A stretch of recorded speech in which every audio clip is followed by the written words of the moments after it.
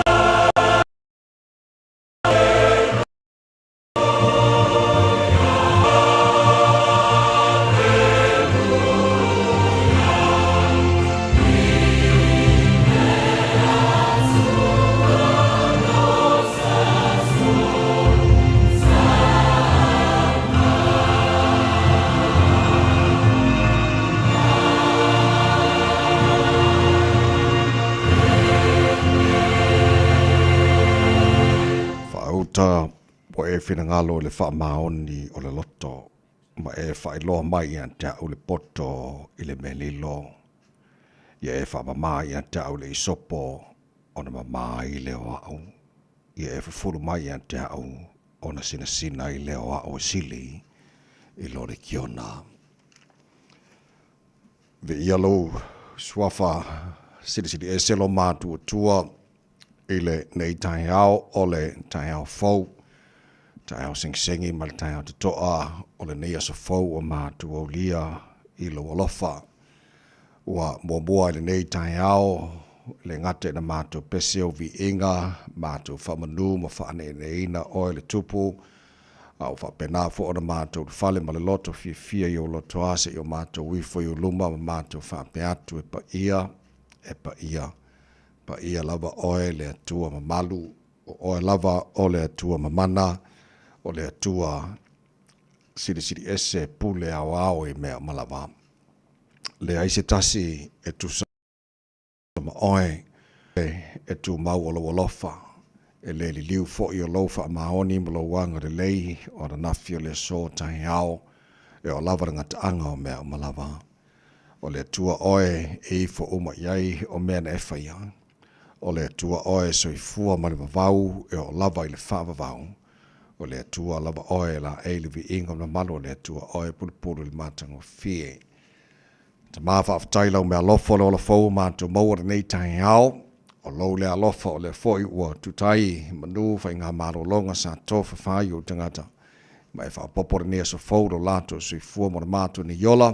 Mātou o lia i nei so lulu. Ua tolu se furu ia yaso ke topo o mātou whalaunga nei foi tu sanga. O mea uma wa e whaia mo i mātou lo mātou tua. Wha malo pule wha aftai alofa. Mātou whalaunga nea so fau. Ua mātou tu inatu o aolo mātou tua wha mole. Tau te maile mātou malanga a whai nei. Auri tia whaiva le a whangai ma le tunuu, ele nei asa fau e au mai. Alo whangia nei a mātou whanau, a tu nātu lātou i awa onga, steimara nei tahi au, mātou wala au lava, i lo walofa, e maru tia lātou le paolo o aolo mātou tua o sa ili le ponto hela i awa onga. Ta maa whamone se i whamonuia, whaiva le whangai ma lim tamata e whaia ofa ma lea o ina nei a mātou whanau. Mana tua pēr sa moa le tunu e pere le loto le mātou le talo. Iai whamurianga oelo mātu tua, mai lava iona te itai se io na io mātu ainga, na io mātu tangata umai le ngata i Samoa. Ia o le alala foi mana pāpā awa i so se tafa o le nei kialope. tua le matu talo nei tai au la to fa to lia ngase mai o tino tono ai ngam so small ngase o matu fata tu mar fa tua o mana fa malolo se pa yatu pa yane pa ifo fa fo siro la to malosi ia fo i lava vi inga ia te oi ala fungia le tapo inga ma le tu ma mu panga nei mata matua tu asin sino le tunu i malo mo to malawar nei yaso te tolu ai nei la to le mafan fana o ao ma lo lofa fa fo sia lo la to se fu ala le tino se sili le nganga me o mala fa matu fa ia nei so fo e mai lo matu tua matu fa ia lava ina ia fo i le vi inga ia te oi fa mu dia mai le tu tua ale radio Samoa nei yaso a to matu wole matu bal au i neme malava e ala tswa fa mana malo i suki risolo matu ri mo matu fa ala amen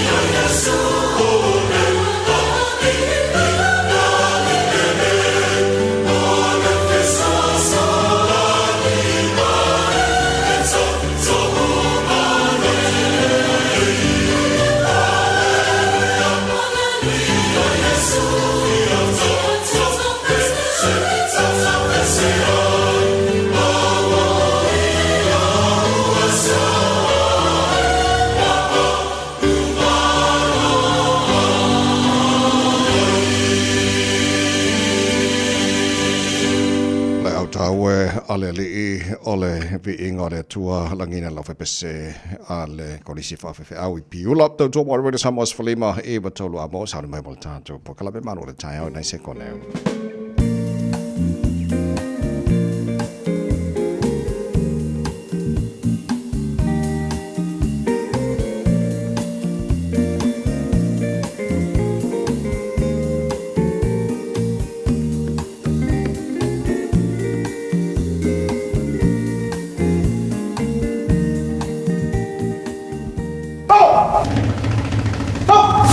Radio Samoa, tasilima ibatolu amo.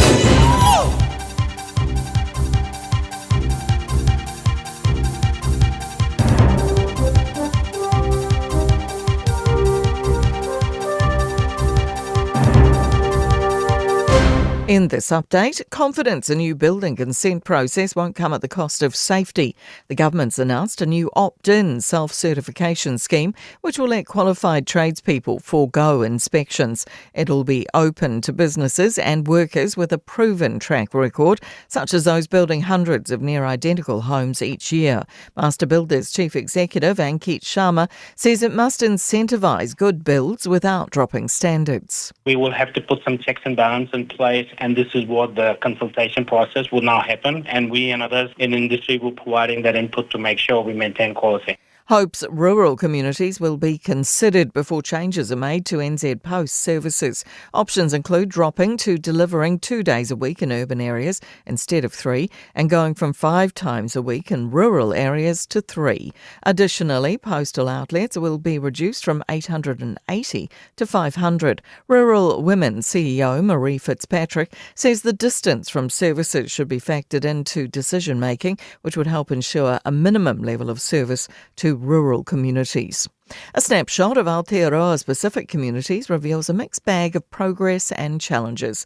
The Salvation Army's new State of Pacific Peoples report reveals positive milestones in bringing down crime and youth suicide rates. Policy analyst Ana Ika says the number of Pacific people in employment has doubled in the past decade, but they predominantly work at lower skilled jobs. That's reflected when you're looking at the earning levels and also the disposable household income, which is the lowest out of all ethnic groups. The Hamas-run health ministry says at least 93 people are dead or missing after an Israeli airstrike on the town of Beit Lahir in northern Gaza. Rescuers say a 5-storey residential building was hit, and videos on social media show bodies covered in blankets on the floor. TVNZ may need to charge for its streaming service, TVNZ Plus, if it wants to stay afloat. The broadcaster is backtracking on its plan to scrap the One News website as it hunts for $30 million in savings. That's news. In sport, India have won the final one-day international cricket match of the 3-game series by 6 wickets over the White Ferns. The hosts chased 233 with 34 balls to spare in Ahmedabad. Smriti Mandana made 100 off 122 balls, and captain Harmanpreet Kaur was 59 not out. Brooke Halliday top scored for New Zealand with 86. England have handed Ben Spencer a first test start at halfback for Sunday's test against the All Blacks at Twickenham. First choice, Alex Mitchell, is out with injury. 3 other changes have been made to the run-on side that lost their last outing in July at Eden Park. Alice Genge is at loosehead prop. Tom Curry starts his first test in a year in place of Sam Underhill at open side flanker, while George Furbank returns at fullback. That's sport. I'm Jodie Gill. 24 hours a day, 7 days a week. Radio Samoa streaming live on www.radiosamoa.co.nz. Ele swafa mana malolo tanto li faolo Yesu Kiriso mo mono fa talofa mo fa feloi mo fa tuli mai le apatele lava male fa alalo sa mola watu no pele le paia male mamano lo fa fonga anga nei tai housing sengi malo lava sui fu mo wia fa malo fo ile tunu ia le folau o le vinga e fo ile tanto tu le langi wa lo na lo fa le o tanto dia ni so fo le so fa ile tu tanto ti o ri matato fia yai por patia le ngale le o tanto tapa o sidi le langi o le o mori mai lo tu si fu mo ma to wola ia o tanto si fa ye fo i mo wia le o mala nei tai fo e fo e le vinga o tanto tua ala fo mai lo tanto matai le langi te tai le tanto fo longo le ia so matato fo lau le lao lo na lo fa tanto ye ni so lulu o tolu se fu ia so ke topo tanto fo longo le dua fe dua se fu mo fa so mai lo fa fo por kala me maru le tai out brenda samas fo lima e ba todu amo ni fo lau tu funga te te loto fa pena fo na tasha ba ilo an si ni o tanto Facebook ma YouTube or Samoa se ro tasi pantia malto ona ne mai meni to join ai se pa ile tu la iva e le tai nei malo se fo mo ni fo lau ma tasha nei tai malo so fo manuel lau sunga tavai fa pe fo ile sunga ya na tasha nei tai au fo e fa talo fa tu pa ia mawalunga Samoa malo lava so fo manuia malo le fo lau vi ia le ali le wa tatu tu vai mai ile asolulu. Talo fats malang fiele sunga la otavai fatsara fo ile sanyo folau viele tu tato le ne yaso Samoa. A beautiful good morning to you all. Malo le soi fo manuia malo. O le aso le nei so o male to yaso le masina le o tatu yai longo winga la umare ni yaso Ian kako whakakari le peo ria kai. Ia le ri. Wa o le wholonga na ua sola kua ngafi. Ia ele no tātou peo ria tai au. Ia whaftai le tua leo tātou. Baua malamuria le nei aso fau. Ia makako koe pa o e fōri nei aso. Mātangoki. O le alofa le nā o le atua ia tātou. Malava tawai ma Natasha. Ia, kako kauanga pa o mangule mo le ola. O anga e pa o mangule mo le ola wha mo le mone. Ala lei nei mino tole lui tau mo ora nei fōi tai au fau. Kuata i le fitu i le tai au nei. O nei sia le tāra pokalame a reto le ola. A tātou malo le tai au whale nganga fōre na. Mea pasta la whaere kopa. Today in history se tātou pawhai pāne mena tupula stolse fula ke topa. Tero tu sanga pawhai le tai na fitu i le tāna nei whaponga tala fau. I le ngara brotania pēr tāna fitu o tāra pokalame na o lo o whaatulanga. Ia mori tula mo mora nei o le pokalame maro le tai au British Samoas Falima. E vatoru a mo tātou le poti amata mai runga wala nei fōi. Tai au. O loo li poti mai ele waka kotahi Auckland Transport le nei tae au. O loo maa le pisi ilunga tatou au wala o se tala fia le se wha alave lave o loo wha iloa mai a tua lalo lava tatou polo kalame a o halo atu le malo le atunu utiu te mawhaiva o le aso lulu wha pia fo inisi o mai anga luenga i le nei tae au fo wha malo. Whaamalosi ia o le tua lalo ina ia usita ia ta iala matu la fono i lunga o le awala ma ia manuia tele whainga malanga o le nei aso. Tātou rua i poti le nai lunga o le awala le nei taimi o le tae au. Tautua Radio Samoa tasili mai watolu amo ina ua tūla i mai le taimi lea wa 5 minute te ai leono.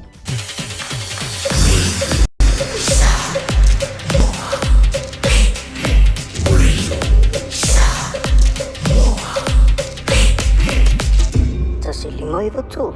Amo. Ole paika mata i le tala o le tau nei fo i tai au fau tamaki makaurau au kilani lo whanga whaasalunga a le Radio Samoa se furolo i le maru lune nei teimi o le tai au o winga wha mawino le tau le so le whaasalunga pa utimu i le telo vaenga au kilani i le teimi mawhai timunga o le abau atu mawhana timunga le awauli o la fasolo nangi malosi man se vidi mai sifo inisio taimi inisio vaenga au kilani le so se fulmal fitu mo lunga na malu mo tanto fa ma wina mo le so se fulmal tolu i lona ma walalo au dia tai au la fasolo na awalang delay i le tau telo vaenga o au kilani se fulu iba han mo lunga na malu le mo tanto i le aso tai au vaenga yon tuato la fasolo na awalang delay i le aso raile Pasal foi na awalang de leile sto nai lang de leile so sa pa pena pona so fua mana so lua ole payaso o luma na yatu o fa momonga o mai la vai tau tu na mai le nei time o le tai au ya wala sit fia ole tu no tu la masani a fa nga solo le tu Radio Samoa man po klabe man o le tai au ole fa yon ta do pa bai tu langa ile tau te roisi vai nga New Zealand pa pena foi de tau i Samoa ya malisa vaenga ole kelopel talo tau Radio Samoa winatu ona o whanonga al taro company le am. Waloanga tau le Pacific Finance ino no ngā tupe mauso o se wha moe o te pena sau wha i poiponga so wha nau ma liu tala ngā teu po se wha tasinga lo ainga ai a se tawhaunga i au se tania pola no tonga i le tatala i o borders apalai nei loa i le pacificfinance.co.nz bevala au le ovalu se lau fitu wha lualu fitu e tau sanga sau no ngā tupe i le vau le 5 se lau ma le 2 se fulua whetala e lua milu te whaatali e lau tau sanga online ai tasili tula e whaatali ai se tali e ia inga whaapitoa wala au lole Pacific Finance Limited i le ovalu se lau fitu wha lualu fitu Eva wachale tulai ono ole lui tau mo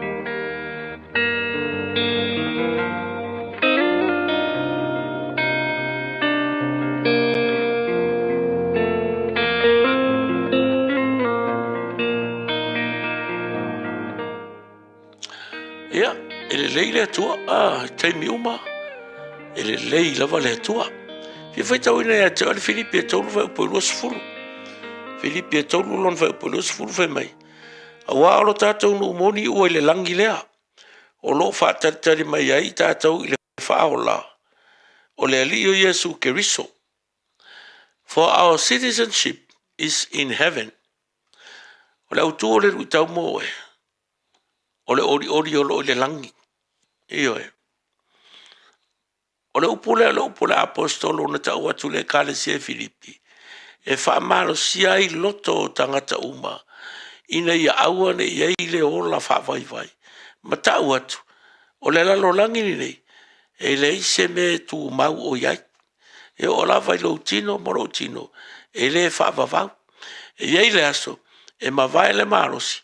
Uma le momosi. Ai fo i le parpala. A o le ala e fo ringa tau mai. E iai le whaamoe moe o le ola whaale anganga. O le langi. Mai e iai le ori. Le ala peon taua. Mai o lo tātou nu moni. O i le langi lea. O lo whaataritali mai iai. Ia i tātou whaola. Ia. O aki ngā o whenga i moe. I le ngei vai kai mi kongo le ainga. Le kālesia po le malo. O ke pole ke le iai. Ai ka kalo i le atua. Whakupulo whatutua. E mawhaina e ono sa ia.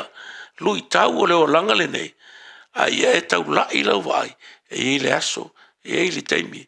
E ke kau aku iei. I le no whanga sili. O ta pena ina. E le ko ingi roi maka. E le ko ingi whangoangoanga. A ngā o le fia fia. O le oli le na. I le meo loa fia o le tātu oli. Pa maro si ailo loto. Vea manu i tau ia te oe. Mano le soafo Yesu. Amen.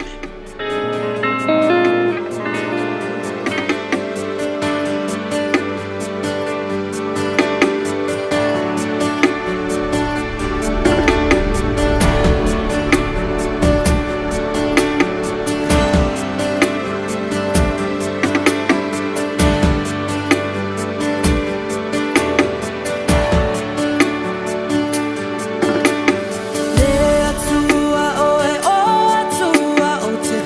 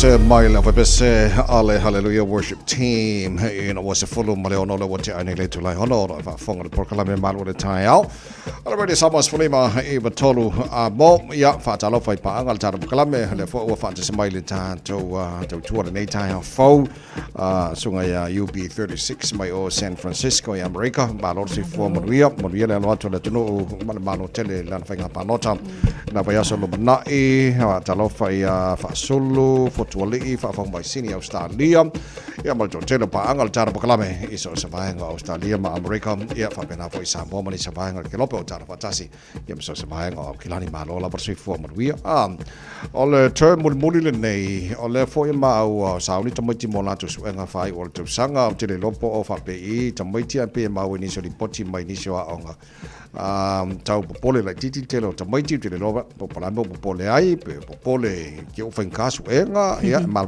le ata so wal fa ya onga ya o se manatu fo ilina ole wala mai sa so fa o come sta so onga I Wellington e ona ole vai taimi le nei ia wa mauti no fo ma wesila fia la fo il to telo matua o lo onga na yo la to walo kolisi maulunga ole taimi le nei wa amata ona nga fo ita mai tia la to su enga fa ai o tau sanga mai se la vala ia la to ia lo su ele NCEA su enga ia ole taimi le nei o se taimi le nei pito sili lava ona mai ta wina fa ia onga le fa ingata ele ngata ita mai tia onga ia ona yo la to matua ile tulanga fo ile o le fememe ai o le mafau o le tama ititi ia manatua o su enga nei o le su e ina ele lo al kama kiki pole al mele la asau le pepol su enga e ele taimi e fai mea onga tamaiti o le manatu fo ile o la e fai le mea onga ele lo apo al mele o le asu e ina yo la tau mafau tele la ni se o tau sanga tele ni tulang fo I tula I mai nei tamaiti ile taimi le nei o le stress o tamaiti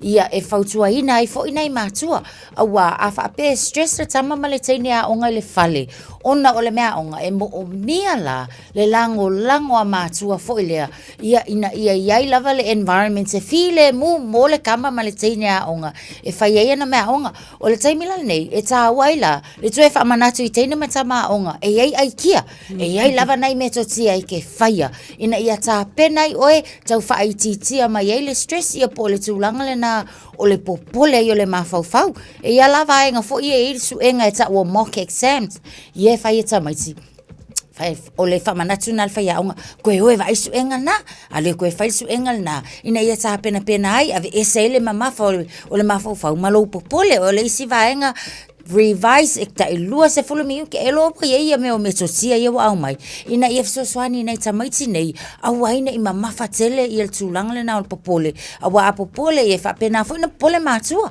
ai o tulang le na o lo o wa el temne o tulanga ele fa ngofie I tine matama onga matua ia sa ni suenga ia mai se fo ina yo la to matua sa vai me o fola sa o le vai taimi tonu ale nei lo sa uni alo mafa na mo suenga ale tulanga le sa no atu sunga ya onga ya Natasha le nei tai au inisi fo ia vaenga e mawhai una fisoswani I le taimi le nei o lo o langona I le popole ai ai fo I le tala fo inale a whai lana whai au mea onga le wa tātou o mai a o ke topa a whai la sa whai mai au mea onga mai le amatanga o le tausanga e o mai le taimi le nei e o mai taimi nei ele maua se popole a ea pe o tu langa wha pena e mawhai una fisoswani ina ia to anga taimi le te alu tama teine a onga to anga e alu le a onga mai le poto ma o ina tutono fale ma fai me a onga teimi na e fesoso ani I le teimi tonu le nei o lo sauni atu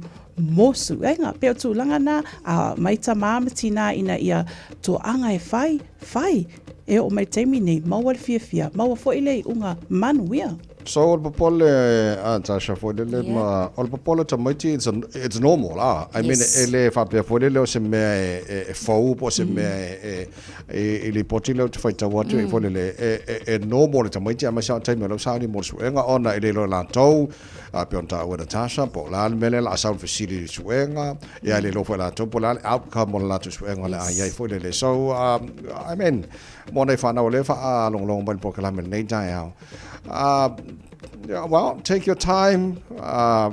O skaki po a me o lai fai o na o ele susuenga fai nei a wala na matu do o se test for le vaka kai ya vaenga fa pena los full minute ya ma Study groups. Ya makalo le li so san mai lo ma fo fau ye il file mo le li zero lai ma fo fau ya ma sa ungi so swanga Mata talo ile atu so soani mai. O le situ o lo iai pena ta o study groups le ta o ne e sunga fai anga ya Natasha. O le ta o le na o lo iai fe so soani e ma fai ona e alu atu a mai e so soani I tutors but mentors foi. Monisi foi fe so soani. Ai mai se ale taimi le te alu ai le potu a onga. Fesili o le taimi le na ai pe ona ta o tato plo kalami le taimi nei ia so se taimi e sauni e se suenga na o foi ai ni o falau le taimi e o taimi suenga e ma o foi le pole I oe ai o le file mu mai le atua ia mai se foi le lango ina matua ia mal fai o le mea onga le taimi tau ne fai mea onga le polo mawan manuia.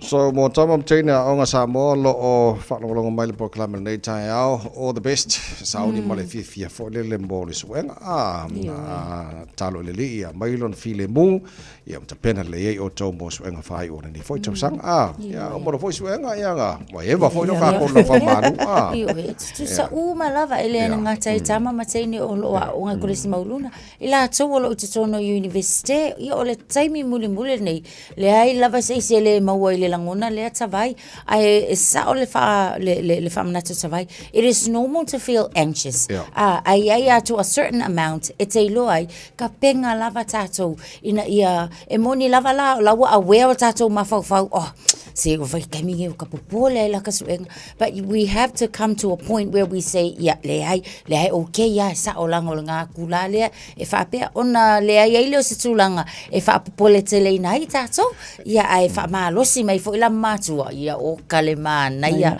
ansa vai sa le lei o le whainga malo folo tu le mai o tasio vaenga lo tau la ilanta vai o le tau control o mionga mengi o kengi a mai sa lunga la wala o tele lopo fa fo mai ni se la tulu a una o mau se tasio maliu na fai I le mau I le fanua tanu le la kako o le winga la utala o lo warwaku fo ile o lau ke drive aqua o le piko lau ke alwai ai saule mai ngol maliu fo ile o le mai kengi o bakua I pungi ako uma mala wala ia pa wala me o le afeku ai me no luinga o le tana fo ile o le controlling o kengi o te lota sile mai ngol o tola il fenga malo fo ia o ne to tupu mai nga ia langa ile le more community ia u nga so fa persone oi ia ile authority e mafai o nga pule ai lunga wala fo e nga ka lau ke ia mo dato yo ke le loya lo ia para o ripoti o titi lot mali un fai Wellington e foringa mai mo ko ia male o le fo le se ka control ki ki vai nga le langa ile mo ia mo tanga lo tele community O le mana ia le tula I mai o le tatou malo fo le coalition lea be o le wa ia tula fono mata iala e muli ta iai li malo be o le mana ia le na o iai le mafai ona o atu ia tatou leo e mafai ona whaatau nuina ia mea be a ia tatou gangs for example la le mafai o iai le talia ina e mafai ona o atu lato I mea le e whaatau nuina le whaatau uina o be o maliu le tauina taimi nei o e whaapea lātou le auwaenga le gang o lātou e ona le awala o lātou e whaia umatu la fono ma mea ia aulo o sao noa le sunga taitai a li malo le sunga le a Mitchell o lo o whaapea mai le ai the gangs have to understand they no longer own the streets or run the streets o le taimi le nei o lo o iai leo ua lātou everything is under control longo winga la ma nei tula I mai o le tātou malo fo ma le ngā lulu e whaatasi ma li malo whaatau nuina a lātou ngā winga le la e le iai o lo o whailoa mai e awa le popole le public ona it's all under control o lo o whaia le ngā winga a li malo Mark Mitchell Minster o le minista o leo ole tūlanga fo le pe ole ele leia le whaai loa pea o la tau tūlanga fo ia wamana tuala e ila wala tau whainga fo ia whape se kako ue mulmuli a kusi kako uso lea ia ai ole tūlanga whainga ta ona ole a fia o tangata lau tele mana tua ole awala kele a kako nge o e whaakau ma o e ia ai a whaapea la ole a whaalave whaapea nisi i taimi o whainga malanga ma taimi o ngaluenga ole tūlal na e alai ona iai tūla fono e tau lava na whaalia pa iai tonu o le vaenga fo ilele ia amana ia tūla fono amana ia fo tangata lau tele wau ke whai aku tawai se ese loka fo ilele ese au talangona pe ako alwak nge wa kumu mai le awala tele ia e langona e tangata tātou nei lau tele le langona fo ilele ka i whainga ka fo unwa ka fia alu ka ika ia awha pela o whale oloa o le awala o le iai whale oloa ia nga iai tangata whaatau o le umi fo ile na ile a whele au whakau a wau lea o le a wha ilele o ile a tūlanga na pe ka pungia ia ma whaalave lave lava ai o le tūlanga leila na ia le lai mai tau atu o le leila o le vainga leo ia wau se vainga Wellington ia le lava na va ai foi a nga ia tui Hutt Valley ia wo fa pena lava foi ona ia le puipuinga malua leo ia wale to tele o tangata fe malanga lo so ma fe tolo tele tolo ona po kala me malo le tai already samas for me tolo a mola taru ti tile fo fanga malo New Zealand Post ka ko meli po le mole a ki di ba so mo po la mole a pa o mai la lo so ki di ba ka ko meli ke o le mo ka ko malo por Christmas isi no ba yang da ba ri so fa fi fanga le tai a malo la va se fo mo real ne tai a fo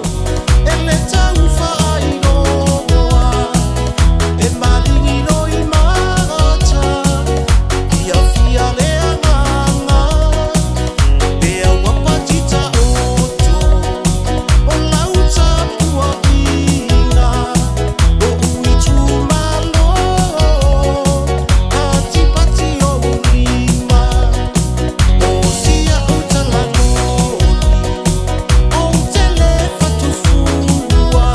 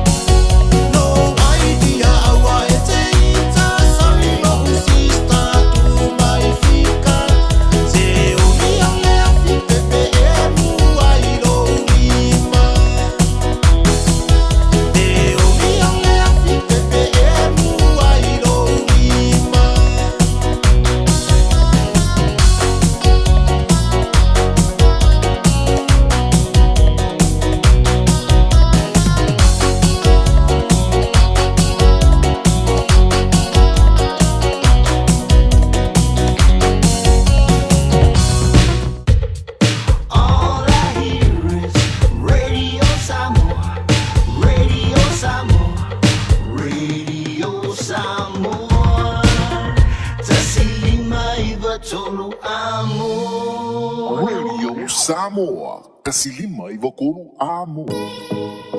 O e mawhauwhau po le ale isi la asanga fau e tatawana e a ngai i ai. Mawhauwhau e toi fo i lea o ngā pesu e sau ngā luenga a ele i lava lo te apena. E mawhai ele OCA ona fesoa soani a te oe e a matalau la asanga fau ma le mauti noa. O le mātou polokalame fau e au fia i le whāwa iaso suenga ma e o atu i le sefulu lua vai aso o fesoa soani wha au popo. Mō nisi whaamtalanga le sitale le go.oca.nz/ignition Oceania Career Academy o Lolo Manai e a mata i nei. Talofa o waleni o se electrical inspector Samoa tolsu 5 tausanga tautua ma o restalena fo i mole waina o lo mauta falsam fatfainga luenga fa peli pe ino vai vela ma o ngaumu falau mai lo waleni o amos electrical il olua fitu lua no tolu no fitu no lua olua fitu lua no tolu no fitu no lua. O e sauni malanga mo Samoa, ma na tualole mo na rentals, e mau ai so se tu ai ngā taawale mo tutongi, mo so se mana onga, e mawhai ona pikila taawale le malewa lele i whaleolo, polo tātou o fisa au tu i ala fua, pe mo muli anto i le whaletani malo o loo e wha mautu ai ngā whaapitoa, e iei le insurance cover e te fili mai ai, a wale pui ngā ne i tupu se whaalavelave, a o loo iei le wha mama a venga mo oe. Mo nisi whaamtalanga wala au le tātou pa anga le Pacific Easy i le ovalu se lau, o tasi ono pe asiasi i le Facebook ale Moana Rentals po le upenga tawha ilangi o le moanarentals.com. Moana Rentals o laupaanga e taitoloina oe a o e malanga siasi i Samoa. Ko klame malo le tai already Samoa's for lima betolo moto lo se fulu mar fitu minuto lo tor tale le tu la e fitu mara to mar le tai au le lo fo mala ngare le tara matai le langi o le ua so te mai te tia ta shamba no fola ngapa pole fo ia kai mio la sang swe la le ufa pa lo mai ngapa pole fo ngi fo la wi ya ma wala ma ta sai le ma se pole nga no swe ngapa wal me bring it on nga mai fo mo ko ya ma me lo la ko wa ko ngir ko inga sia la lis ka ba ki silim ka fa ke le la fa la wal me nga pole ki e fa qua fai mea nga luka fa so mori uso alo lava alo ele proposal al malo ele kiri vainga ka ko medi olo ye nei o te le loa ia o ka le lo pole ale last time go kiki lo kai ka la ka pusa medi ai alo te va ya te nei swing o te le lo ni se vainga pe ka idua so va ya so ni se vainga de turwa so va ya so nei vainga en fa lo mo po ta shamba ni fala io te vai o fuanga le na wa ai mama ai le Ministry of Business Innovation and Employment po se tasi fo ia la tato palimini fo i le teimi le nei i le vai le i tu o le tiliva ina o le tato meli ona o le fuanga fai mai le tala mai le lato last review le na fai fa pe le teimi le nei New Zealand's digital connectivity le wa improve ia mawalunga le numera o e o lo fa nga ina le platform tu sala longo winga to tele o tangata le wa fa nga ina le emaili ia lunga fo ia le tato apia fo linga le messenger the VC le video conference ma mefa pena pe o tu langa le na le wa ai le alu lalo o numera o e o lo fa nga ina le tato service le o le meli pela i nei New Zealand o le New Zealand Post ale tu langa lo iai o lo va ai le teimi le nei pe e ona te whaatau ina pea aso ia e o lo o tili vai tato meri. O le vaaila lea at present i le vaenga lea tato urban areas but rural areas o lo ia le tala whaapea mai teimi le nei e tolu aso i le vai aso o whaataunuina ai o le taimi nei o lo o talia ina talo sanga mo i lato ina o lo whaataunuina le lea vaenga ina amai to tonu ina ia mawhai o na lato tu whaatasi le proposal lea ina vai le leipo pe fia aso o le a whaataunuina pe mai lalo le lua po o le tasi au le tūlanga le na o nisi vaenga Natasha Matavai o le lalo langi, o le taimi le nei, ua lato le to e whaonga ina lea service, a peila o le atunuu lea o Denmark, o lo tauina mai, they no longer use the service, ona o le tele o lato meli, lea ua whaonga ina le online services, a peina o le fuafuanga, ona o le vaai lea wahalu I lalo le numera, o e o lo whaonga ina, o tele I loa ia o lua Natasha Matavai, po o se, po lo maua pea to mel pe onta ua le sunga le awa o neta au ele lopo le ale taimi muni na asi ai le pusa meli Ia mana tu o meli e lo o tā ua ia o tusi fo ia le au mai ia tātou teu tusi papa ia mai si tua inga teu tusi. E se mai lai wha moli fo ia po o a fifi ia a o le tūlanga le na o lo o tilo ele New Zealand Post o no o le vai taimi le nei pe ona mua tā ua e ni o whalau le nei fo i tai au. O no le tūlanga fo ile ua mafuli lava le toa tele le wha o ngā ina ia o le tūtau teknolosi e whai eifso o ta inga wa waso la ia o le kusi mai Samoa kusi aku ingei kusi age ngale piko ngale e alu ole tusi atabai ai ole taimi le nei male alu iluma ole soifuanga ia o tele na fa nga vai mana tuala e tilo fo ila le New Zealand Post po ala nga tau le alu le pensingi le kolu o aso rural areas ele to a tele foi o vaenga ia e to e titi lava le fai taua fai foi o tangata ia so o lai tau mo fai foi le ina ia fa pa lengi le tupe alu ma le tupe maua i le vaenga lea o le fa nga ina ia markiliva tai tolu aso pe lava la e fa pito lava i vaenga na o nisi o vaenga o mai tau ia e o lo tu mau pe la nisi lava o services na pau lava le service pol tau tua le tau fa ai o le kiliva inga i o kusi a o paso sava ia o lo tu mau pe i le taimi le nei pe ona ia ia ai fo la tu langa fo ia ta vai mani o fo la e a fi ai fo la ia ta tu ngalwenga wa mana tua la ia la tu o lo fainga luenga a o inga fa la kiki pe kai lua so ia infu fa pe yo la fa la TTM tanga sa fainga luenga ele mana o miel to telo tatou wa le fo i wala iti ia nei fo i vaenga on tulang fo i e ia na le e fo i na fa le pe atilo la ia tatou ia mai se fo i na ainga e ile ainga la ia le meli ka kaunga ata vai mani o folau o le meli sa kaunga mawange ia fa pe ngela le la kiriva fa lua e una tuai ia mana tu o nisi na so ta inga ngai isi ainga e le fa nga ina le technology pe na ia le o le report le Ministry of Business and Innovation and Employment. Ole vaenga sa tauan sa review de lua office tot ole si review sa tau na fai ole lua office sumar valu a le delay mai le lua office sumar fa e la tu te lo ai po ole mea e ala ngata tau on fa pa u lo aso ki di vai meri ia pe tu mau pe le mesa ia a fu atula ile biliona items that went through New Zealand Post ile tau sang a le last financial year now le se lau varu su fitu miliona a ile tal tulunga lua fe lua van pe nga se la mal fiku miliona so pe on ta o nei ta ele alu lunga sa la lo le e le tulango e tanga ta fa nga ina ia vai ia ai o te lo o le fo o te lele o la final technology o fa nga ni vai ten pe on ta o sa ko e mon kusi o ki ki fai kusi le io e mela nga le ko pole suenga o val fai kusi ke me ba kula o nga bisi la o ki di meli ke lo kusi ki fa nga mal technology nga le visi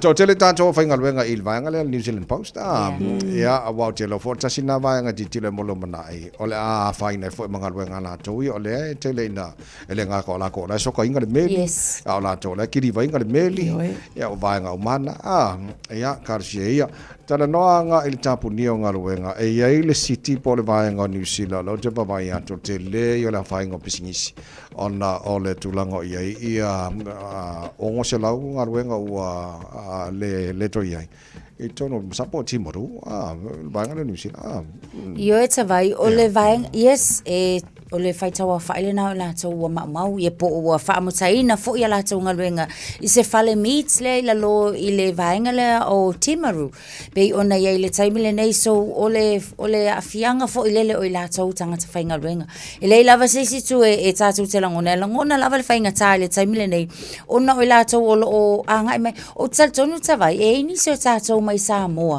na malanga mai New Zealand nei o le nga nga lulu i la lo i nei fale fale fasi manu ia sei vai atu fo ile fa fonga mai la tru o le taimila ne mana tu o le tasi lava le nei o matati o le tu le fainga malo fo o le fa iti fo ile o tanga ta fainga luenga ina ia fa sauina lava le tupe ina ia mau le tupe fa sauina a wale anga i lumo le tule tau sama ainga ia uni la le tau sanga le na mavai atu na pa uma ia lava fo ile vaenga le economy lea a I nei lava I le whaitule nei I timaru mai le tasi ma le tolu pasene. O lona winga e mawalalo kele la lako pau I le pau le olo o ia le national I le taimile nei e na o le tasi ma le lua pasene. O le tula na o le olo o va ai fo ile iai. I le whaingata e moni lava wa leva o na whainga tangata I le pau ma le taungata fo I o le soifuanga. Ai a koe wha o popo ku ma le lusi o ngaluenga. O le tulanga la na o le olo o atile I lava I o na nga ilunga. Le tau mawhai fo ile ma le tulanga I le lei.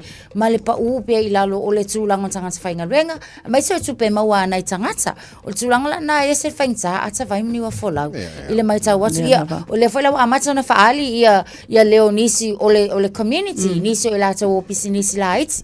O le wa makan kau le inkan ka whakau wa asioti lava fo inga luenga o tulanga na iai o le isi tu e a whainai o le a kele kanga kau le au ese mai le no whanga o le a ele move ele ngakala le move o iau se kalia ia move mai fo ia o kilangi o le makwai overpopulate fo au tilangi la kovia au tulanga na iai o le a vea ma tulanga fo i alo fiai ia nei fo i pitonu ula iti o lai tau mawhai se develop fai pisingisi inga ia whaaola o la ina fo i le tamau ainga au tulanga whaintala na o le ai Ai lena o Timaru o lo o tupu ai lea fufuanga e tele lava o lo o tupu lava I tutono New Zealand tele lava pisinisi o lo o lato langona ina lea whaingata ma le tangata o le soifuanga o lo o iai le taimile nei o lo iai le tala ona ele o tele lava foitangata o lo o whaatau I le taimile nei o isi pisinisi o lato reducing a lato hours ia mai se foi o lava I le tūlanga o wa tapu ni a lato pisinisi ona o le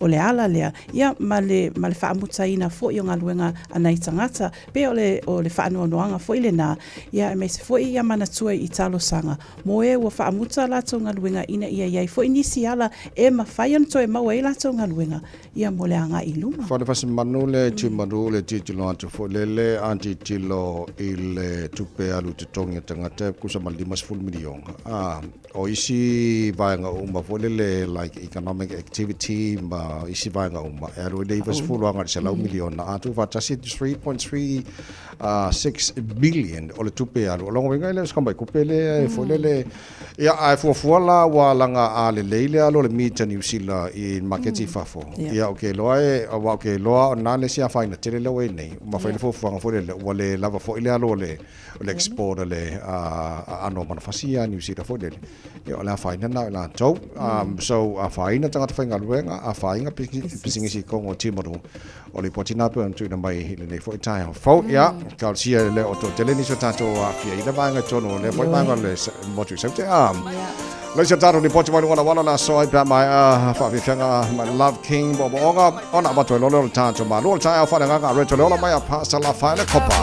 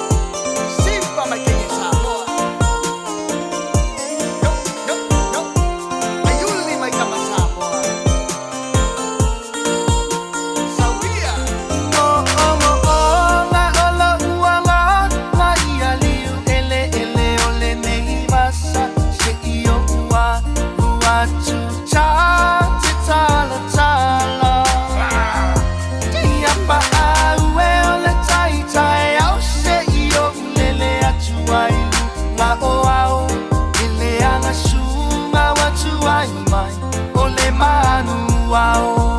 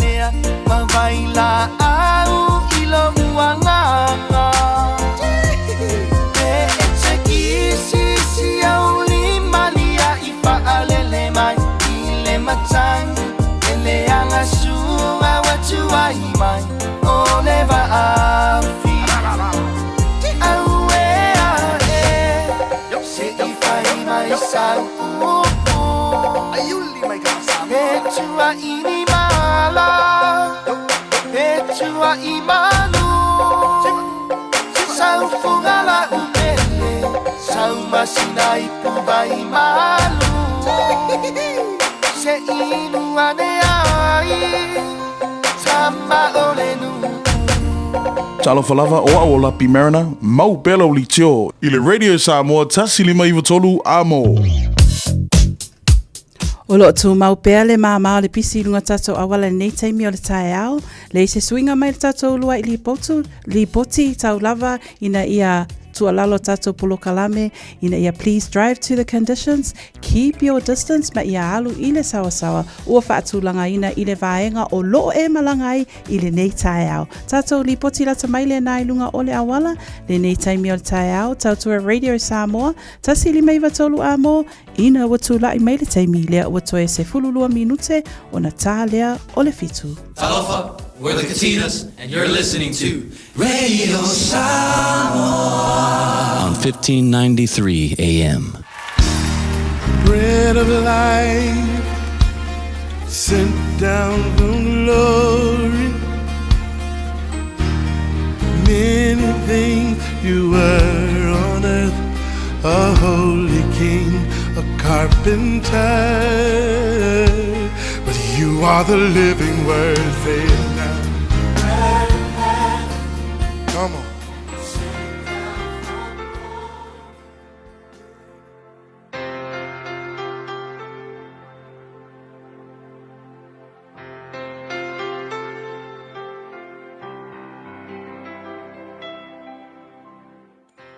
Au te fia fo ile nei aso e whawhiloa il tatou atunuu, mai salama i te oe mawhaiuna mai moa ma whafonga il tatou polkalambel nei ole a reto le ola ia ile nei fo i aso ma lorso i fua manuia.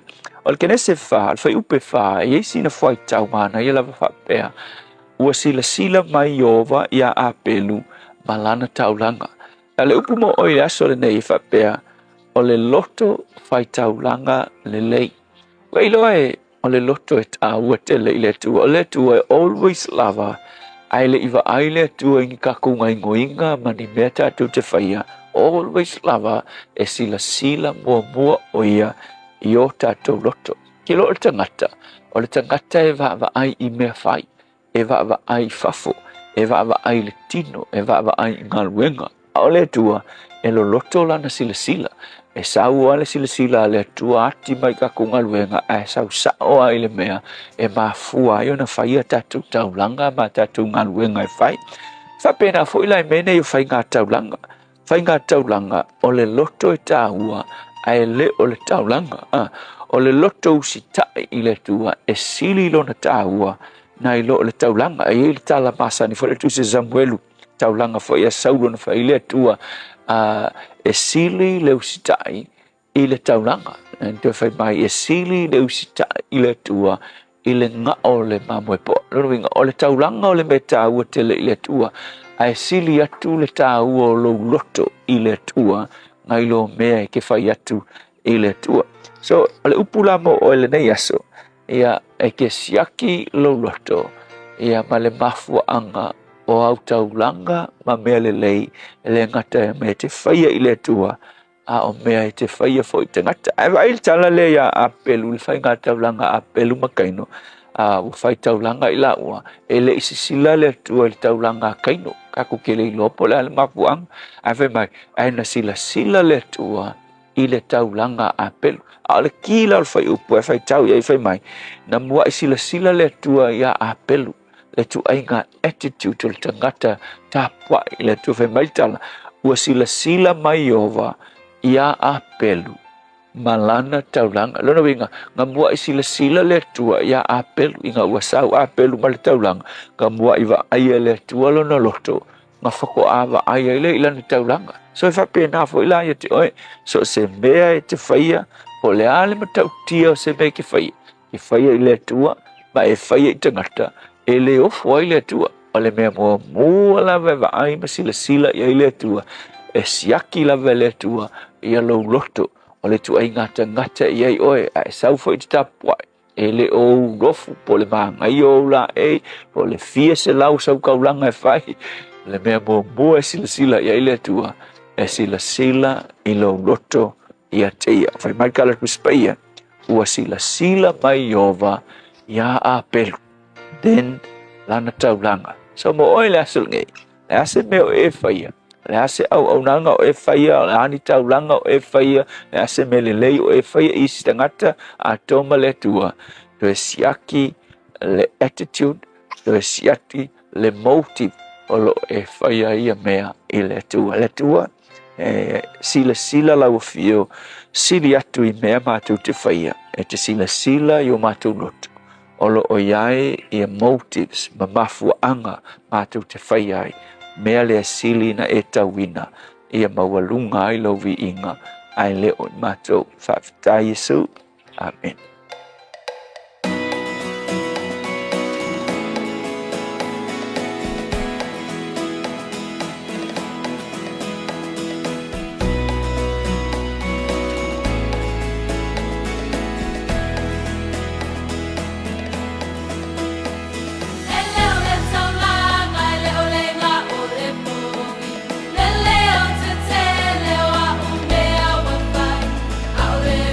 Sita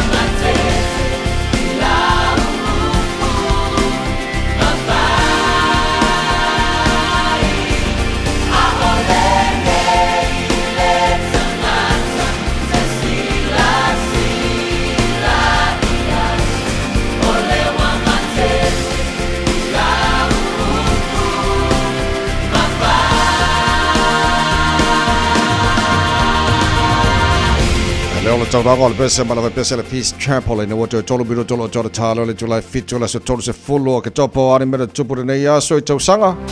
Bye. Ile tausanga te se iwa lua wha ile so ia na whaataunu ina ai se talanga teu I te tonu se tasi o a onga e ta ua o taki school na whaingoa ina fo ile na maa wha manatu I te tonu le a onga o le o taki school war memorial ile tausanga te se iwa lua wha o le nā tūlanga ono se tasi fo I ono whanga sa whaataunu ina pe sa malili wai nise I lātou I taimi o taua I tausanga umo vai te tonu New Zealand mai o le numero I lātou na maliliu I le no whanga e se fulu ma le valu ia o le asola o le aso le nā sato e whai ai se tasi o sauninga wha amanatu atili ai ia le nā fo ino whanga I le sausanga ta si iwa fitu wha ta ua tala wha solopito ta alonga the rumble in the jungle o le taalonga lea le whaipele lea na whapena o na manu malo ai ia le susunga ia Muhammad Ali I le lafusuanga Malaysia mupini o le lalolangi sai ai George Foreman I le knockout po le tuioti. Tausanga te e lua fe male tolu I la tau tupulanga talavou e o mai le aso fia fo I taalonga ia o le aso na whapena o na whaamanu ai nai le tau le ta alo le tama lea e ta ua ia LeBron James pei o na fia iai I la tau mama koe ka alo le taalonga le basketball ia na whapena o na au sia I le matati ai le NBA I langa debuts le na male au Cleveland Cavaliers. Ia o nisi na o vaenga. Mena tsupile na ia so I tausanga o mawai.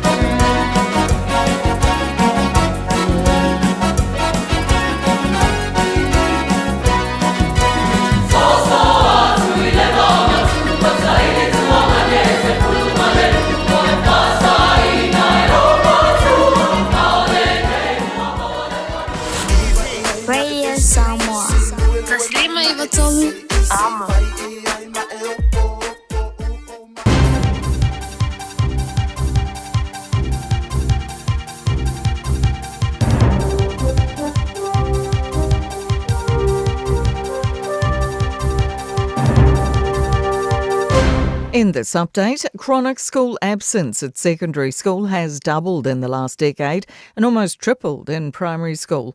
An Education Review Office report found this term too, 1 in 10 students were chronically absent, with more than 80,000 missing more than 3 weeks of the term. It says the current system is failing. Tupuranga Attendance Service Practice Lead Adam de Kock says they often can't find the absent students. It takes a lot of collaboration with other agencies to find those students. It's definitely not a waste of time because those kids need the support the most, but we just need systems that are a bit more efficient. The Construction Minister says the industry has been calling for an overhaul of the consent system for years. The government is planning reforms which will allow tradespeople to consent their own work for basic housing, foregoing inspections. Minister Chris Pink says they've been talking with stakeholders about these changes for about 12 months. He says with a couple more months of consultation, Cabinet will be in a position to make decisions early next year and legislate as needed. The organisation Rural Women is stunned by proposed changes to NZ Post services, believing post is essential. The proposed changes would mean delivery frequency in rural areas will go from 5 times a week to 3. The minimum number of postal outlets will also drop from 880 to 500. Rural Women CEO Marie Fitzpatrick says postal services are essential for rural communities that don't always have access to broadband. Rural connectivity in terms of rural broadband and other things like that mean that it's harder to do things online, such as paying your bills or other things like that. Donald Trump says he aims to save America. The former president spoken to supporters in Florida with only a week to go until the election. Trump continued his attack on his opponent, Democratic Vice President Kamala Harris. It's going to be saving it from the incredible destruction that's been caused by crooked Joe Biden and Kamala. That's news. In sport, Silver Ferns coach Dame Nolene Toroa will put pressure on Netball New Zealand to make an exception for Grace Nweki to stay eligible next year when she plays for New South Wales. New Zealand are chasing a clean sweep of the Constellation Cup over Australia in Melbourne tonight, which is likely to be Nweki's last appearance for some time under current selection rules. Toroa has been asked about the scale of her influence. I don't know if I have weight, but I'm definitely not short and come forward. Let's put it that way and put my perspective across. My thing is about Silver Ferns, preparation for Commonwealth Games. India have won the final one-day international cricket match of the 3-game series by 6 wickets over the White Ferns, taking the rubber 2-1. The hosts chased 233 with 34 balls to spare in Ahmedabad. That's sport. I'm Jodie Gill. 24 hours a day, 7 days a week. Radio Samoa streaming live on www.radiosamoa.co.nz. Taimile nei o loo feololo le pisi le na wa yai tatou awala ma o loo yai fo ini whaalawalawa tau taavale o loo yai le taimile nei Totara Heights o loo yai le isio whaalawalawa tau taavale o le isio vaenga on State Highway 1 i le anga i atu le taulanga o nā lai le vaenga le nai o ta huhu le na o loo yai le isi o tatou whaalawalawa tau taavale i le taimile nei ua whailawa fo isi feololo le pisi o tatou Northern Motorway o loo mai tau watu la tau o loo anga i atu le Harbour Bridge o wa pisi le taimile nei nia Northcote off ramp o lo wa mai ta watu le na lo pisi tatou ia ma fa solo to ai Albany i le taimile nei o le tai au no shore for lo mai ta watu le vaenga le na Takapuna and Northcote o lo wa failava fo isi pisi taimile nei Northwestern Motorway mai ta watu tatou mai le Vau St. Luke's and Lincoln Road off ramps o le na wa feo lolo le pisi eastbound anga ia tu le taulanga ia o le na fo ua pisi. Leisio vaenga tātou la le naonga i atu te aratu on-ramp o lo o faisi pisi le taimile nei. Whapena fo i le lua se fulu tātou lo anga i atu le malai va alele. Pisi lava fo i le vaenga le nai le anga i mai mangele anga i ane i le malai va alele. Nisina o vaenga o le na o lo o wa iai tātou i le taimile nei o le tai au i na ua iai fo i le vaenga wa sui ua feo lolo le pisi ma o le taimi o tula i mai 5 minute te ai le tu lai fitu. Alova Samoa, waule nei o kasu tialu, awal suia le ngila wa le kio. Eva mai ina se fudu 5 iwa kolu, amo, Radio Samoa, vevela a.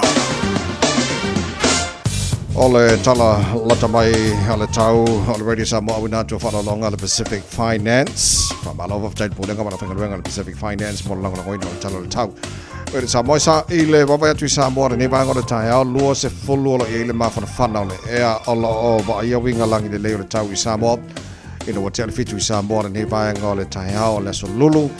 O winga le tau mo le aso atola fa solo langi le le tau i pa utimu ni so vanga ole tonu tolu se fulu degrees Celsius mo longa le velo le ea i Samoa so lua se fulu lima i lona maulalo ile tulanga ile tau i New Zealand nei.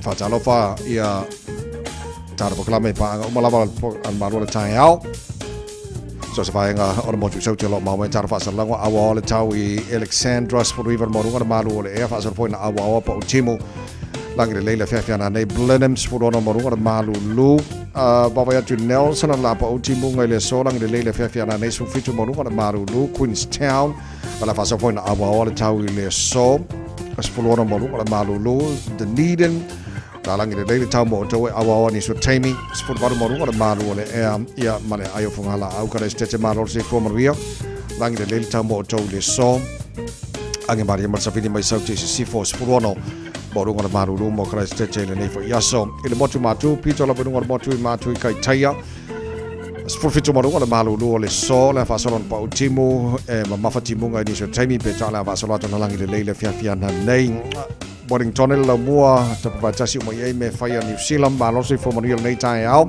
fa solon pa utimu Basala vale tu matu ole Wellington Harbour ile soma mafati munga di so taimi fa solo ina langi de leila oli amale fia na nei fa solo nangi marisa vidi mai matu fa solo nangi mai sauteni so taimi le tai nei sport fan boru on maru mo Wellington ile so fa solo pa uchi mo jelo bang o tauranga le so fa pena fon pa uchi mo jelo bang o taupo pa uchi mo ngal jelo bang o roto langi de leila fia na nei pa Mr North la pa uchi mo mo to le nei fo yaso langi de leila fia fa solo ina pa over timu lang de leila fia na nei New Plymouth lang de leila nei pia fa solo pa timu ni so bang Masterton fa solo ina lang de leila tau Hastings fa pena fo ona lang de leila tau Gisborne kirkiri do Hamilton fa solo ina awa pa timu ile so lang de leila fia na nei sfumbarono ora maunga na malu lu mo Hamilton le so for nga fisi malu lu ni sina ato ni fo yasoson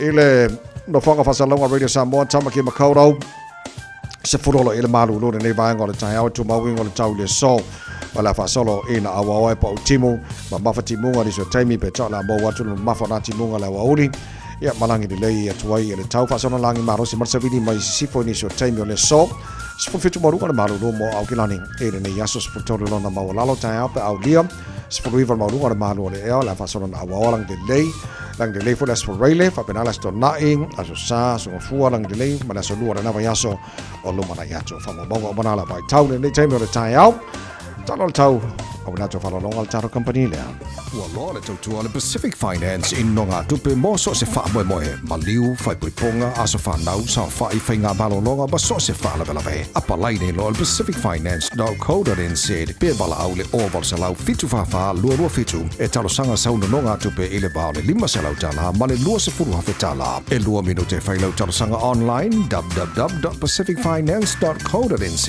ai tasile tu lai fa tali se tali e ai inga fa bitoa pala au lo le Pacific Finance Limited ile over sa lau fitu fa lua fitu over sa lau fitu fa lua fitu. Wala sabas wala mai tola mo se furu la wata ile tu la fitu le lona tol se furu nei aso ke topa al tata fo longa le lua fe lua sumar fa ma lor fo lau manu ile tano le tata ile aso so male toya so. Ole nei foi masina ya o matulo ke topa ia on tata fa se tu le nei masina o to nei tu sanga i lua. Fe ya. Ba ma foi la lo ka sanga la ko ya. Ya maka ko fa ka kari ko ki foi ka mai lo ki si masia pe bon ka ko me ano for ki si mas. Ale ya se vai. Pa wala ngal kulangal New Zealand Post. Pe ki liva America lu aso awange emisi la ko fa mo moli foi la le ma ya sensa. Awange emisi la ki liva America fa mo moli awange emisi ya. O whanau logo nei li potile na mai nei le Education Review Office. E whai si wha le kongu ke le li o le tulanga na ye le attendance at maiti le term 2 o to sanga nei. E whoringa mai makwa ke le ale a whai ngā le. E lua vaenga I o te le lopo e mafua ai ma le si vaenga o te le lo le system phone and whainga mano football work. E fuanga ele mele tau tu loi tamai ti le o le au ya o la marsit fiel fa ya o le vaenga ma tu lango ye ale le pati le Radio New Zealand nei le taia o le poki le ko nga mai a mesal term lo na lo o le mo ko ke le o ka makiri le o le au ngai ya tele mana tua ye tamai ti fo ia o ka kasila o ngai miss pa ata o lo le chronicle absence o lo no winga o le tulanga fo le tulanga o lo a fia tamai ti tulanga tau so fo malo loina pe ua whaalau so ai lava la ona lea unga ia le tamaititi mana tua la I le tala ile nei le tai au ia times 2 ia o ngā maulunga. Ai koe kiki a triple pe whaatolu wina le numera na ina yalo manai whanau iti. O le tūlanga foila iei, o le tali i ai i le whaafita auli. E tali i ai tātou le community, le anga o tātou e tali i ai a inga, e tali i ai tamaiti. Tele ia ta vaimani wa folau, o mafua anga, o lo o awhia ai tamaiti. I le nei vaita, e mai se lava i le tūlanga le mamai o nei tamaiti, e i peila o na iei, whainka kaungkale o a whapela e mai ngei, i alu le vaile fo mai, ai o atu tai au, wa iei nisi a unga fo i, o le a koe kokongi fo i le isi tupe, to e vaile fo mai, so matua, si la le ku le fale, ko angai wha aingul fala au kuilenga au mai, ia po, pe tolu ala wha aso, o le tūlanga fo i le whainga tā lava le tau, i le soifuanga le nei vai taimita vai mani wa falau.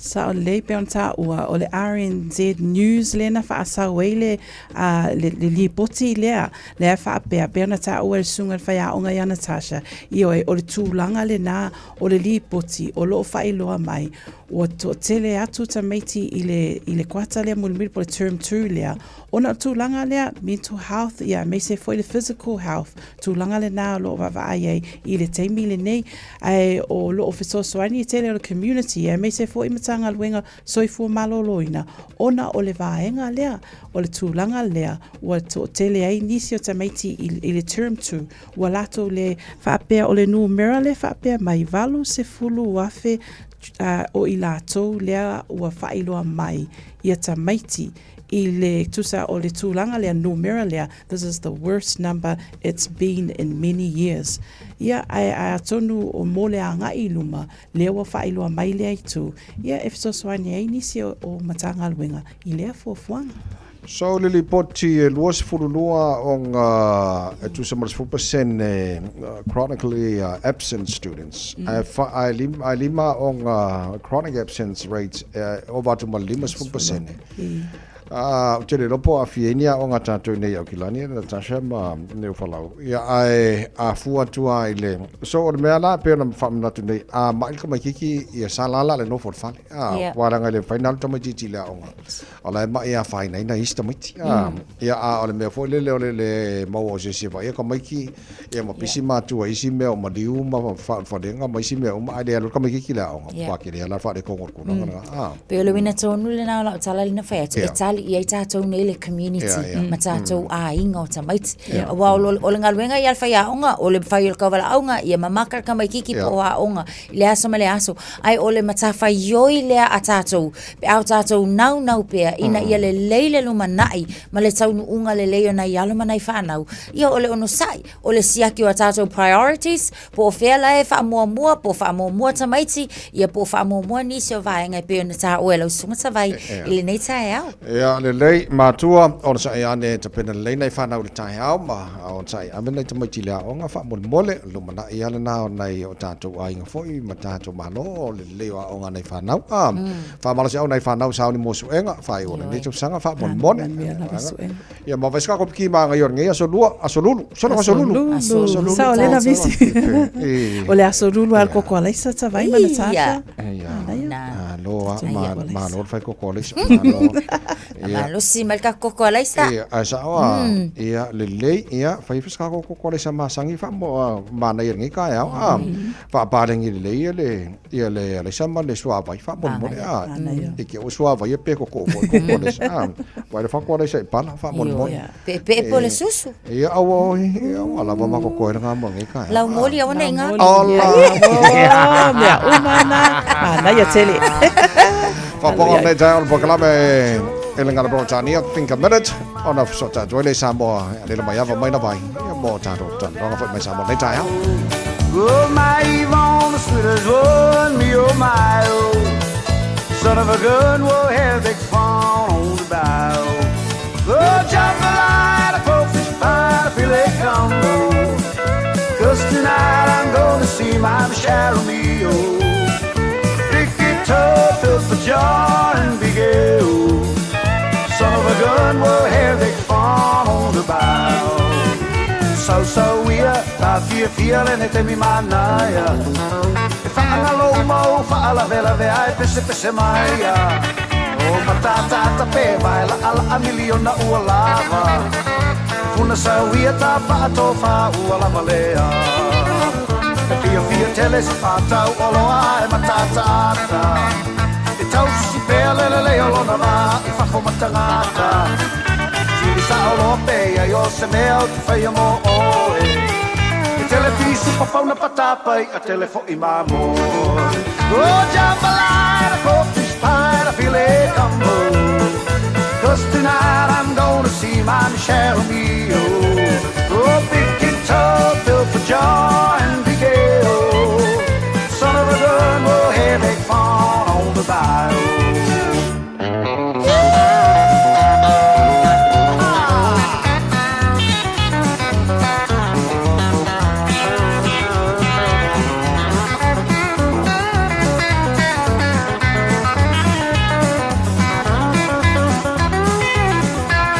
So ia, ta fia lene te mi manaya E whaangalo umau, whaala vera vea e pese maia E matata pe mai la ala a miliona ua lava E puna sa ia ta pato wha ua lava lea E fia tele se pata uoloa e matata E tau sisi pele le olona va I whako matangata Sa oloa pēia I o se mea o te whaia mo oe Wa televisu papauna patapai a telefo I mamoe O jambalaya ko pispara file cambo O cause tonight I'm gonna see my Michelle Mio O big guitar built for joy and big ale Son of a gun will have big fun on the bayou Here we go!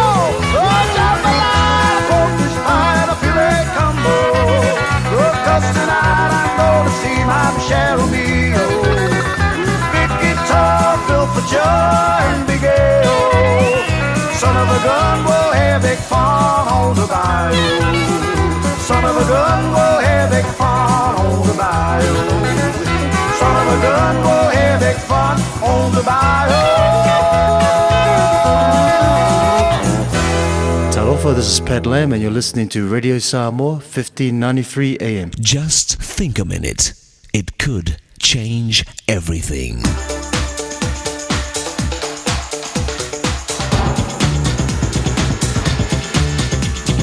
Think a minute. Have you ever thought of your home as a school? Our home is actually where the most important teaching happens. And we are our children's most important teachers. So we parents need good, wise guidelines in homeschooling our children. First, make sure your child knows the rules. It's just not fair to hold our kids responsible for rules they don't even understand. It's our job to clearly explain our rules to our kids so they'll understand why and how these rules work to help them become happy and successful in life. Second, if your child disobeys and breaks the rules, then you must correct them with kind, firm discipline. Our children need to learn that in real life, they'll suffer the natural, bad consequences of their wrong choices and behavior. Then they have only themselves to blame when they disobey and do wrong things. Often young kids will push and test our authority, so we must be consistent for them to learn respect not only for our authority, but also other authorities in life.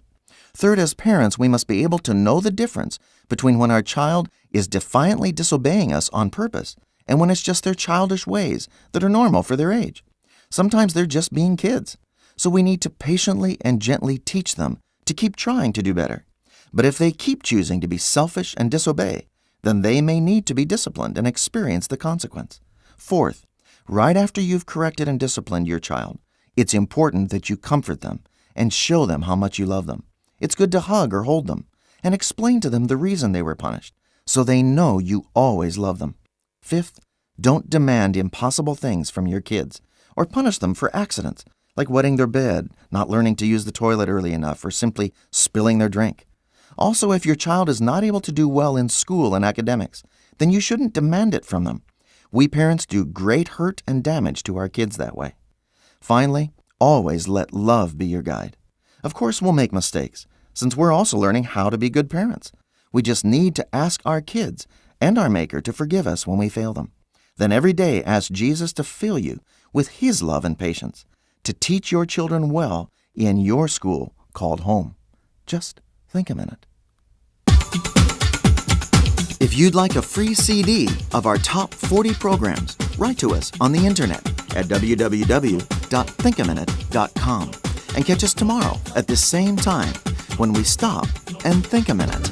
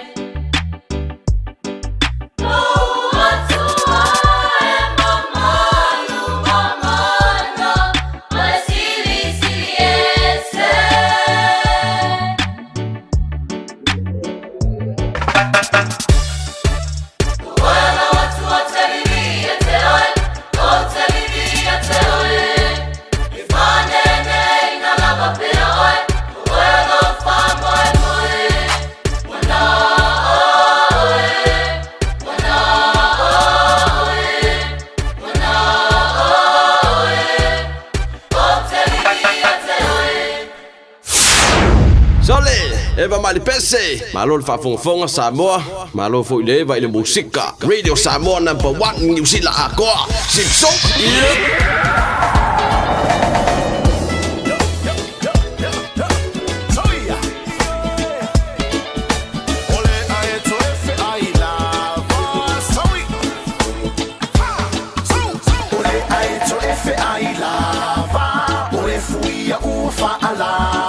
Ile si pula vea vea to anga. Ole lupe la lele, ole mo etofele, ole mo mo uolele, maufa a pepe pepe, le basatele le taba e uapa e pa e, uolele atu isasa e mauna fulu atu muli e umi umu pa auli.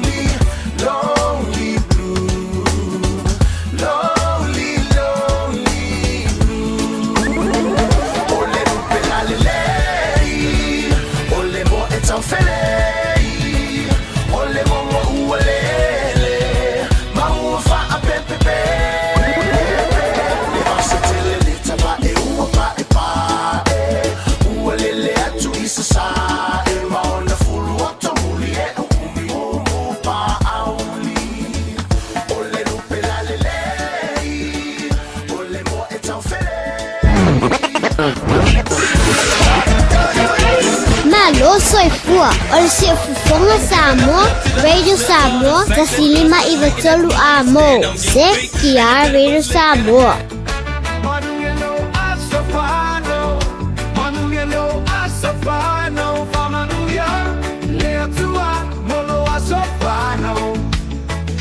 Afatonu le July fi tofa mlianga asfana wala so lulu nei la so tonu se fulo ke topa mo matala le telefoni pe ama faiona e fa ngai le telefoni mo moli e la famnianga tolu fitu tansilima e batolu ono mo foi la no ngal tanto email ile on air at radiosamoa.co.nz pe fa nga mai tanto apia folinga on Facebook ma YouTube Radio Samoa e pulea oi mo fa nga na me la famnianga asfana nei tai a le nei a tatu ma mo lo piko ni ka fa mo le tavai o lo yelta to mani hanga i lunga le apio fōlinga mai a tonu tai lawa. Whamani atu la su whanau o lua i pō tali aoa, my apology, tali aoa ua atoa i le aso luna whase fulu whātau sanga whaaftai le atua mō tau sanga wa e au lia o lo whaanga o hau lau tama whaaftai tele lava ia manuia tele lo asa whanau lua i pō tali aoa i le nei tai au. No, ia o tātu telefoni talofa. Alo, soifua. Alo, le soifua. Morning. Aoni, ia, male. Male tim, ia. Tamang yanga ia, spangau lea kali ia. Lauren, tuani a hao. Ang ko ngilong a sfulkau sanga, ia. Ia lea lofa maleanga lelea tua ua. Ko muu pele ola mal malo si lea kali ia. o fongie le kua ia whaonga inga le akari sang se au sang luenga ia o lo whaanga ngai laku ia au ngei kama ia mangele suangi ia male inga ia tapula ia whapeale ina ia o tina se ala fale ia whapeale whanau ia o fongie le tua ia o ele tari ia whamunianga ia te ia whapea foi whamunia atu ile tō wa se tonu munia telele le yaso tawai Tai la mangele mari fo le nei tai au Teresia malo sui fua alo fala vala sunga le au fa pe fo imasi o fo po fal tuol tai au malo tawa tai male usul malu ru ne tai au di ia di ile atua fa tai lo nanga le male anga lo fa si o nephew masalo fa longo mai ai walu langa pasi Sydney Australia so filau Filippo Salaya Amosa o le so I think wa to I lo bonus futa stau sanga ito fa popo le to ni stau sanga Australia awali tau to ina le to malana ekalisia ai mai se ona yo tatu wa inga ya ma fe au foi manga luenga lo fe nga yai o alo fa anga ma fa mnianga le molia tu se o antile o pilani au New Zealand masiana fa nau mata feo I lawa telisia ma le whanau ia mana yo ainga o mai New Zealand o Samoa ma Australia ia maso o se meol ni lau lando o lo mantua ina oe God bless you nephew alo ftele mo oe ma le faletua ai mai se o le whanau whaftai tele lava le so au ainga to tolu nei tai au fa manuia le tua ngā luenga whaftai tawai Tai la Teresia mari fo le nei tai au le sia ta to palau talofa Alo sai fua tau wa se tau te vai ma lo tau sala nei tai au. Fua. Ya. O whamanianga ma alo whaanga le aswhana wala o krensan le li ile o Christmas tangi. Ya le asole nei wa ato ia le lus fu mal whaana tai sanga. Aftai le tua nei tai sanga tele wa fua ia te oesan. Ia wha mua le tua yo wala uma. Toanga le lotu toanga te talo ave ese ma yo whianga I ma oe. Ia rufa anga na e watu lo nana le lunga le telefoni mau aunties, mau uncles, ma rato taito ruma rato whanau. Folo le telesiana Maria Matai a le papa kura. Whawhitai mo le awanoa tawai marito wa se ilua nei tai au malulu. Tai au ni tata lofa. Ia marol soi fua whawhitai lava mo lo awanoa maloleus. Ia olo whaangam whaamanianga mo la o grandson. Le rile o tupola wiri mailo. Ia wiri, ia oi whaanongolongo mai, ia whaaftai le tua wai au dia. Nā surnei waso ia il pas furu tausanga o lo. Wola, tele nei tausanga I tele wa. O ina mo oe, ia anga le atu le tua un whaamanuia. Ia te o lua man whanau I wanganui.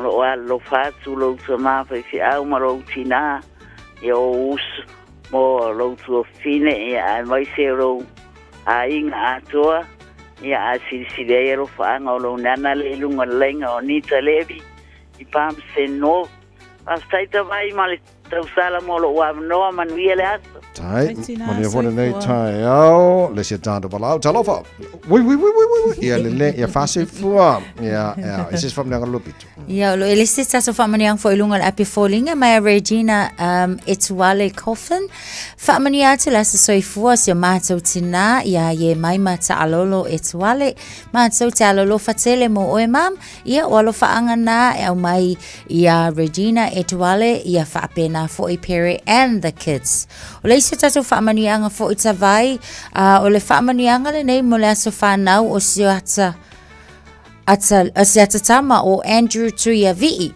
Happy 26th birthday, son. Love from your brothers, Stuart and Ricky. All your nieces and nephews. Aisilia Lotina, Marianne.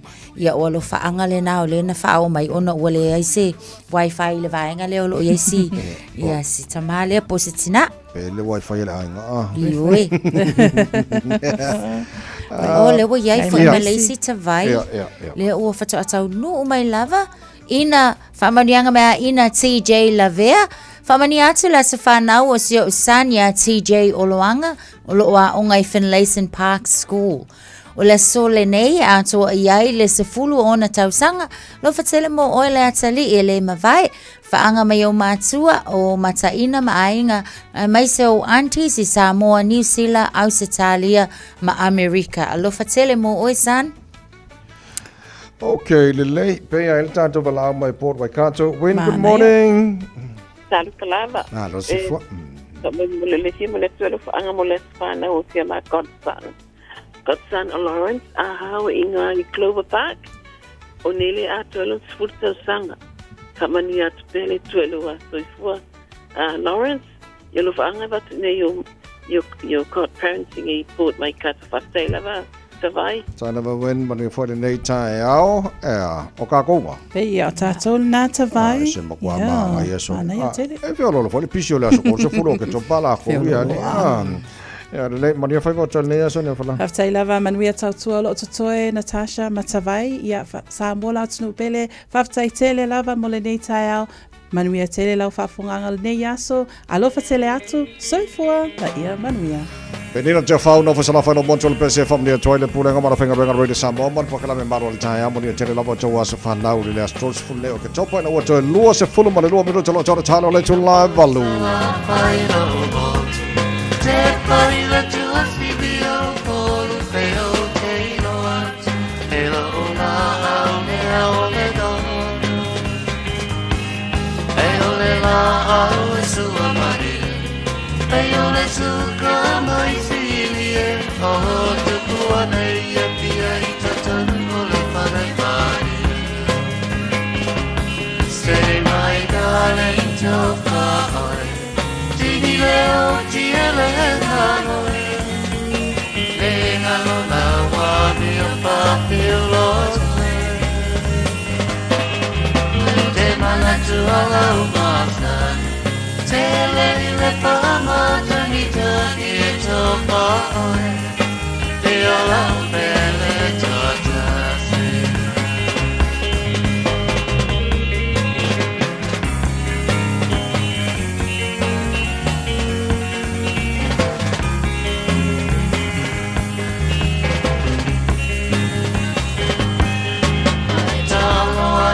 Security, veo ese momo afiti, se o bolo momo e moe base au fate atabe. A esi mai se fosse, e io se mobilito si tossi mano mai vai, veo nel guaiao se telefone, sei mai darling to Tini leo tia le nanoe le ngalo na wami a papi o lote te manatu ala umasani te le pamata hita ke topa oe te ala umele totasi.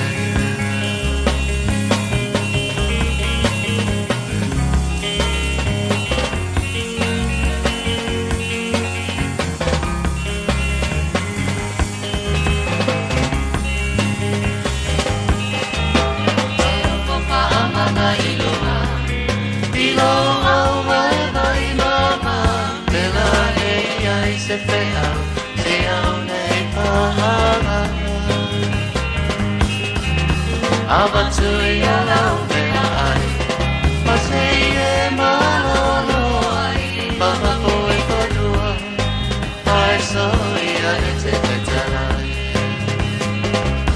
Say my darling topa oi Tini leo tia le nanoi Le ngalo awa mi o papi o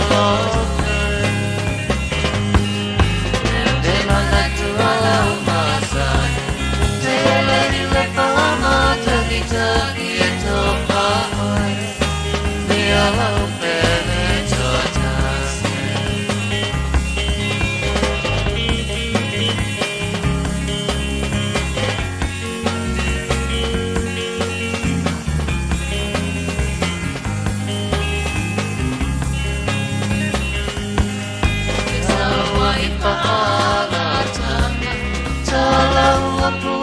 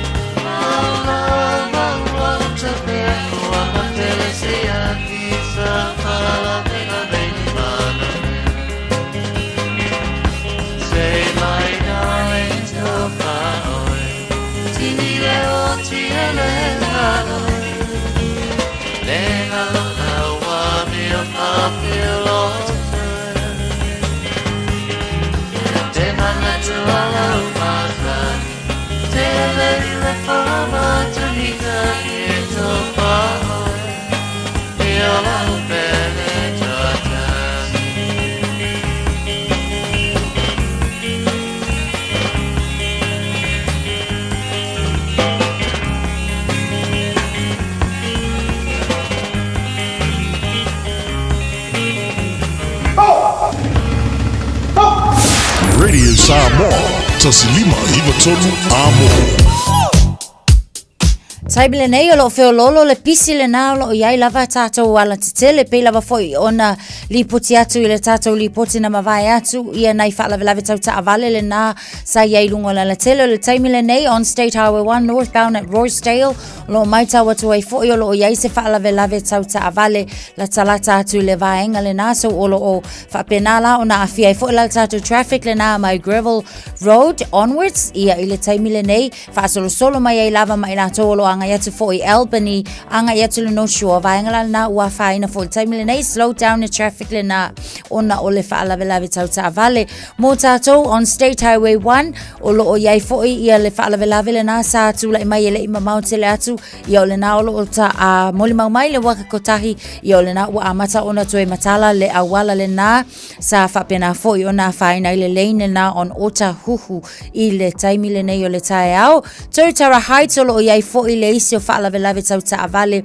i le taimile nei o le tae au a whainai fo ila ia mwhapena ona a whainai i le anga i ato tātou lale na towards Papakura and Drury i le taimile nei o le tae au on State Highway 1 hapena fo ila tolo anga i ato Redoubt Road i le taimile nei o le tae au lunga tātou State Highway se fulu male ono o lo maita wina pea o lo pisi tātou i le taimile nei o le tae au whapena fo ila tātou anga i ato tātou tano a whaamole mole te iutangia foi ia le sausau whaatulanga ina tonu le tano peo na lapata ia mai pea whamanatu mai tātou waka kutahi mō tātou i le nei taimi o le tae au ia mani e tēle lava avita avale au whainga malanga whaamole mole le saunga le mu ia tautua na a o loo i lau lava whaau tautanga lo loto manuia lau whainga malanga taimi o le tae au o tula i mai to e sifulu maleona minuta na tāle o le tula e valu Radio Samoa Tasilima iwa tonu amo. Radio Samoa. Lo soifua maloloina o lo iau lava ao. Por kala me fauta soifua maloloina o le amatalia i le aso whao me i le valu i le whiawhi se ia pa ia le tula iwa i le pō. Awinatu ia te oe whalolonga masani a le Beta Tribe Doctors ma le Beta Tribe Community Trust fantasia ma le Radio Samoa. Call the friendly team at Seal Plumbing and Gas for all your plumbing and gas fitting needs. We can install and fix water taps, toilets, water heaters, gas hobs, pipe leaks, water mains, and much more. If money is tight, we can provide wins quotes. Call Fuimaono Mayu Upulusi and Steve on 021-797912. That's 021-797912. Mention this radio ad and we can cut 10% off the first hour's labor charge. Seal Plumbing and Gas. O e mo mia sini fu aro po ni fu fa PE. E ma fai ona so so ni atu le Chapel Park Dental ini tau talafia ngai. Tele awala e ma fai ei ona tongi le fainga o woloa. Se fulu ile fulu 5% le pa ufa pitoa o tai ni fu fa PE. E ma ea ile asu tolus fulu November. Pala au mai lo le Chapel Park Dental ile ovaru silau fa tolu fitu ono fa lima. Ovaru silau fa tolu fitu ono fa lima. Pe a fiu mai ile tasi fast fulu Chapel Road Eat Flatbush. Pe tanga ia ne ile Chapel Park Dental.co.nz Musa appointment. Wa valu tausanga o lama tautua mo tangata Samoa. O e fufu e patau ese lo fale. E te manao sta ngate wha longo ia oi. Tautua mo oi. Ma malama i launga ngana. Vala au mai loa le malu mawhatau Bob le malu. I le oluolua, tolu ono o, 5 pitu. Oluolua, tolu ono o, 5 pitu. Wa loa le tautua le Pacific Finance ino no ngā tupe mauso o se wha moe moe. O te pena sau wha i poiponga so wha nau ma liu tala ngā teu. Po se wha tasinga lau ainga. Ai a se tawhaunga i au se tālia po lano tonga i le tatala i o borders. Apalai nei loa i le pacificfinance.co.nz. Bevala au le ovalu se lau fitu wha lualu fitu. E tau sanga sau no ngā tupe i le vau le 5 se lau ma le 2 afe tala. E 2 minute whaatali e lau tau sanga online. Ai tasili tula e whaatali ai se tali. E ia inga whaapitoa, wala au lole Pacific Finance Limited, i le ovalu se lau fitu wha lua fitu. So, se whanumol talo mino jolo jora talo le tula valu o loo whatel tali, pe mo me tatu tala mai sa mo le tala valu le tau nei, a le tasha whates mai le whionga le alo le ilpula jimana mo le tatu tala noanga le fo i tau. Whatalo whatu le nei fo i tai au, i le vi inga o le atua, ma lo lava le soifo manuia lau a whionga ngan melmana. Ia le sofa mon malo le li ta la fatua I foi e te fatua le nei tai au. Pai se foi lava mal falalo I la so le au tawai malo lava tawa tai malo le tautua tunu pa malo le tatu timu su le nei tai au ia lo to soi fualo le io la vai ai mai se foi soi fualo le tunu to moni le o fatai le li le watato pe nei le tai au I lo na nga le talo fatalo falava. Ma tango fia tene le vaenga leo lau sanoanga mori whaftai le tua walo na lau whaleo o tātu fsila whai e manore nei tai au lau soi fua ma soi fua lau leo le tino ia ma soi sia mako wala pe akau whakim kimu mai ari no ngā kongol vai asori ia Ioi, o leo kilo mamala ma poi le kiukio la o na kisi basio le ma lulu Sawa Kena ingar ka mo umire o saka yo O ferro e la nge la kudu hafa ma lulu vai Ja, sa ia mo tātu ripoti nei tai au ngaru Ja, so mori fa tai vai nei foi tai au fa vai pe lava masa dia po la lava le vai ia e va fa e to titi lava foi ia va la vai vai ia e sa mo le tu pele fa felo ai ma fa talo fatu le apa bal fa lo le dei tu la le nga tai le au la tofia le tu so fa ta taulaga nei o tatu tamam tina matua pai se foi pa ia malu fa le malo tatu ofisa malu mangele ia le nga tai le lungo le ala tele todo fa fai galveza ia ila tu foi wa ba la ba ia fa pe foi la tu sau ni atu e la mauta tau si ko tatu ba tu ba lo la gal lo ba lo foi le tau si ainga mai la ba sani la le tatu ulanga fa solo foi di chuta pela ko tatu sign up and that's your day for you si o tatu sign up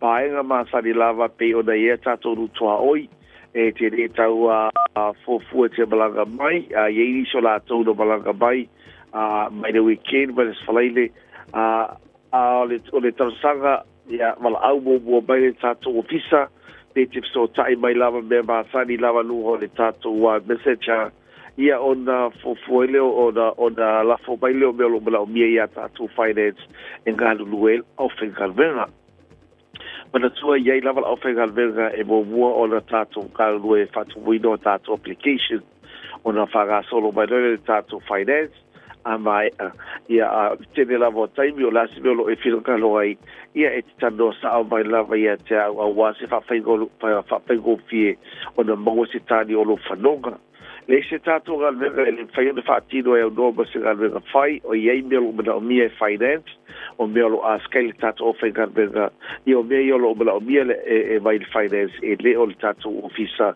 ia o melo fa pena o da talsaga vai finance i le fa go fie ai o da tadia la talsaga vai lo da lua o de ira ia ti oi a tele fai da belo fa o batalia dei se io lavo di Christmasi tatu referral a fetala le tatu fai gavelo fa bol tatu fatau ia fa pena foi le tulaga o le tu fat singo ai talafu tatu trainees na o sina firma le tulu o te le fatau di tavale ai o te tani ina la trainee e trade mai mo la tavale o lo fi fatau le so foi tasio ai ga te salo o le o noile o tavale ya fa pea e saidia la tutasaga pe tani ina mai lo trainee la tu tavale dua o le tasi de o su fa tegai ga vale tua ia o idei la vai fata o la sa ia le salo le odo le la tuta vale la fa pena lo no vive pe dua tolu fa pe ola lau tāmale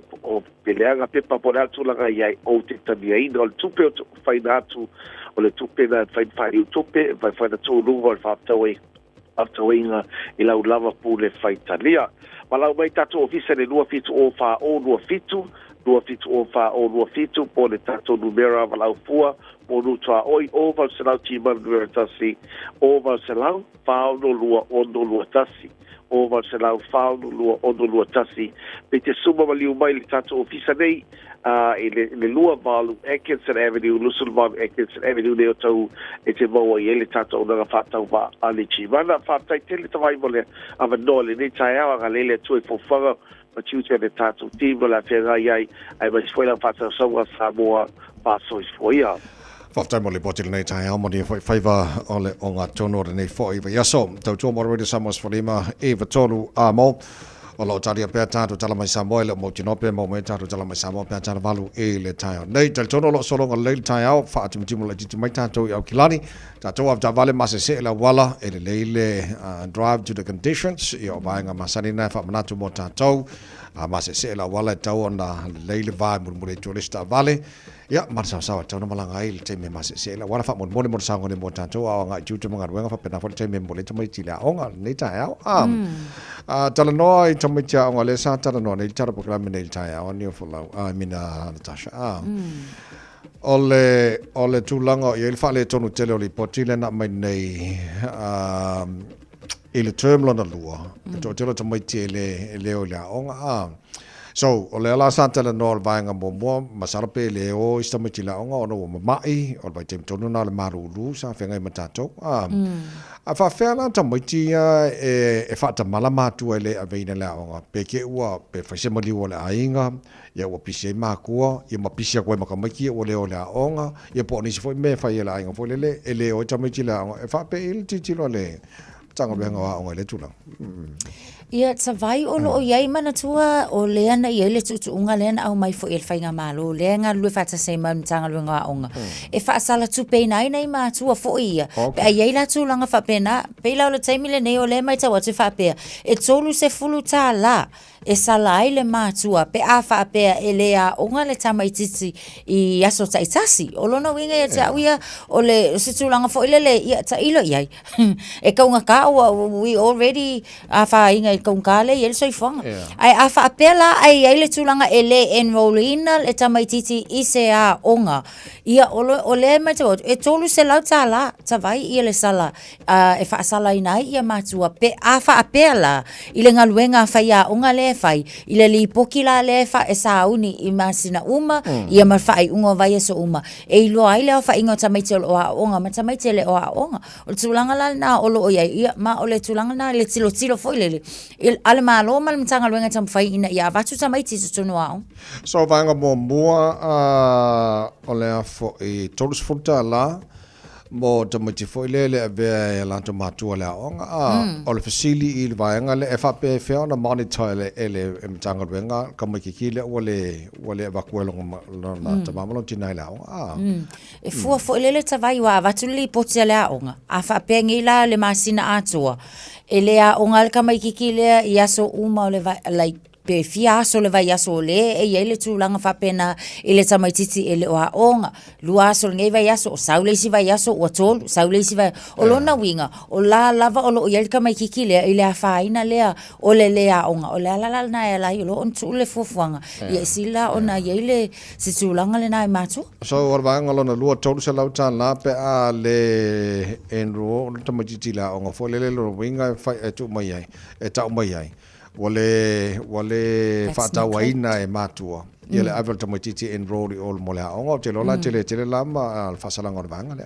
io e ole fasalanga la na tolu se lauta la ya la manisi tulanga fo ie e afa ina ile o tamati le onga mana tuala ole child neglect pe afa apea wale mana ia le mana ongo ka mai kike kaunga avel tamaiti le onga ai lola nisi tulanga o nisi solinga tula fono e afia ai tamaiti ai lete sau ona afia ia ole sala tupela na o ai lunga le tolu sumala I mean in le tolu afe tala le au fai tavai. Ia. So fa mai mātua le nei tai au, te loe le fo i le wha manatu manu le a fo i tātou te tala no le tātou ngana Samoa e malamalama le e nei mātua fo le. O le vava ai mamao malumana e o le manuia o mene o ainga wha pena fo i malo o le lava o ina o nei whanau. O le mea fo le nai ala i ona tu ala ma le fiu jara pakala me wha manatu pea. I nei mātua, ina i alofangia nei whanau ia, ia le ngata ina ave le aonga. Ai wha pena fo i ona ta pena le nei whanau i o le aonga, la ola ta pena le ta lātou le tai au, i le tai au ma le tai au. I mean, e reo stana whawhango, o tātou whangu ma le tu ala lo fo i le tunu, e te lelo na tāua mo le lumanai, e le ngata o ainga. Ia ai fa pena fo tātou malo. Ioi, tau tuana. E se le tau. Ia, mai se la le taimi le nei. O le isi lai tū le na. E ala e onga te le stress o le tamai titi i le taimi le nei o suenga. Una o le sa fa le tonu. Ke le aso ia onga ai. Mai le kuata ato. E mai se la vai kuata muli muli. Kuata lua, kuata muli muli. O kuata nei o amata o na anga i tamai titi suenga. O le tū la na onga o le o le onga i le tele o taimi.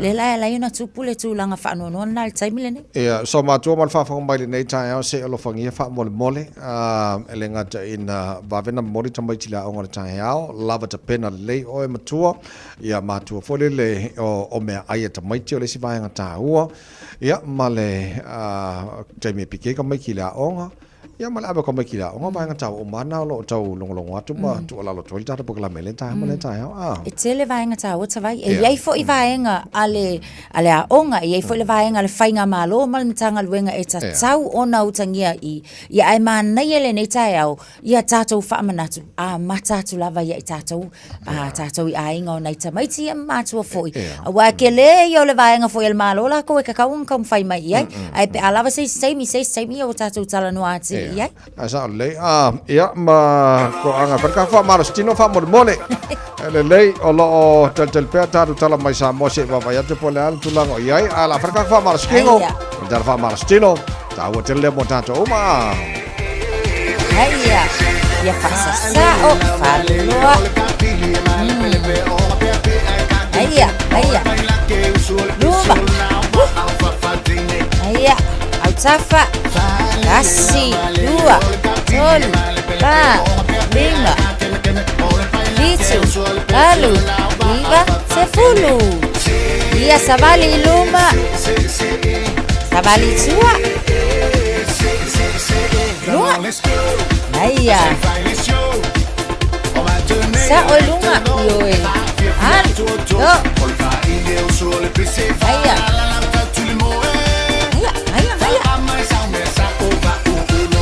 Tapa. Yo. Oka. Anaya. Luma. Alu lo iai.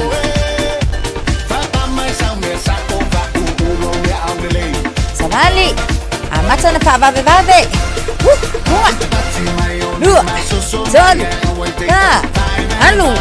Ongo. Yoe. Fitu. Alu. Kamalo si lunga. Luma. Naya. Yo. Naya. Ya sé. Awoi ka fiolai. Yoi. Awola. Yo. Alu. Naya.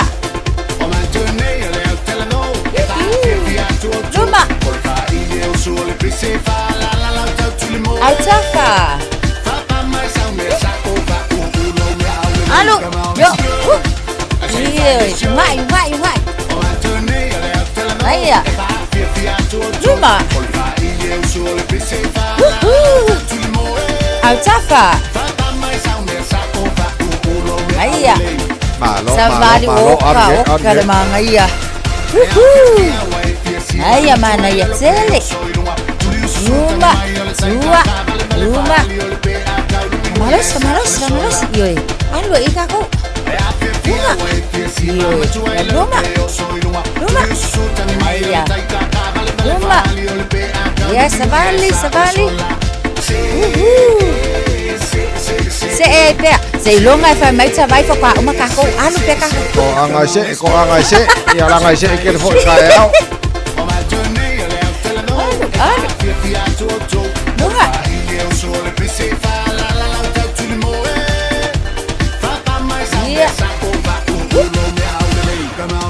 malu yai.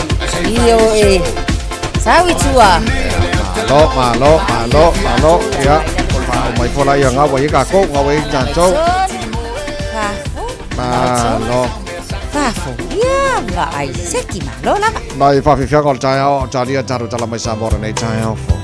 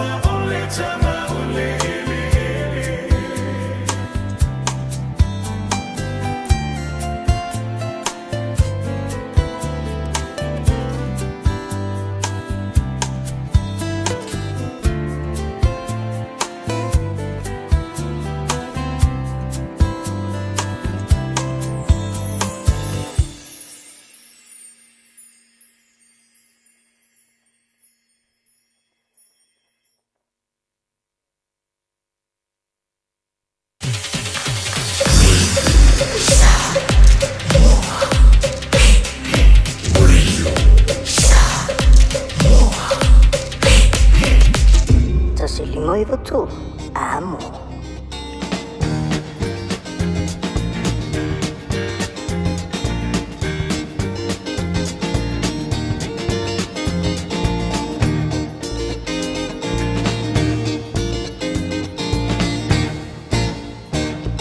Don't think I left you alone. I learned to palai le mo. Tamali le tu kadua I know you're the one. Papena satani, ilona fie mato ile la lola. Out of my lane, I was sunu ile api. La la la la, only a papa, only a mama, only a papa, only a mama. Only a papa, only a mama, only a papa, only a mama.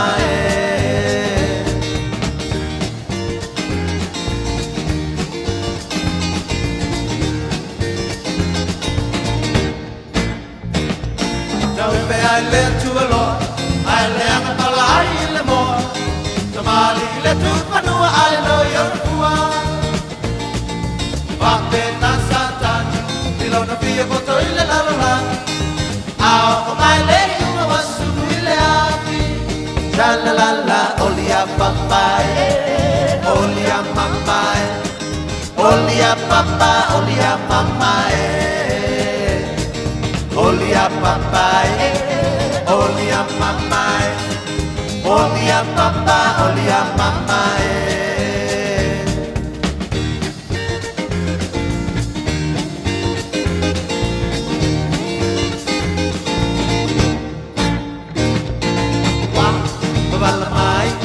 Babalamai yo polinga Pe uau jepa Ilepetu malamasina Ualato Pepulak mai levani moni molela uno uno matota si mau pano malatani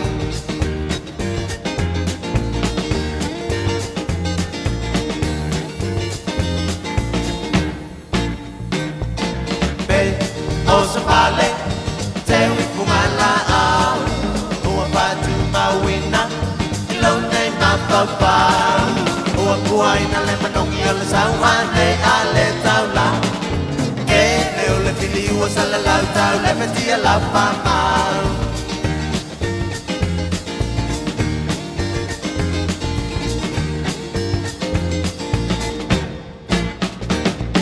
Mama ale tu alo ale ang palai le mo the mali le tu panua ai lo yo na pua ba pena satan dilo no pie mato ile la la mai lei una wasu ile api Shalalala olia papa olia mama olia papa olia mama olia papa olia mama olia papa olia mama le lei o di fale lei mai mama papa le tai au fo fa manulu le tno le o fa na mo mai ne ta tala mai sa mo nei tai au mo le silfia o lo o awaile le fionga ngal mana tu mana pa ti pe tanga vai inisio vai ngai tono stasio to motor pacifica ia ai o le fionga le mai ava mai na vai le sa tu ia le ta tu ngarwenga ia o lo fa te tali pe mo mai skaimi ai langa le wala te ma mountain mo ta tala mai sa mo per masani ai fa malu lo toilo fa fo sa mo ne te mo tai au ia a mo mas skaimi na ma foi mo lo silfia tu lango ia tala noi sa mo no mai ata nga malo le tunu o tele tala manua titi malon fam talanga le town fam talai nai a positive feedback sa mo even though la fo ngai ka mai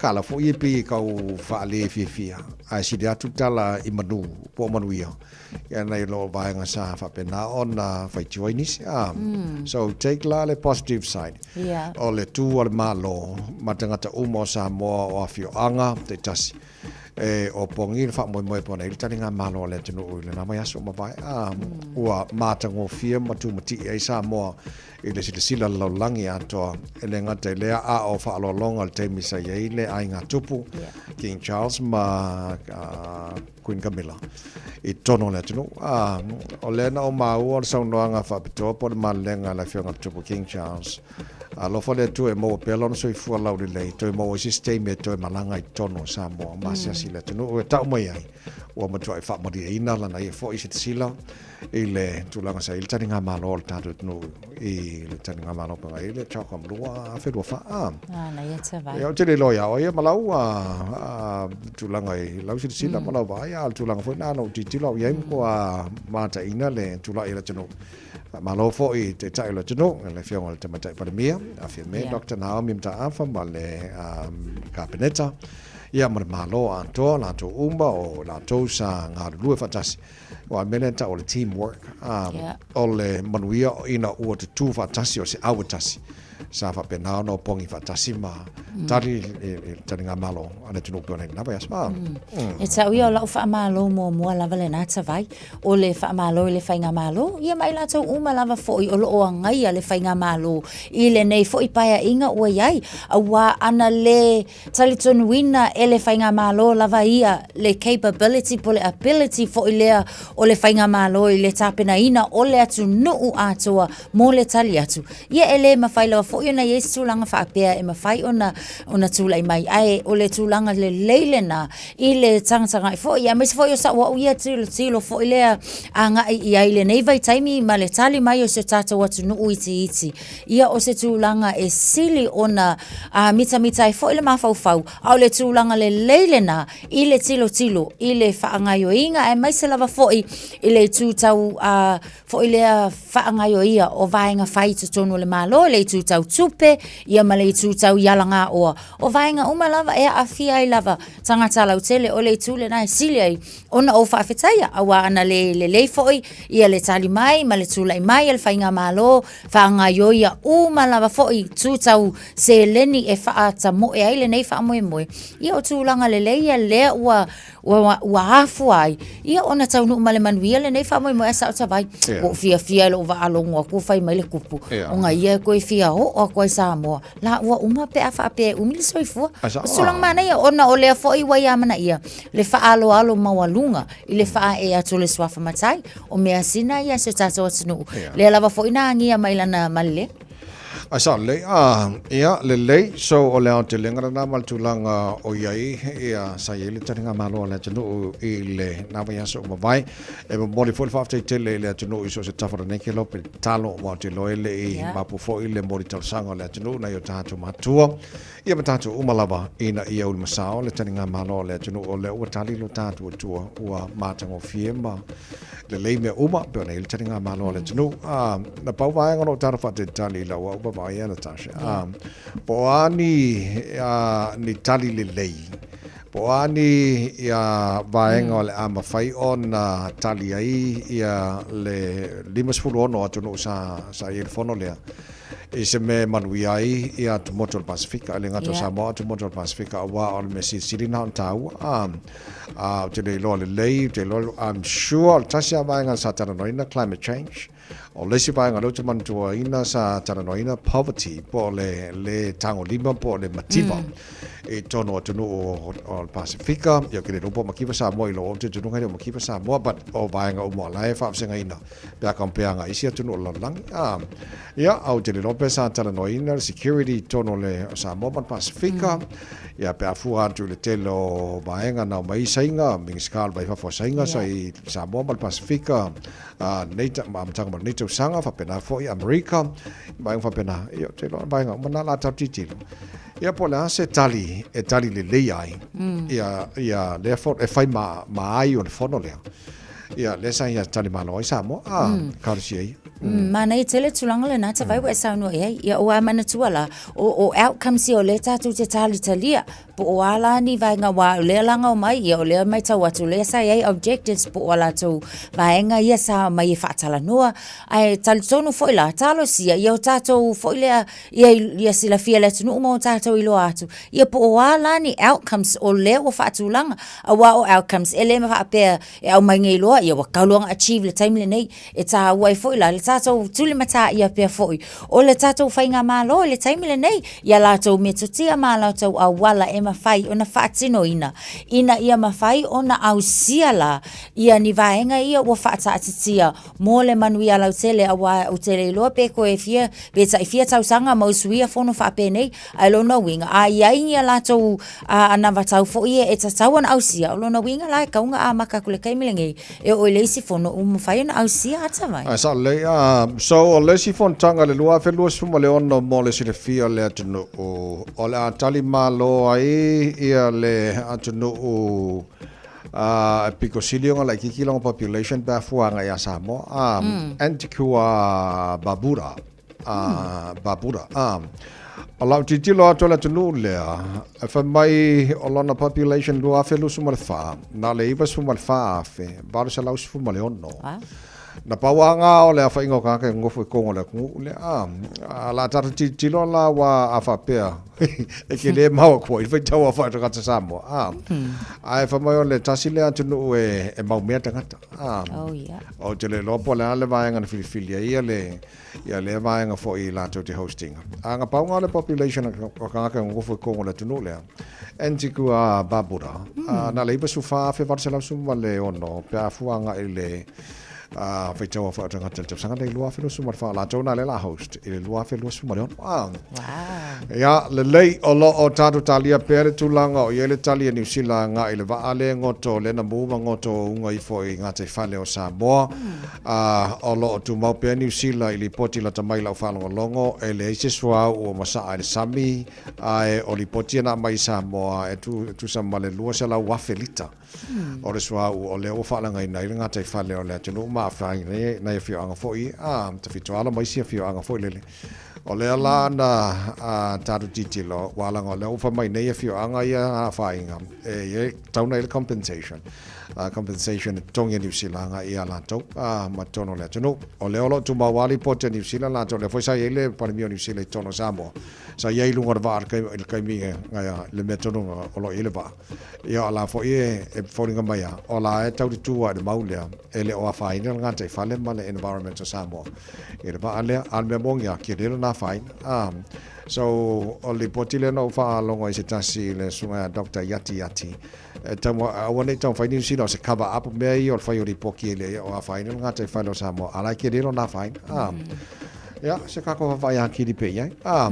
Ona vai ngai o tala no le tunu ulanga le o le ina tatu tala mai Samoa nei tai au, wan fa fo mai le tunu ai o le fa tai on company lo fa penal lang lo ina tatu tala mai Samoa o le Pacific Voucher, Pacific 40. Yo la tuna lo fa penal lang ina tatu tala mai Samoa. Wa lo le tatu le Pacific Finance in no nga tupe mo so se fa mo maliu fa ponga aso fa nau sa fa I fa nga balolo. Ko si ala fa mo le foi le ai se ser ka ko le o manga o e ka ir ka ko sponsor ka ko news le masanga mai Samoa fa mo a Isilia mal se lang folo lo ai Samoa ma fai ona fa nga ile talo fa voucher mo fa tanga lo ainga ele ato lava se 5 minute la fu antwai mai New Zealand Australia America mai si antru ai tau no I telefoni ma lo e fa nga le talo fa voucher e fai ile fa tau e ma fai foi ona tungi to ile cash power fa pele pili o le vai iso se taimi anga lo ile www.pacific40.com e lafoi se talo fa voucher mo lo ainga I Samoa. Mo nisi fa amtalanga vala umaile o lua tasi o valu tolu tolu lua tolu po le info@pacific40.com.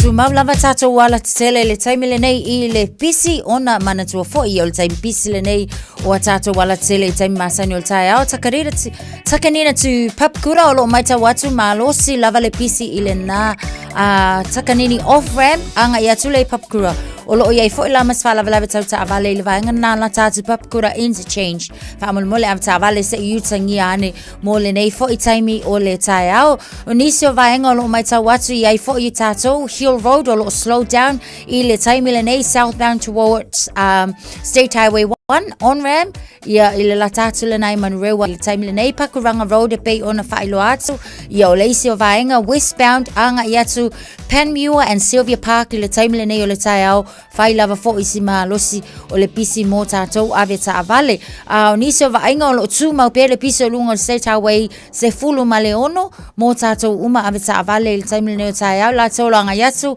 I le malai vaalele o lo whapena ona mai tawina le State Highway luas fulu a I le pisi fo I le taimi le nei ai mai se lava ile anga e mai maangele anga I ane I tutonu o le malai vaalele o nisia o vainga o lo iai le taimi le nei o tae au e ese mai ai le pisi lava le na o lo iai pau lava o lea fautuanga lau malu le tae au ina ia utangia le sawa whaatulanga ina ai mai se o le taimi e whai ia tātou signals ia lava le taimi e signal ai ia una whafsuia ai leo a tātou lanes ina ia whapena ona nga le mu fainga mlanga o le nei fo I tae au tula I mai taimi le wati luas fulu minute te ai le tula e valu malua le tae au lo Radio Samoa na lo va Samoa wa ule nei o kasputi alu a wal suia le ngila o le kio a eva mai ina se fulu lima iva kolu amo Radio Samoa bevela tua loa le tautua le Pacific Finance in no ngā tupe mō so se wha moe moe. Maliu, whai puiponga, aso whanau, sa whai whainga malolonga, ba so se wha lawe lawe. Apa lai nei loa le pacificfinance.co.nz pe wala au le oval se lau fitu whawha lua fitu e talosanga sauna no ngā tupe i le bao le 5 se lau tala ma le lua se furu hawhi tala. E lua minute whailau talosanga online www.pacificfinance.co.nz ai tasi le tulai whaatali e se tali. E iai inga whapitoa. Pala au loa le Pacific Finance Limited i le oval se lau fitu whawha lua fitu. Oval se lau fitu whawha lua fitu. O le vainga la tawaili tala le tau whalalonga le Pacific Finance lua se furuma le lua wa ile vela ne Samoa ne vainga le tahi au o lo ba ia pea winga langi le leo le tau le atunu ai whamai ile teime pa ua timu ini so vainga i Samoa tu mau tolu se furu mo runga le vela le Samoa le so lua se furu ma le lima i lona mawalalo i le papa ia tu i Australia le teime le tahi au good morning panga umalava ale marua le tahi au le Samoa so se vainga Australia lo fatasi mai marua la versi forma wias forma luolo i ile malu le la moi Canberra le nei vainga le tahi au la fa solo ina awa olang de le tau pe vela la le mo tau le oli los fitu lona mawalunga fitu lona mawalalo fatalo fai pa anga tar proklame so vainga Sydney Australia malo la versi forma wias fitu la ile malu le nei vainga le tahi au Paso foi na awa olang de le tau pe vela mo tau le so los fundi mai lona mawalunga fundi mai lona mawalalo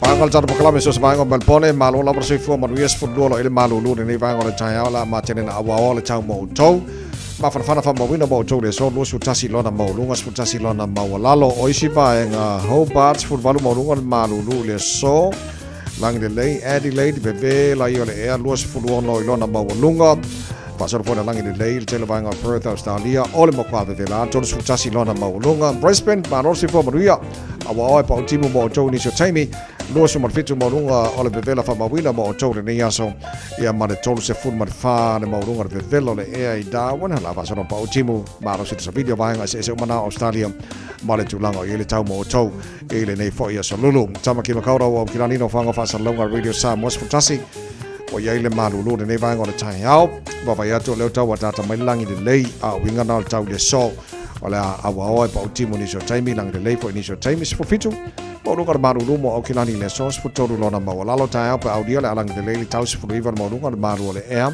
pasoro ma fana las for raile lang de lei po le tau dos fu ma mo lugar ma fana las for raile lo su tasi mo lugar ma fana las to na e la pasoro na awa lang de lei po le tau lang de lei le so sa so fu so lua o le vayaso o luma na yato fa mo o manala mai tau ile nei taimi ole tae au. Waloanga tautua le Pacific Finance ino no ngā tupe mauso o se wha moe moe. O te pena sau wha i poiponga so wha nau ma liu tala ngā teu po se wha tasinga lo ainga. Aia se tawhaunga i Ausitalia po lano tonga ile te tala i o borders. Apalai nei loa i le pacificfinance.co.nz.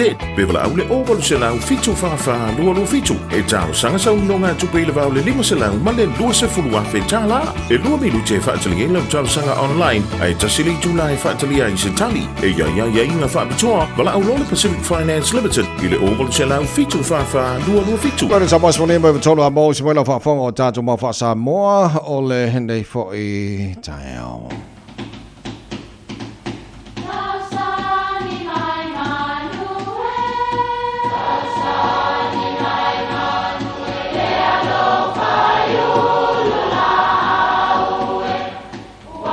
E o whanga manu I ululu o la au, awa e whawhanga I funga o la au.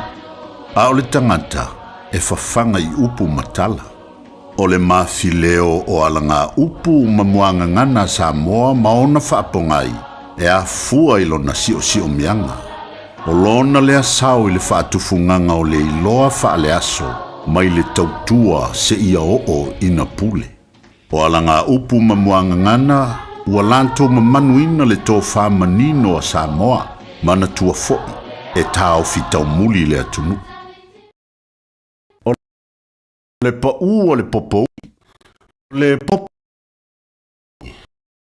mamalolo ina le lei o le niu, e mua pa'u ese fui o le niu, mana tua fo'i le ngafa fo'i lea o pe na fausu e pe telo masu meo. Fai mai na usu au loso ia daume maua aile.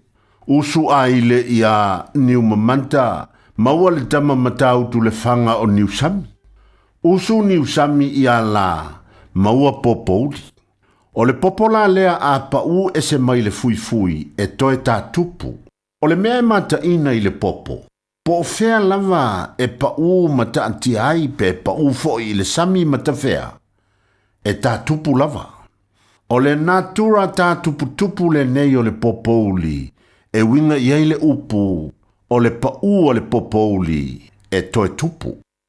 I le winga whaalu i tau e masani o na tō matawina ai se isi po o nisi ua le taunu ulelei ni wha moe moenga sa fina wai. Ya, ma loli i le tau mwhai. E ui lava ina tātou to ilalo ai onu sai e talia nati ngā i le teminei. To e fatu lo tātou titi mo le tau sanga. Se o le pau lava le popouli e pau ai toi tupu. E masani foi ona wha o ngā e sae nisi. Ia matangata ua popoto wha pitoi me ta upsilsili pe wha teolosia. E wha matala ai a le atua ma le li o le olanga o le tangata po le cycle of life. E wha awau la le ngafa o pe e o na manino lea. Usuia popouli e ele. Maua o po tatupu. Usu o i le masanga o la matimu, maua niu fou. O na whata milo ai lama lea whape nai le natura le neila au au ngā. Na au mai e le atua e tausi ai lo tātou wola. O i tonu e winga iaia o onga lo tātou wali i le fatula au e pau i le ele mapala o na tupu lea mafua tele mai. Awa o lo tātou woti, o lo tātou manuia lea. O le pau o le popouli e toe tupu. Ia, malo. Ia, ngauru wako i marangafo pepe. Sau marangafo pepe. Malo. Mana. Ai sawa.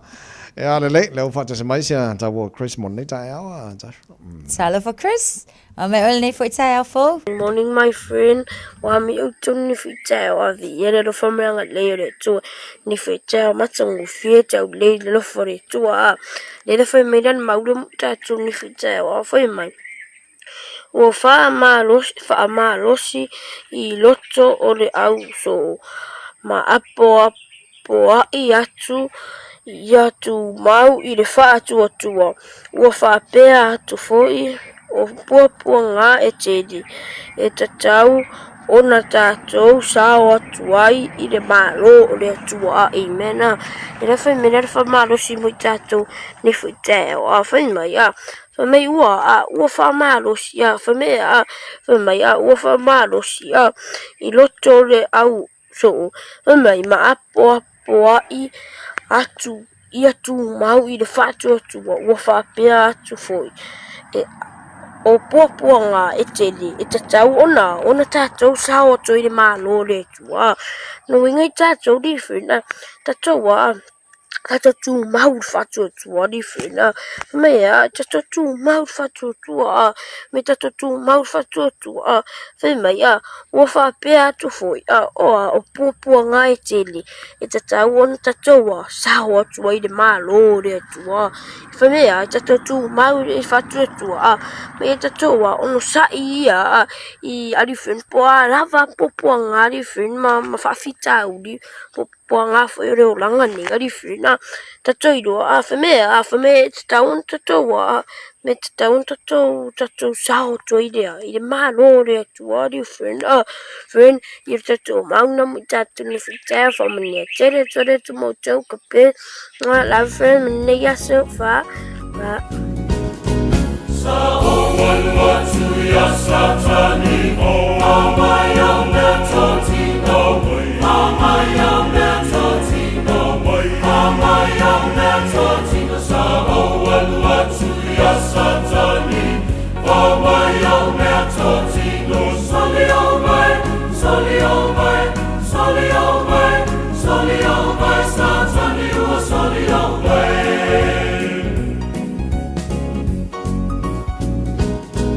I went to the enemy's camp.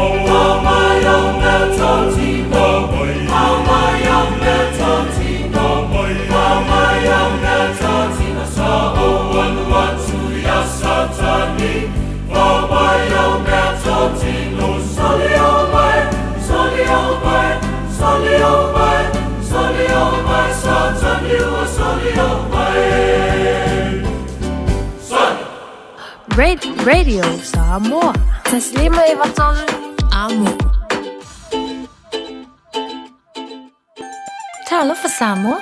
I mawhaina fisosoani atu Dr. Chen pe a whaia te awhiele mai suka. Tota mawalunga le maua se whanau. Mai sela, whatungao, ti ngā le ua po tuli. Whaalusile tino puta, kānesa, ma le tino mangeso.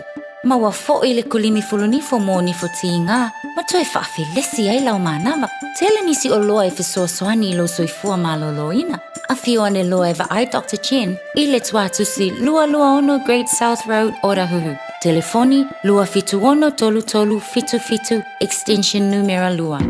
Talofa o salmasinga fale lua team toilolo o le loia Samoa. Fabitoa la o nanga I mta uputau immigration pepa malanga tangata overstayers so stoinga visa. Apena foi le taxation por tu la fono tau la fonga. M5 foi on o tau avena mta upu fal tu la fono I Samoa.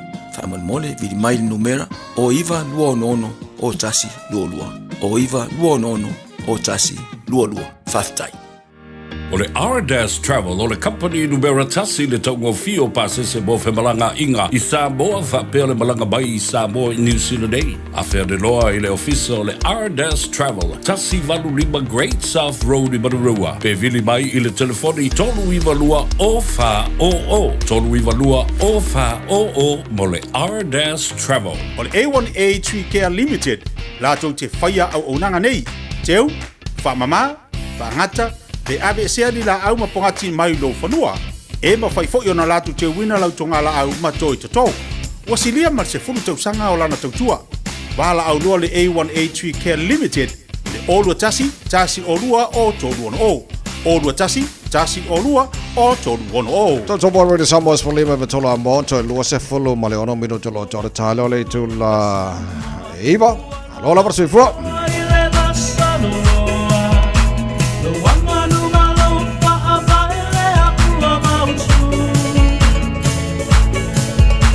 Mabae atuli se tau sanga o tu mau te alo wanga ba. Se sa mai la pesa siva Samoa. O tu mau wanga o tu mau e loa I o le Samoa lava. Tau sile lei ai awale patamala. Oh, tomorrow,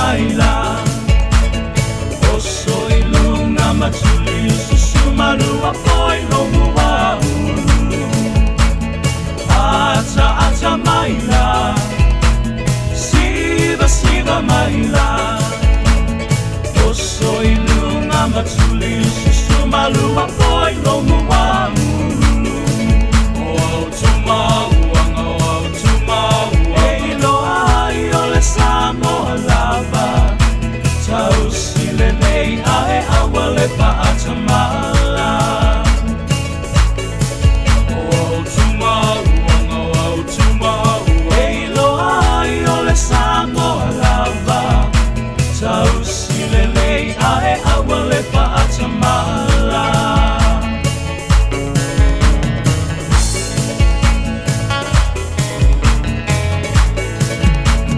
Hey, hey. Ea, o whawhiwhianga o le tai au. Wha solo le lege fo i le pisio nei mātua e ta pena nei whanau ma wawena mori lea o ngara nei tai au. Wha more, to luas futasi minuto le tā leo le tula iwa, ia tā fo le tula iwa, o wha mātafi fo i leo le mālua le tai au. Ia e se atu, ia te tia whala tusi te tia, ma le tāta moklame whiwhia mai.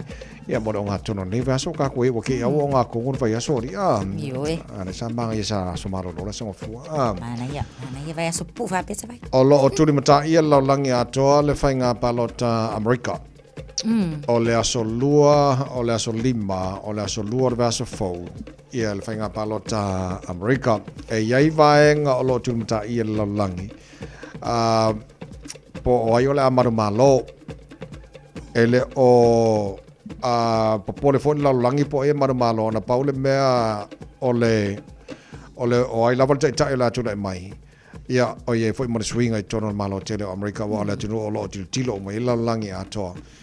Ia ma fai foi ma pe o kama makua le ia por tama matu o la langi ato ini fam talanga o no mal mala mati le fa mo so o lo taru tantalia fai nga palota Amerika o le tilo I le taimi e o no mawe tato New Zealand le fai unga le fai nga palota Amerika e nei vai nga palota wala maka ia vai nga foi le leo palota online mai se bang ia yo te vai man tola fa nga palota na fa na nga ila va fa pela le tu malo le nei Oregon I man e nga ila va la so ile no fanga la wa ye le pusa palota fa ya la to palota ia na tu ule yai fa pena istete uma la vai so no America ai o se fa la ma fo ile le mai ta watu ma tilo fo in some fight to tai o le pusa paloka la le nei o ta to no fanga le na Portland ia fa pena fo Portland, Oregon.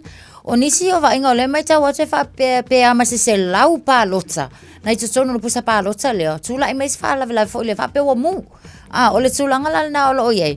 E fai fo le si tau ma fai fo le ma fo tu siringia vainga ia. Pe e se a wa tula yai o aina fai pe o nisi o le isi tu ia ai le o mauti no ile taimi le nei ta vai le tulanga le na.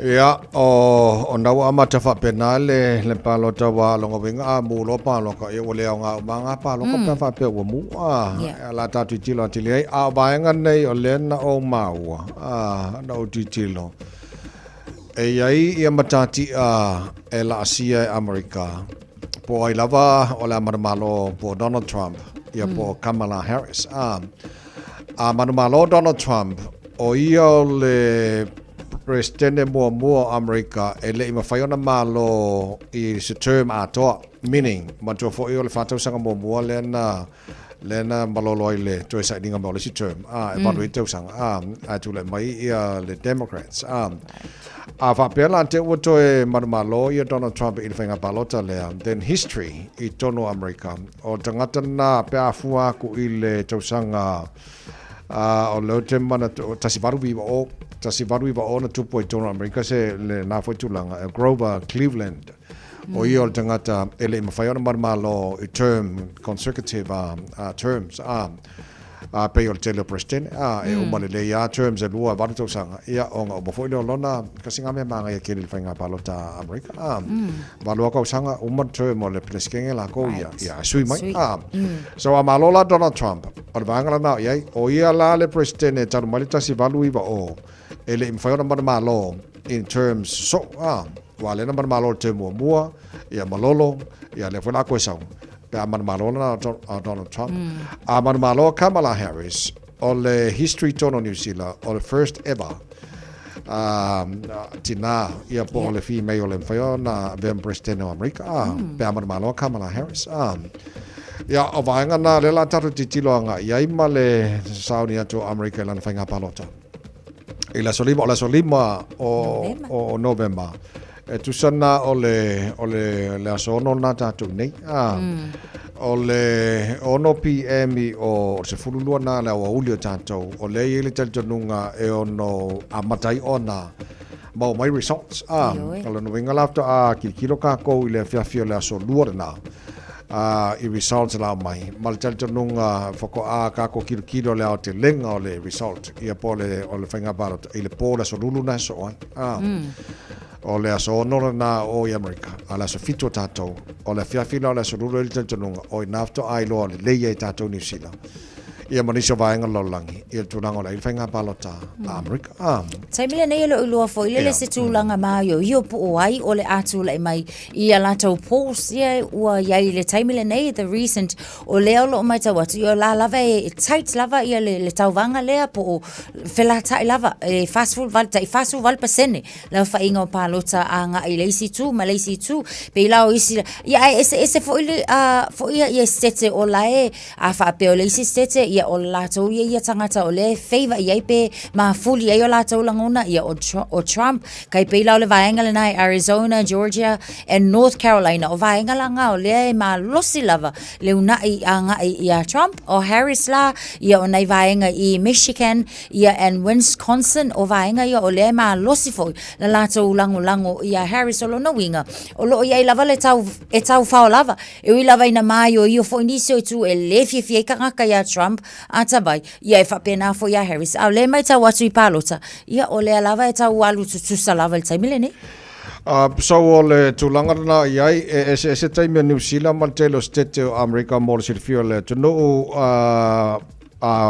fuatu I le ese senga ia fate ingala peila o state ia Florida, Georgia, New Hampshire, South Carolina, Vermont and Virginia tu sa tale fitu la to le fiafi o wakar kasila o le tato New Zealand ia fa solo mai lava le isi state North Carolina o Ohio and West Virginia ia afar fitu I ofu afar kasi fa solo o mela na la ina tuai na mo tanto New Zealand ia le fo tu lango palota male au te lenga o palota New Zealand mo no prestene ia ono ese o taimi o state foi lele e fuanga I lo mai results mai state ai la tato fa te talimutato va ai ia pola tu lango lo ia o vaenga na le o manino mal taimi nei a malo Donald Trump o yelo na lua ia el presidente o America wo mo tu langa na o le marmalo I terms so malo ka Kamala Harris ia o le lua I tapaita ile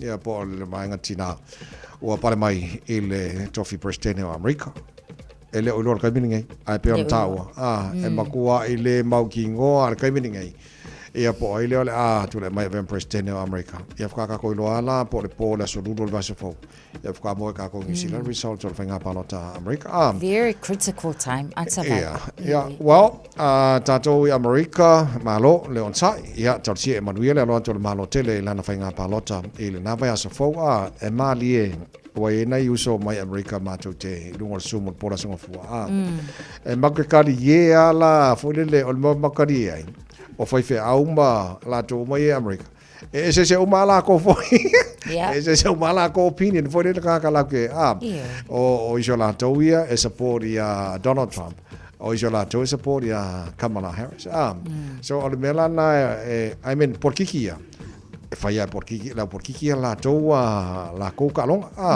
o tato ia alwar ka ia pa no kale menga mangaile mol ole democracy ole pura ka il jangata fai lang pa no ele pura merka maresi lo makua pura ka mar lo makua fai me fiel tamal tu la ngala so o tulanga na il fanga pa no ta America mole vaso fo so ole po ole au le so lua la so limbarna ia montato ia afka ka ko kikiro le po la so ru ia e ono bawai le au te lenga fenga palota American na va so lo mana ai tato talo fo tavai o le taimi le nei o le makua I ma ale lava I te tono America lava ia tato te talo ina ia iai lava le file mu e ia ina ia tangata uma wa tel ton so o tele ni so tato watu no o na yo tato a inga o lo ala ia ma avia fo America ma no fonga tu ma mo lato e afia ia malava la. Ile nei foi taimi au alo atu ile palota ia le wa maka mai le muo lea foi pusa palota tatu te le mai lo poani situ langa le atu le mai ile fete na ia lava foi nisi mai vaenga e lua ia tatu te salo mo le saunga le mu o se o tatu ona yo tatu a inga foi ile na foi tu atu le lalan o isi vaenga ile fainga palota Americana maua ni so tustu singa malipoti e ia ni so vaenga e ono fatua ia results ono lesi vaenga le pe o vaenga le o Georgia o la tōrena o le pe fōringa mai o lo whatilitali i le whai unga le whamsinong ia o lo whaile lanto whinaunga ma le Republican teimile nei ni si o mtaupu o isi vaenga lo titiloanga iai o la tau fo le i te tono Amerika a laim whaina pālota mai fafo la tau fo le laim whaina pālota tangata Amerika o laim pālota atu i fafo o i ngā lesi vaenga o lo matua i titiloanga iai po le ale le te le o support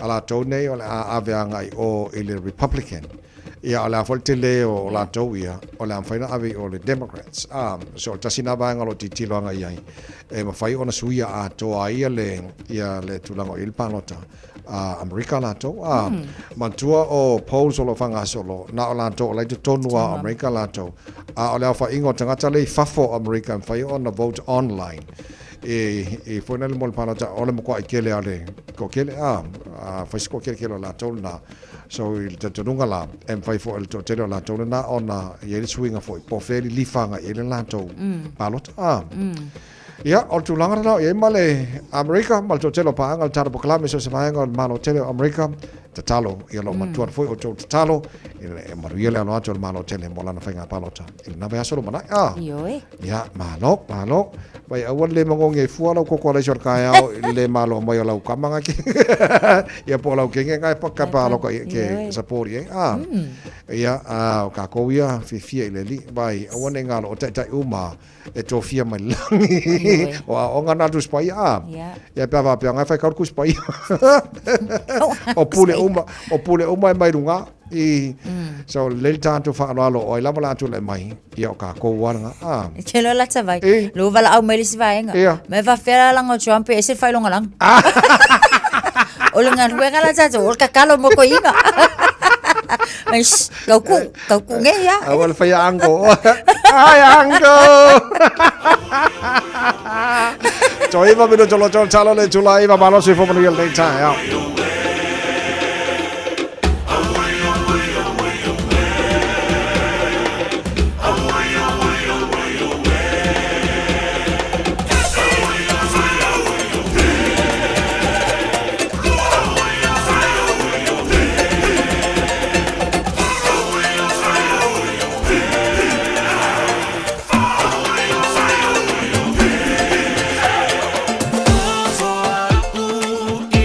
Ufa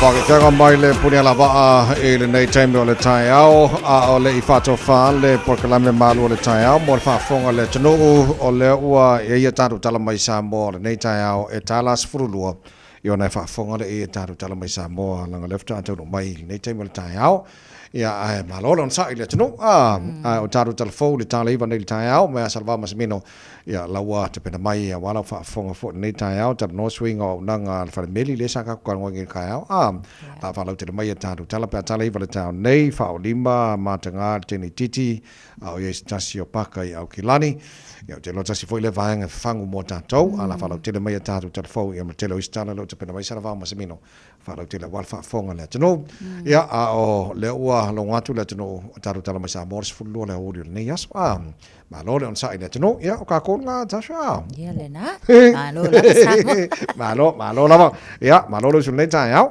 lo fa tai vai manuel tele le nei aso ma tsa bolo mango tsoi Samoa manuel tele lava fo le nei aso ia tau tu na lava fo saung le mu ia mai se tau sisi soi fo maloloina inga nge ke fo wale mangai Christmas sa tso ma lo si manuel tele nei aso fe lo ai sa so mo tu fa i soi fua so je tia fa la juste tia mon boklam fi mai la so mai fa won to tol with Samoa mo nei aso ia patasi pea pa oe ile nei olanga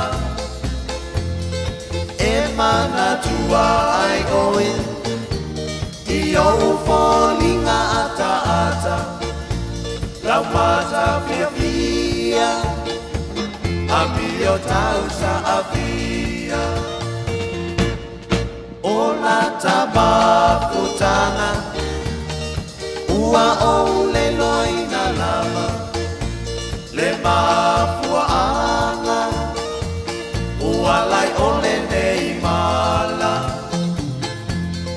se mea apai ngata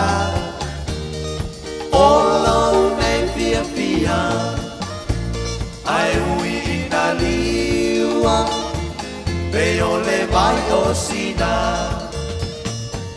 vale mai a funga o so manatu pe te alofa moni ia te au e fai mo fie o na paapuku pe a fai ua e musu vale mai a funga o so manatu pe te alofa moni ia te au e fai mo fie o na paapuku pe a fai ua e musu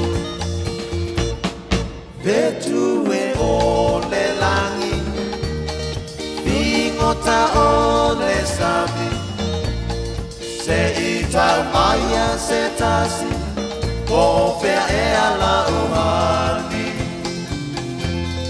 po oe o la upele ea o la umana mea e toa tasi le nei ua mo atu le au noa pasetali sauia o e laudia o le asa o filifilia e monia le uputusia popula le ngata ai pasia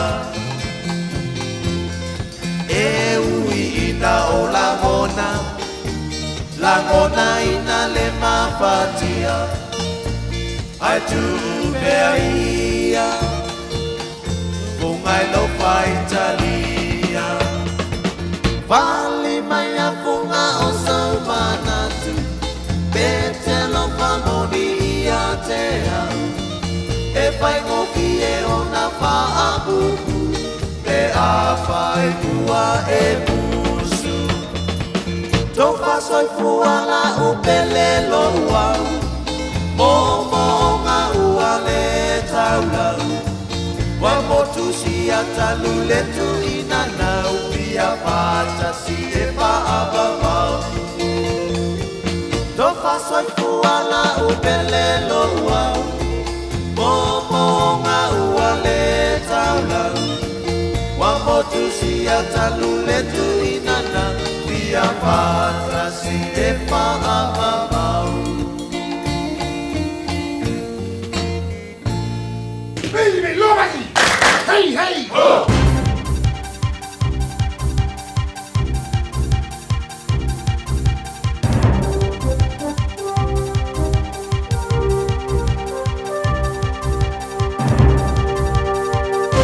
O te whaatalo whātu e lau whaafonga anga i lenei fo i tae au, mā lo le soifua manuia, alo mai o tālala Radio Samoa. Wa whaava aile mā loa i sui ai au nanga le whale meli, lea ua whai mai ai le na o le whaalua i le whaatolu i totoro le vaiaso, ona ki liva meli. Tausanga i lua festival tolu le tausanga muli na ilo ai il matanga luenga o pisinisi ngā luenga nei. O lo o ai ai le whaatautai au nanga le NZ Post, ma o lea na tu umai e toe ilo i le lua festival valu peitai, na toe tolo mai i le tausanga le nei. Muli mawai le matanga luenga, talu mai le ilo i longa muli. Wa mai tawina le sawa o suinga tau ili te neti o lo o wha o ngaina, ma ua wha iti ai le whaalangolango o tangata i au nanga le whalemeli. Wa mo o mi ai le whai o swinga, ma o lea ua tala noa i nai taimi o le vaiaso lo o ki livai meli i pusa meli. O le taimi nei o lea e whaatolu i le vaiaso i nui tua, a e 5 aso le vaiaso i taulanga ma o swinga ua tala noa ina, o le suia mai i le na o le whaalua mo nui tua, a e tolu aso le vaiaso mo i la tau e no nofo i le taulanga. E se mai i aso i ki livai meli, o lea fo i wato e tala noa ina le tele o whale meli o lo o iai nei totono le atunuu. O lo osu e leo le teinei titi na whaao o 5 mata ngā i aise tasi a o iai le paka i au ki lani i sauti. Tu sau le tau le valu i le afiafio le aso wharailo le vaiaso ta aluai a o ta alo le ua a fia i Aramia Park i Goodwood Heights i Manukau. Le e whaapena whaatala noa i loa i le o lo osue, ma o lea fo i na ofo i ai na te mo lia i le whale. Reporti a leo muli ane whaao o 5 mata ngā i ai lea li i le teinei titi, ma ana tupu i se tasi o to ngā vau la taane. O le tau alanga le teinei titi wa mo o mia se fesoa soani na sola ese iloa le na whaia. Ma o se tasi o tangata ese na langona ina le whaapena fesoa soani atu i ai ma vala au leo. Wa whaatalo sanga mai eile ofiso leo i tangata ino Northway Aramia Way, Everglade Drive, Carrie Ann Place, ma e fo i alato CCTV cameras e fesoota i atu a o whaasolo ai pea so e suenga. O le so walo i ai tu la fono toi whaamalo sia o lo o ai refunds mo whainga malanga uma vaalele e aluanga i Amerika. Tu la fono ne o lo o afia tu ai mawhainga malanga ale ave fua New Zealand le New Zealand. Ma i reporti o lewa mai afe so ta ele kampani vaalele e travel agents po ofisa malanga. O tu la fono phone na whaelo mai il matanga luengo whela ua ingal malo telo Amerika le masino a Perila.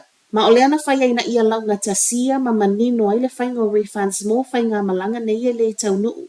Whaatu wai po o le toe sui muli. Ma e mo o mi ai le toe whaafo i o tupea pa sese i to tonu o vaiaso.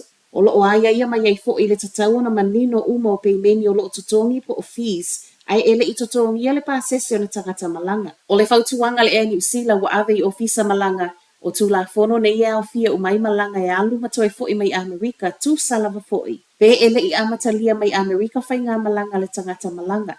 O le New Zealand o lea e lele i a ai e 5 o Amerika ma malo ai. Ai ele i whaawa watu i isi atunu uma o lona winga o tu la fono fo wa amata wha mamalu i le so o lo o toe anga wa ai le tangata malanga i le ngata o le pasese na tutongi o le la fonga ai wha apea maisi lava fees fe so o tai. Ma le whai ngā malanga pe a whai ai le tau nuu le malanga.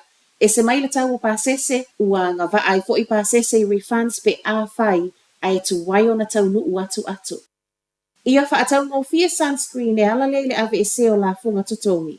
Po le whai o se o loa e wha atau e tangata e tau wala mai i pepa tala vai. O le talo sangale nei se tasi o tangata so e su ele University o Otago, Dr. Bronwyn McNow i tala le tio wha avau malua New Zealand. Ma o lana ia wha atu sa tu sanga. O lea e tau ngō fia tu ai sunscreen i au se talia nai loa New Zealand. O se talo sanga ua whai ai na ia tu umai ai i lalo le maua lunga le melanau mai New Zealand. Ai maise, o le to atele o tangata kiwi wa mali liu ono le skin cancer. O le tau ngō fia le sunscreen i au se talia e mafua lea o na ele o tu ua i ai se la fonga totongi po le GST.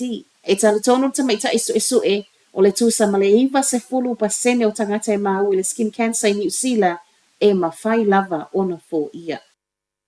Whai watu i tala mai Wellington, o le asoe ta tala alo i ai le whale fōtele le City Mission i Wellington.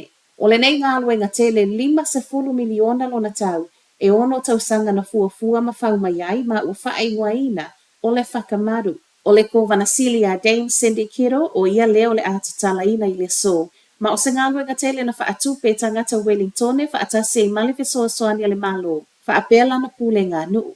E 5 fo ngā whalo le whakamaru ma ua whaia mo so o se tasi mo o mia le fesoasoani. Lea olo ia i totono le whale ainga, supermarketi, o le whale mai, whale sā.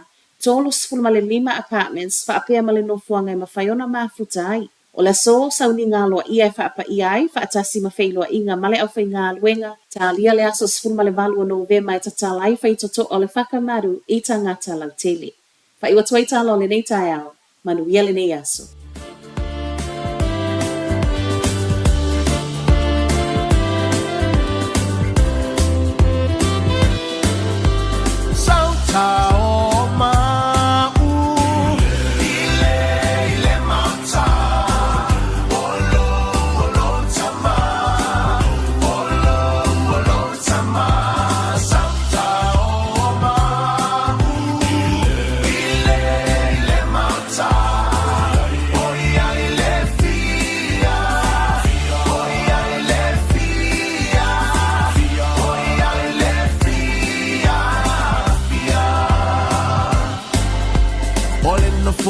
Fio le tala le lei Salta o ai nei Ole na foa fio le tala le lei Salta o ai nei Alleluia Ole na foa fio le tala le lei Salta o ai nei Salta o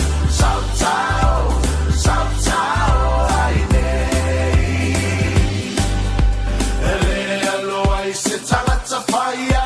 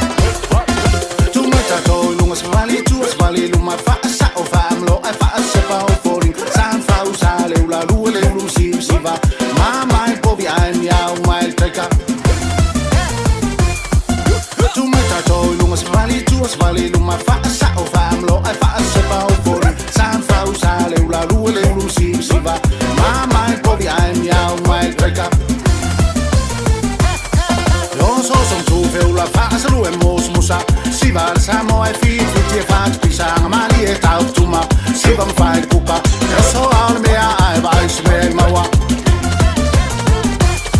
E o so som tu feula whaasaru e mos musa Siva al samo e fitu ti e whaat pisanga mali e tau tuma Siva mwhai kuka E so aon mea ai vai se mea i maua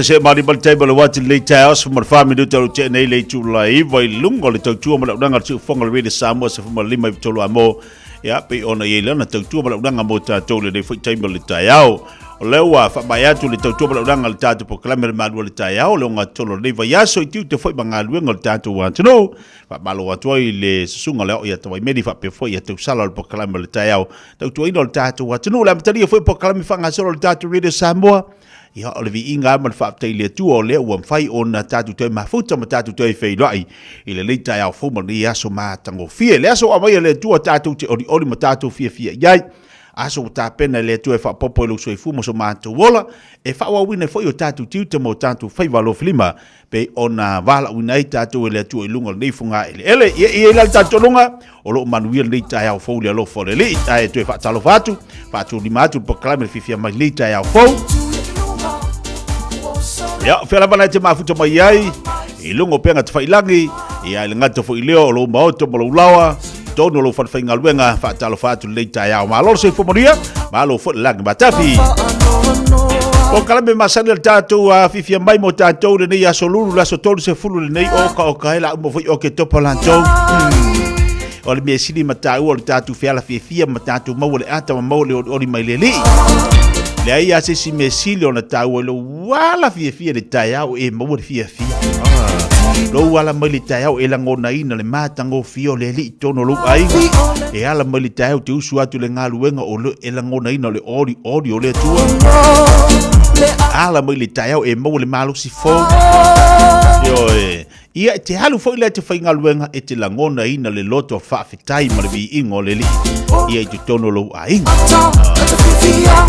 Liso po kala fanga solo mo tato le nei taiao la tatu si tatu toi tilo winga le tau le taiao nei po a winga le tau leo lo li patia mai le fsava i tau mo tato le nei taiao a mai a o le tatu atu le avatu po kala le upol poto mo tato po kala masa le tatu ya solo lo vesta itasi la so manatu ni so vaenga la tatu fa so matalo no ye le nei taiao ile lo foi mo le anga le o tatu mo tasi le langi Tautua le Pacific Finance in nonga tupe mo so se wha moe maliu whai puiponga a so whanau sa whai whainga malononga ba so se wha lawe. Apa laine lo le pacificfinance.co.nz pe wala au le oval sa lau fitu whawha lua fitu e talo sanga sauna nonga tupe ile bao le 5 se lau tala ma le lua se furu hawhi tala. E lua minute whai lau talo sanga online www.pacificfinance.co.nz ai tasi le tu lai whatali e se tali. E iai ai inga whabitoa pala au lo le Pacific Finance Limited ile oval se lau fitu whawha lua fitu. Oval se lau fitu whawha lua fitu. Sumar fitu minito tene le tu laiva o leo lo tilo atu famile fusava ai tau li tai au nei au oni se vai ngole antunu uto uru timunga po uanga li tai au nei fasolo atu lea i lea oli ma lea fia na nei. O lo li patia mele fsava ai tau da se tolu se fulu nei o ki topa se male tolu o lo iei tatou lo na malu se mai lo na mafana fala se fulu male fitu tiki wila iei i le so. Lo na winga o le aso lava ia o le ato ulu na timunga o pe on tatu vava iei le nei tai au fasolo atu le oli. Ia mana ia fai matau fasusu mali ele la tou. Ia makau a mai singa fasusu lunga pala. Ia mai se tonga la usto ina masido matou wa saulo fo munga la. Le to maua leo se isi fo tau mo tatou. Ai manga ia fai ia makau fa singa mai singa fasi ki mo fo ia. Ia kau fa malu e molo chino. Fa malu atu ai matonga la au. Fa malu atu ai ma ele lo ia ngai mangu fitolofi. Ia mangai mangu vai fa.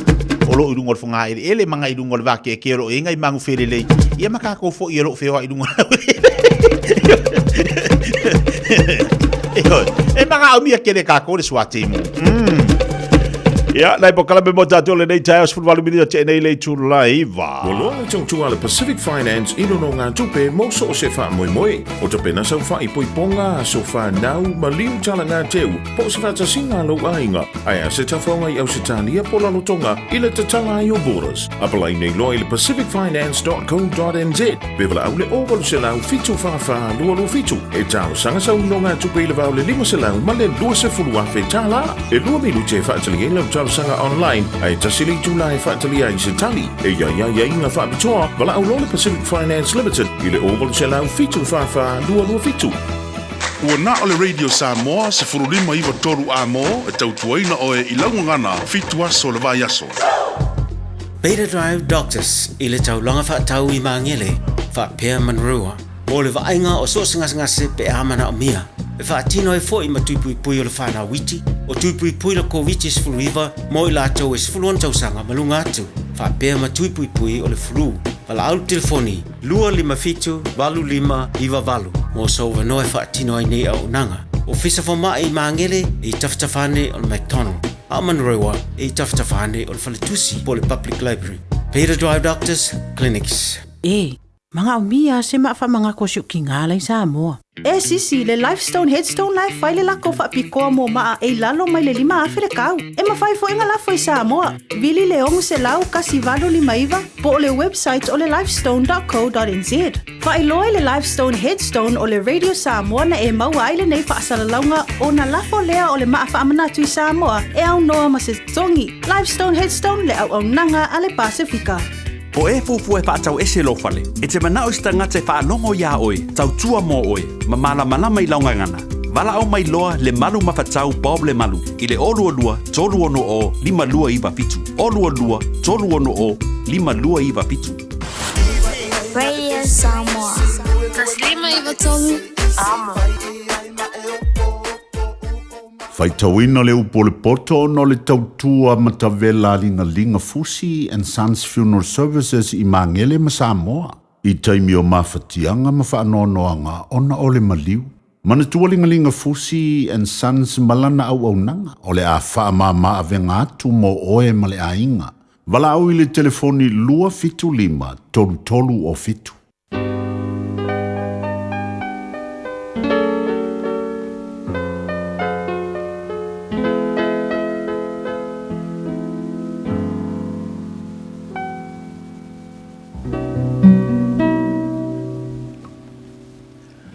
Tau wina leu pole poto le rei tae au.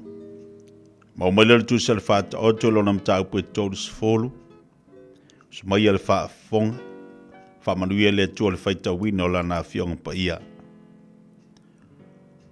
O upua aku le atali o yake. O le walo anga na whai atua li tangata ia itielu. O itielu a toa maukala. O au nei lava. E sili ona valea o au i tangata uma. E leia te au lea ta mai o tangata. Ua lea o ina fo i au le poto. O au leilo fo i le poto i mepa ia. O i au alua e le langi. Matoi ifo ifo.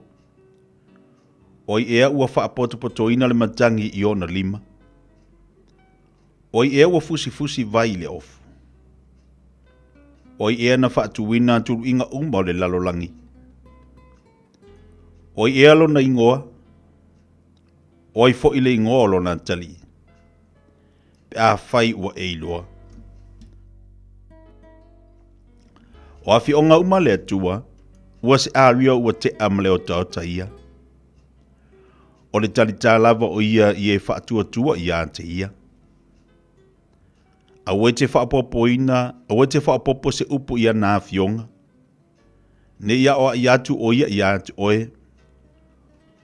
O na tau pelpelo ina i lea o oe. O mea lua ua o le atua i atu oe. Awe te whaafiti mai ia ate au.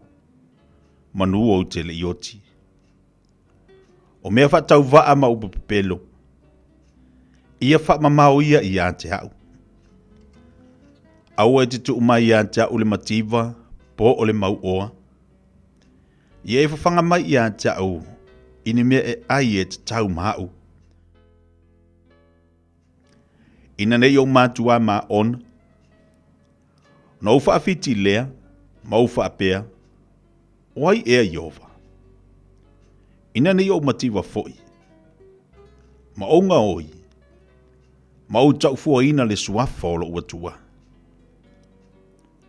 Au e te whaaleanga le au na ilona alii. Ina nei whetu o ia i ante oe, ma e nofo sala.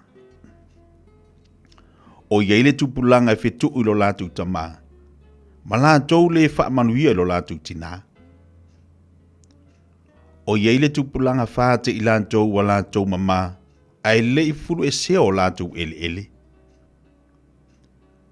O iaile tupulanga i whaasia na wao lātou mata.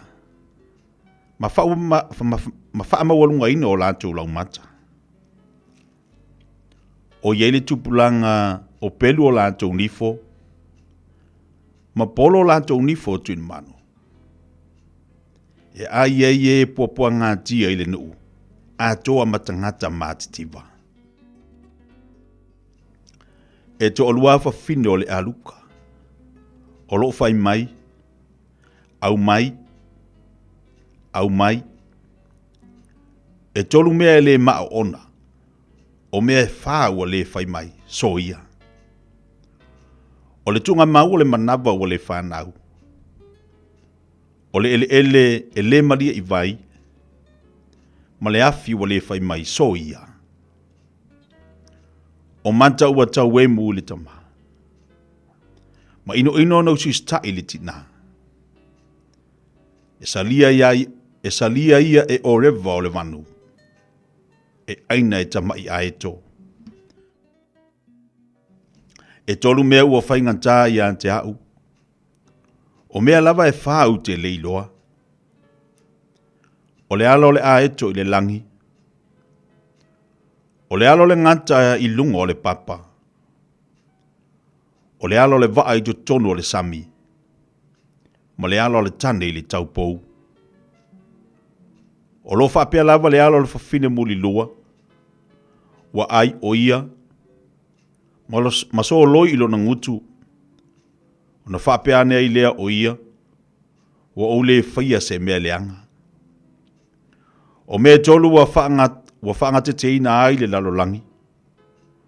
O mea lava e whana te le lava o na sa iai. O le au auna pe a pule o ia. Ma le vale pe a maa ono o ia i mea e ai. O le whawhine ino sia pe a no whatane o ia. Ma le au auna whawhine pe a tuli e sea e ia lo na matai te whine. O mea e wha ua la iti i le lalo langi. Ai sili o na popoto i lantou. O loi. O le nu ele ma losi ia. Ai saunia i lantou o lantou mea e ai le tausanga vevela. O se whanai. O le nu ele fita ia. Ai whai le papa o lantou fale. E le se tupu i se a kerise. Ai o atu i lantou e vai na umalava lantou au. O le pili. E tango atu o na lima. E iai foi o ia i maoto o tupu. E tolu mea i mātango o fia o na sava vali. E wha foi mea ua wha mātango o fie. O leona i malosi i manu vai wha. E le liu foi o ia i lumo o se tasi. O le solo whanua ma le otipoa. Ma le tupu e le aise tūla i atu i ante ia. A whaiwa e a mio wha valea ina wa e wha mawalunga. A whaifo wa e manatu i se mea leanga tu atu ia lo lima i lo ngutu. A te tau sua susu e mawaile sua susu toa. A omile isu ua sa waili toto. A wha aoso leita ua tupu waile misa.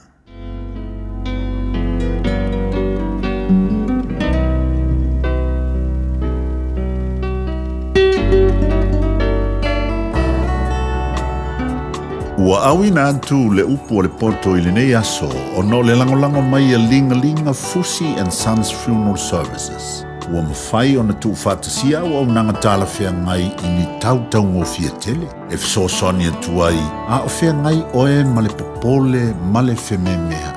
E mori whatasia atu ai ma wha mai senga, ma wha mawhana whananga mai a linga Fusi and Sons mo a inga uma o Samoa ua whea le maliu ma le oti.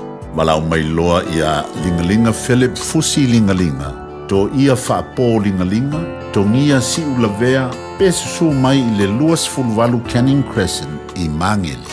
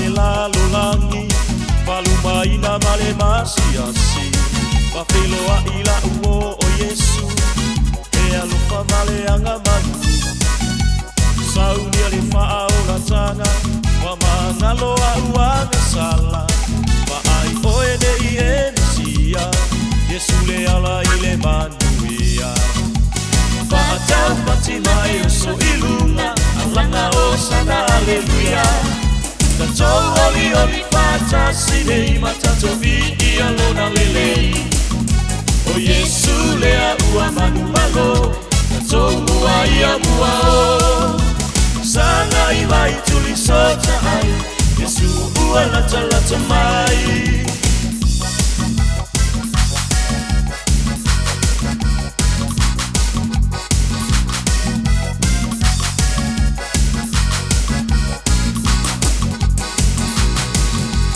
Pese mai CEO lima maalanga lau whakatai Na Yesu le tupu O ia ua mafuai I o e lalo mai Vai sausi mai a mi I o le matai Na Yesu le tupu O ia ua mafuai I o e pese mai CEO lima maalanga lau whakatai Na Yesu le tupu O ia ua mafuai I o e lalo mai Vai sausi mai a mi I o le matai Na Yesu le tupu O ia ua mafuai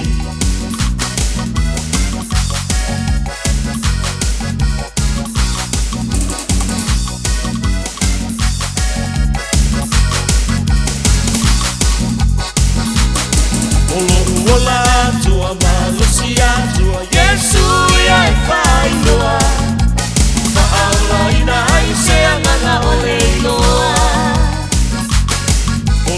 Ola tua malusia tua Yesu ia e whai loa Ma'aula ina ai se angana o leiloa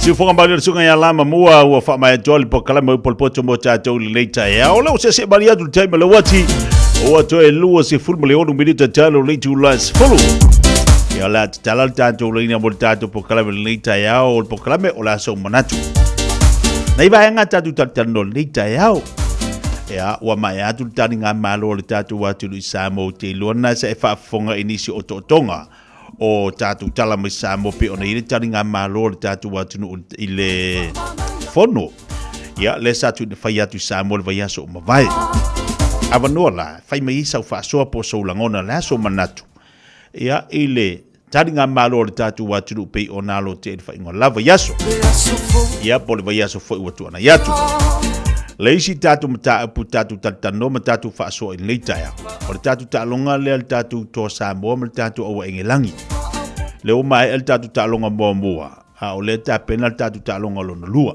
ta ilo ia sa o sila po sa o fo i mai moa sa o mata manta sa ye le va vea o le so ngafua ile tatu talonga le to sa mo le tatu au le mai engelangi a o la tilo ma la mata manta le tatu talonga I ta maiti wa filifilia mo tatu to Samoa pe ona yele tatu talonga fa ungal vai ila matanga lo vai aso se le manga yo kele ya ele tu sala uia mata mala oi fo sila ya ele tu sa fo ila uia mai tau mala oi fo tanga iai ya mala oi fo mai tau inisio vaenga ya e tau ona e loa e fa leia mo le tatu talonga o loma nei o loma la tatu talonga le ma engelangi lisi tatu test de la fai o mea ia no tilo ye o le pui makua ke lo le pui misi e le tatu talonga ke le pui misi te le pui na misi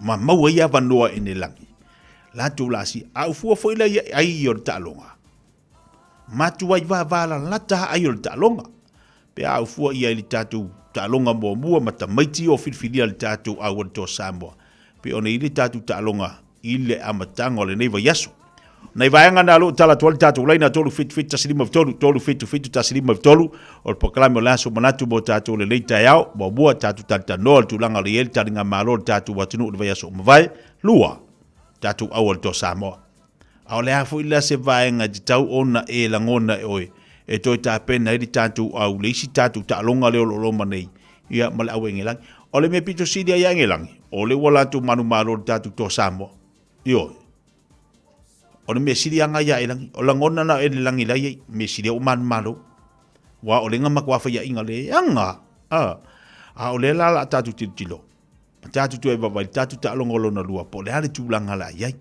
ya tala tatu leina tolu fit tasilima tolu fit tasilima tolu la tatu sel tatu wala bobo tatu proklame o la so manatu talofa malo sai fo manuia lo ko tikia malo le sai fo manuia lita yao ambalta ole manuia sa skai le pole ku ole mania foi manatu nika yao ole tinga malo so tatu tu wala ya sa tala khaya na le nga faftai fo I tulanga fo tape peganga le akimu ma fainga malo fo lo ya lo tulai mai e vi ai je tu yo langona na e fanga I fo no fo ye ringa malo jo ta to tu ale kako au ma ko ka ilo e sa ilo kala ke de lo a si maka la umaka ka lo nga le ka lo maka o makua I se la paseni ala maka ole mele un ke longa kupu ile sale kongo tako ole wa malo si kele le parle nga fa ufa ngo ya ia le nga wo mo ka ma fo mo ka fo le mo ele fo ma fo ile kala ia wa fa ka o kwarte po inga o malo longa kali I me ka e o meanga e o kelele me o fai ka ko kungu ele o saur fai ka po ngu me le loko o polonga I mangai kama ia pio meanga le nga mistake fa penga yo le mafu me ka po inga o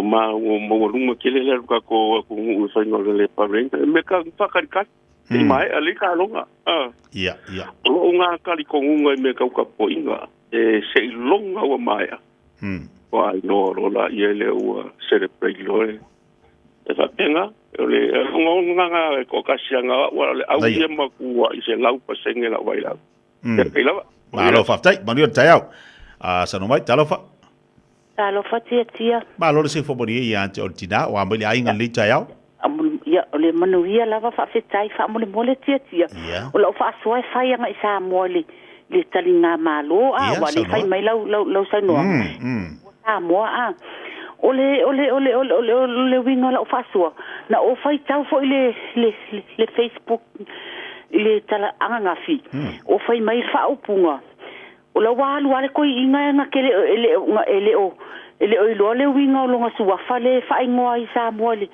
ile ngoa samo ile longo makai ya okele lo la ya o ya pole ale winga ngala inga fai ya wale o fai mai le kala le fai mai lungo Facebook wa al ko inga ma o se va de le nga kele lo pole ale winga o longa sua fale nga fai ngoa ai le o fa makala fo ye se si fa mole la bala sunga kia mana ya le bari malatu ia lo tonu na mafua ona faia fio o ngarso fa matai o la fo I wa ia I lato na lato fa matala ina le winga o le suafa o le afio angan mafua ina tu au fo ni tatu wa mana ia tele tu lango tu singa ngo penga tfailangi ya mani fo il mana tu tinala tu ono land va va ina ia ilunga o longa le social media wa tatu tiro ia oka ia o mai atanga tari o mai foi mal au fa ale le yo tu lo wale ngana fa ngai na le taiao ya afa penila tatu va va ye tu langa le na ambe sitinale o lewa wa luale a foi ia le tupula tou wa ia salesa ma Camila e lo mambala male wingo la ngomata ai longa e se afio anga le keke la fa ia kwa ai lo mambala a i lo una langona Te iloana ia i la tau na whaamata la le leile winga o le mafua anga la whaamatai ai. E le tupu fua foi. Ia, se tu lou ale ngangana e mesi foi na ia fio e lo ia tu i valea i. Na ia fio anga ia. Ai, wa uma foi na whaama, se langa o kako. E iai foi ia makama ia e wako whaaleanga ia. Ai, ele se meo, e ale utali tonunga ele se meo whapenga. Te iloa la ua umangi whaamalamalama le lei e na ia fio anga, whaamatala iei la tō whaamatala upu, le winga le olo suafa. Ua iei le langona se o mātou tū māloma se o mātou nu, vatu ai ia le suafa matai ia. Oe, langona na, ia wai le keke ia whamakai, ia la alua, le kei whapesare sa, oe le ai, la mai fual ngamak, le ai. Te ilo manino mea uma, o whailoa ma whaamatala uma ia, ia lango leo langa ma le soi fuanga e kako, io e whapenga, ia ai fa malo fa tai mare tele le vaenga wa mai ta le afu to mo ta to le leita yao ia langa fa penga ka ko ngol mele social media io e alo wa yo mai afu ia se fa leanga me la fu in kam fa is tal per ta to le ta lo fa ala para ko fa ke barata para mala ma kapira ko par fa la wa ta lo fa iptau wa mai o lo leita yao manguia le lo fa la ko bangala ko fa ke kia le sa no ia tama ap kayo ip kau kepo pambangai kan gambalo ka ko ku pele sa bo baka TV bangai kalinga balo ya ku to sengu sa bo bangai fato ala ku ka ko ku pele sa bo bolo fala la bakekia alo fa tai pitau alo fa tu bo rua maria nei taiao fa kai la bakekia lo fanga soi foia talofa se olofa talofa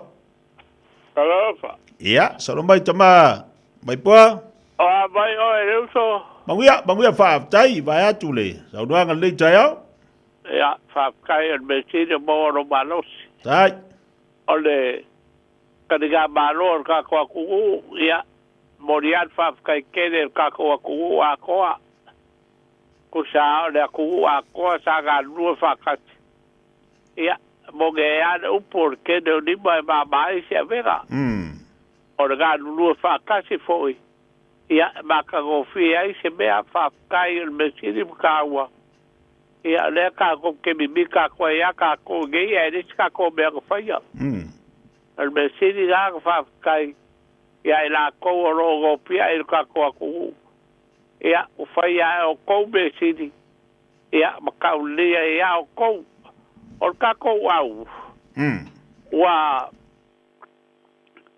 e tu ku te a e lagi o ga e fai ti ai ki go ka ko au ka ti ga be go wa ya u ya e a fa ka ki go ro le o ka lo ka le la ka pi di ki o ka lo ka fa ka ki go e ka ga e be ko ki o ga le kau fai fōgale a ua whakau ki o kene malo tinaga la poi e gerangi ane kiki ka kou. O le si mea ka whale kou e sawa oe.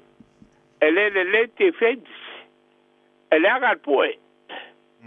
O kele o whale kou o pue e nega mawa ia wako e gerangi. Ia, ma mawa isi koa e gerangi. A le au ia. Wa iei le poko malama. Ai a fa kuskusa e kigo. Ia, e re kai ga ki e kigo ka ko au e kigo au ia. Ia ku i fapo. Ia kalusia ia mo pene lo kene alo fa ga wala tudu. Ia awala ko ka roga koe. Ia a ba fe mai i ka alo. Ioi, o leo ke kau wa ia ko polear kau sanga ngaka i lo ka alo le polopu. Wa ruas fulu por kui a ba pa. Alo va tu volta mama nu o faiva. Bagui ar kiuke. Tai lava, talofa. Alofa. Ia, sa no mai? Faftai mo lava noa. Kia. Ele ai se fai tionga. Pa wale o le vaenga e maitawina. Ele lava le sota inga al tatu au. Malea tangata. Pawalea. Ai sisile ye ili mafuanga ili le ita alo kaka Uma Islands konga Samoa Niue Australia. Nanga ili le pala langi la lau ta alo. Le saving o tatu tangata. Ole mela le ele isa fai tionga ile ita longa. Ele lava le fesota inga atato tangata ta alo. Ole mafuanga na ele o lava fo ia son tu fatasi ai. Ole au faafetai o la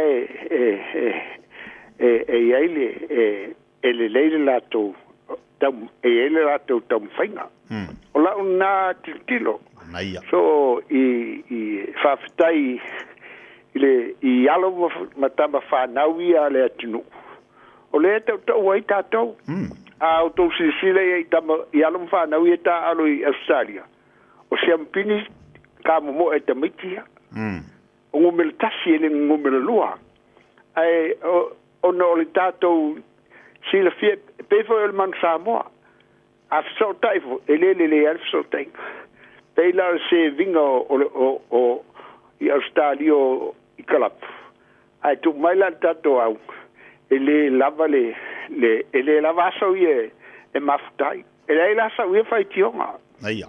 Na le pawale o la we fai tion o la wia fa mtalanga fa fitai i alo ia o Samoa ta ua i tatou pe fai ina mei o la to tua ia a Australia o lo ngumele tasi o maalo mfana o Samoa la ia io o la natala tai ai fa fitai mole o tapu inga io me masani ale tino io ele ai si tu fai tion nga mea me o levan sa wai fa pena foi tapo inga asi ka alo ia le worrying day e se u matanga tala ia tono malai ia olna ma lo fa tai o la ulna fa fitai ia lo mafana o le ta ua io ta tangata ia ai si le fa fin champini le aule le benefi Australia oi o alo Samoa ia o la fa so na lo wa mo lo fa lo mo ni la so fa tai mo fina ngalo fa tai foi mo fa bodanga le taiao ioi ia o la ngona o le taiao tatu taltano la so manatu la so la ngona ia tulanga sa yeli tatu talonga ai taua ia fu o la ngona o tatu watu ia e toi mana tu natu ai ma toi fatu fatulanga le lo mo tatu talonga le sauni atu nei ai pe ana fo yatu ila umata mala tiro langa e fofo ia ja uta miti ana tangata ia alu mafana o tatu atu o ka semana yo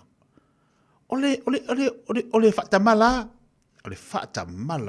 a ole au ma ta longa ma ko yo fia hau ke lo ma kwa mange ta longa to dua tatu wala uno tatu te mi talofa te fo mo yo ia so mai ke le o ka dia nga sia o lo langia ko nga sia ko au Agu. Ola mak kalu. Wa kena ole mo po mi. Man nga le ole one on one. Ala ya mo le ku fa fo nga le nga le ko mo te kai ko dim nga kai ku ya. Ala va ko ia wa fa le to numero telefoni ia tatu wa mo talofa ba lo sa ben ngol tatu lin wa mo ga mangia faftai ba tu le sonwanga ya sono mai ba lo le ka ya to mo dia ku se la ngonga ngol ka lo ngam mo ku ka lo ngam mo ka ku ka ni malo ia ia ma fa fonga ku o le maro en la ni o fa ku te me ga ko mo mai le rua fe rua leva que renga polonga en el ani ma fo favorito ai vai le me sei a foi en el ani de mo lo fali ai que a me ga va ku se lo fali ese mai en el ani foi calonga pio international games e fai ele me fai nga país lo fali ko como se malo calonga fai international fa pia e al medua wa ke quiere fanga ku mai dunga la va nga TMO result dunga le e na si ko le ngata po mo ka ke tango ngai wale va fa kari mai ya nge langi se ai ki fa ma ku o le la ku kanga o le va ku la pa ki de fa nge langi wo ma la ko ka mi sia anyway ka fa kari ka lo ngalo ko e swinga ai ola maka so le ko lo pulo ya lo samo ko ma ngai ya ko fa ngai ka mi ma lo fo le management ma la ko ma lo ye ko ngore ka ko ai ola mai fa so ka ko nga ba lo ki yo ka ili ro se ke fa ya ko se la alu su pasenge lo ka mi ka ke ro tenga ko kulu o fonga ki ro va ya ku kai ni fa ye fongo ma ko ka pe nga uma e ka pe ha ga ku ya ngo upala ku ya ya se fa vai asa ma se mau ile si la po ya ya ila le vo ka ko va pu ngo pe ka fa ilangi o lo va o ngi le pier fo ia ya o ia ma lo ngo ia me mo mua o leo ke ka u va ku i lo wa ma ku wa le ku fa mo le mole ave ese le maule wa ka ku mai ka u le mia ya le ya o fa fa ya o ma lu ma piula wa me anga ka ke ma ngwe ka ka le sia ava ese le ma fa e pe me wo su e piula ma lu o por pisi me mua ki kia ole o ke na singa ma me uma ia fa ia o pese ma me uma na yer kanga ko fiere ko bisi ola konga nga fa ia pese la konga wale me nga fa ia ma lu ma piula o pese wai o makwale le ia fonga fo yo kulo ye sunga fa fengai ai fa ngo ke le ka va ku nga fa me wo tu ye pi ka ma lu o por vi ai i se me ye skai ka va i me la ia ke fa ia kor ka ku ia nga fa ka ki o me lo we sa mo wa run por kiki a inga o roku e kale sia wo o ma lo wa run por kiki ia pa wa la u ka lo se so ia si kamu faia ka ko ka u le se me ka ko appreciate se me wo faia ma lo ka ka u manda ia me ka ko ia malo le ri ai no anga le ko u fa mo gira so ki ia mana ia o to mo finangalo le tatu watunu o la tu saule mo tatu le lita yao pe ona vatu ina i baenga le tatu poklame o la so manatu tatu taringa malo ele ngata fu ilio le tatu o le tatu to Samoa ono le tatu taimi a wa pisi le tatu leina le tatu watunu ia o le o fia a mai fu o la tu langona mo la tu finangalo tu langa le tatu fasoa ia mo le tatu wa poklame le lita yao ai le tatu nunga le pokalame lava matuto ia langona mo tatu fatu wali tatu titi a wale anga iluma tatu taringa malo matua yo fia taimina ta pena ini me uma wa faile ma vi ingo le tua e mea sa faile ma vi ingo le tua tatu taringa malo mea uma le ai masisio tangata lana malanga mai fafu na ilua sa iese fale tonu ngau ka ko langa i lord fa le kong ele ilo e salesa ele ilo e tupu o isi malo o lo i fa le tonu o ta penanga ai ala fo ia o nga i fa le kong o ka ko io e to fa le tonu a me ia tato ai pena fa le tonu pena so longa le faile ma vi ingo le li ta penanga sa yele tato fontanga e o fulal tatu ta longa to Samoa ma hea uma faaftai le malosi faaftai le tuana ialo matam fana o tatu watunu le olo tau ave ina le ngo Samoa i nei tu lango talonga ia vi ia le li pe ia na faia tu tatu pokalame fai ma vi ingo le tua sit mea o tatu faia me o fatino e alo mfana o tatu watunu tu lango talonga le tapenanga le tatu malo ma le tatu watunu atua ia maualunga le vi ingo le li ai pia na fatu se tala ele ai masisio kanga malanga mai fafu ngai longa yese fa de tonu pe nga sasi le vi le pe nga sui le vi o le fua pe nga fa le kongu ia se makai penga se fola ava e ai nga o ka ko fo ia ngofo ma kipi kasi ngai vaenga nga e ku unga fa TikTok ia o ka ko wa mafu ai ai lo ye se fa le tonu i te tau ona fai se tatu ngā ruenga fisoa soani ma toe fono nei fa le tonu o leanga i mai tatu whanau mo le lumana ai uangi i kako sa ili masei auani i tatu wa aipo i sao na ole atua e tonu lana sila whanga na te wha atoa me wale atoa ta penanga tātou. Ia, te mele wati lo toi whamiri ta talo le tū las folu po kalame le fifia mai o le vai anga tai au ma ta tonunga o lo manuia me umo le lofo le ri.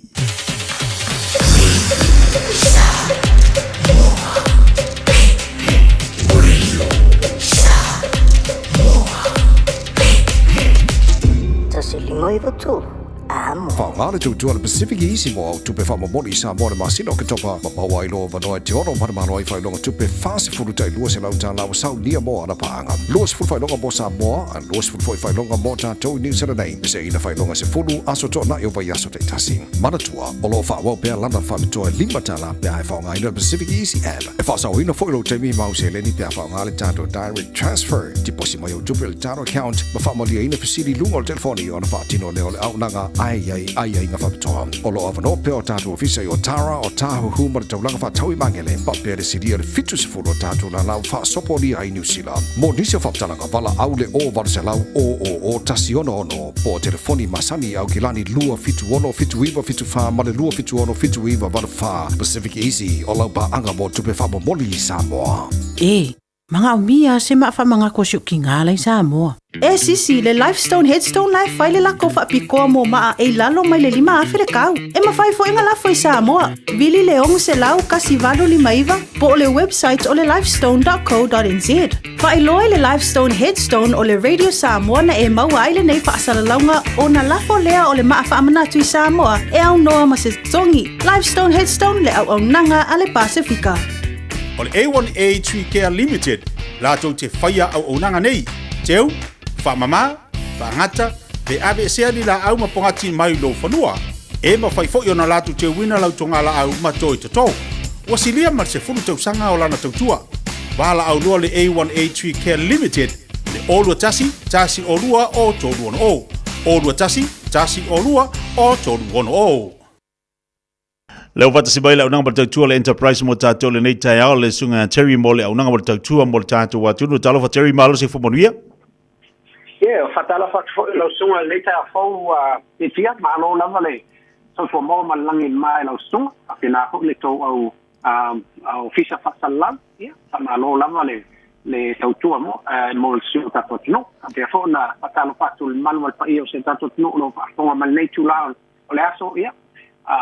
Ole Jerry Foyle nei ole o nanga fo isia matou compania Enterprise Model Group i manukau ia pena matou tautua to per manual pa ia se tato no Alo fa tai ya so do yelo sunga Jerry tulanga lo ye fole tautua lo nanga tatu fa ta vale nei tai au malanga fa lo fa tai tia ole tulanga lo ye lo fa wo na per matou promotion for le pol matou factor le fa wo el tenei ia what foi fa uma nei fu ile so to finei o mai masina te tia e ma uma to so mel promotion nei le cash bonus fu le tau no to wafe mo tele o ta vale le wa filia fo i mo le fa tau no ina yo le fa mo le to tele malana no yo tato trasta sa pena ana suma tele pisi la mato le ile so malo lo ile na mato nei te tia tele ta vale fa tau ina ile mai ta watu tele la malo ta no lo afio mai ma take advantage for le tulanga le ole vatu ole promotion le mato fu le mo la to fu nga ho le tupele vatu tono lona tono le ole na bank account ko le fa e la to fu nga mo le ai ya ole tulanga le ole ya ta to promotion lo fa wa ne ato malo le fo ile promotion le yo na to fa ma ko le malo male ai se tanto no se si apto ile masin fo lo tele ta vale tele amale tulanga lo eta ta vale ti al termine ile o ti ala vol tele ta vale lo maua tele ta to vans ma ta vale fo io tipo move ti wa ta vale ne lo tuli mai pel ta no apeona kilimata mai pel ta so ta male ni kelin fo ia ono ta to ainga to tele o ta to tele ta to ainga maua ta to bensa a mata male ono no fo ana ilunga ile sfunu no fo alo apeona maua ina ine ai Christ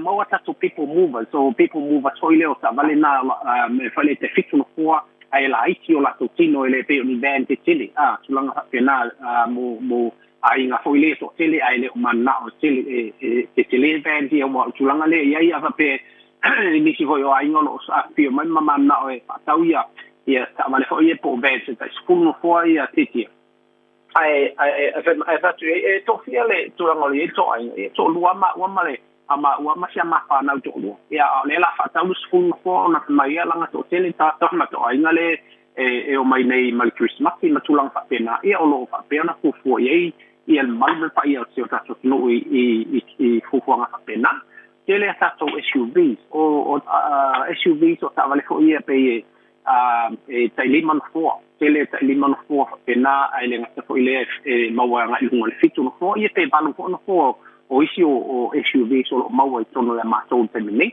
o tato ta vale la iti to inga hoi o hatchback o ta vale ta lemon ia pai to inga la iti le maua tato ta vale pena mo meo tele tato hybrids ta vale fona le o fapiona ona fu e fa nga mo la vanga ia fa nga mo Uber runs ma la to Uber faina na fa nga ta vale fa pena ona fa mai la to tau fiel tulanga foi ole fa ngai le mo ia pensini ma tulanga pena tele ata to utilities o mo wata to pick up tele ata to Nissan Navara or Tritons or Mitsubishi Tritons or Ford Rangers mo ia for ata to Hilux Toyota Hilux is why e pe se i ol mena o ia termina o vili na tanga tolo mana o ile Toyota Hilux i o mo wata to Hilux il termina tulang al fatu pena lo sa te o lo faina ia le matu finance faina una faia tulang ale apa peolo so fa mo te o fa foto o kilani lo fa pena ala lai foto o kilani en faina sulung al matu website ngai fa mail lau tu sta sanga ko application faina fa mail wana iona va pe la vale le approving o lau tau sanga tulang pena te tia pe apa pe e mau mai me o na mia mo le fai o lau tau sanga fai e lau bank statement lunga online e fai e lau tulang hole se do mai ai au lo la sine ata vale ma tulang pena afa pe fo i monisi o fia su mai vatu la to sa ia o lo ele matu kapto o ai na tongi matole ia le fase so tanga tele em saina su mai ma piki atu sa no nei apa pela volo e ala lai lo e kilangi lo e fi su mai le mato ya ko le faina su mai ia so la bank em faila mai lo bank statements mo ma to fo you ma to le faina ia le nga va em faina ona faila ia statements i lo online ma to la pena ia te su bank em mai lo bank statement de to ma tino lo ia lo sua famlo address i lunga famo mo ia na su mai le matu si masani limon fitu great south road i Manukau City limon fitu great south road i Manukau City te telefoni mai le lua fitu ono o lua fitu ono o mo ma to mal sunga ia tau papo ia mal sunga fo ia kuso fiel le lo mas patasi ai nei mo le to tuina la vosio tato no tia e mafai ona bala mai se sio mato i ona fato no inaile o famo moi fatai mol mato no famo le to mga luenga to la sunga le nika ya alo vapti fo ile afanga se tato to so foi mai manuel le la sunga Jerry fapte mol tato wa fatatonanga le taiao bala one over se la un tasiono fantasy valu telefoni a virtual na ale tato falta valu enterprise model group mo tato le taiao tu na tu fa sala wino tato tala vai fanua wale mafto le tato wa no in wa 5 minuto che nei ia le tu la e sefulu O te whaatalo whātu i lau whaafonga angai le nei fo i tae au, mā lo le soifua manuia, alo mai o Tālala Radio Samoa. Wa va'ava'ai le malo ai suinga e sui ai au nanga le fale meli. Lea ua fai mai ai le na o le whaalua i le whaatolu i totoro le vaiaso. Ona ki liva meli. Tausanga i luafes fu maltolu le tausanga muli na ilo ai le matanga luenga o pisinisi ngā luenga nei. O lo o ai ai le whaatautai au nanga le NZ Post ma o lea na tu umai e toe ilo i le luafes fu valu peitai na toe tolo mai i le tausanga le nei. Muli mawai le matanga luenga, talu mai le ilo ilonga muli. Wa mai tawina le sawa o suinga tau i le teneti o lo o wha o ngaina. Ma u wha iti ai le wha alangolango o tangata i au nanga le falemeli.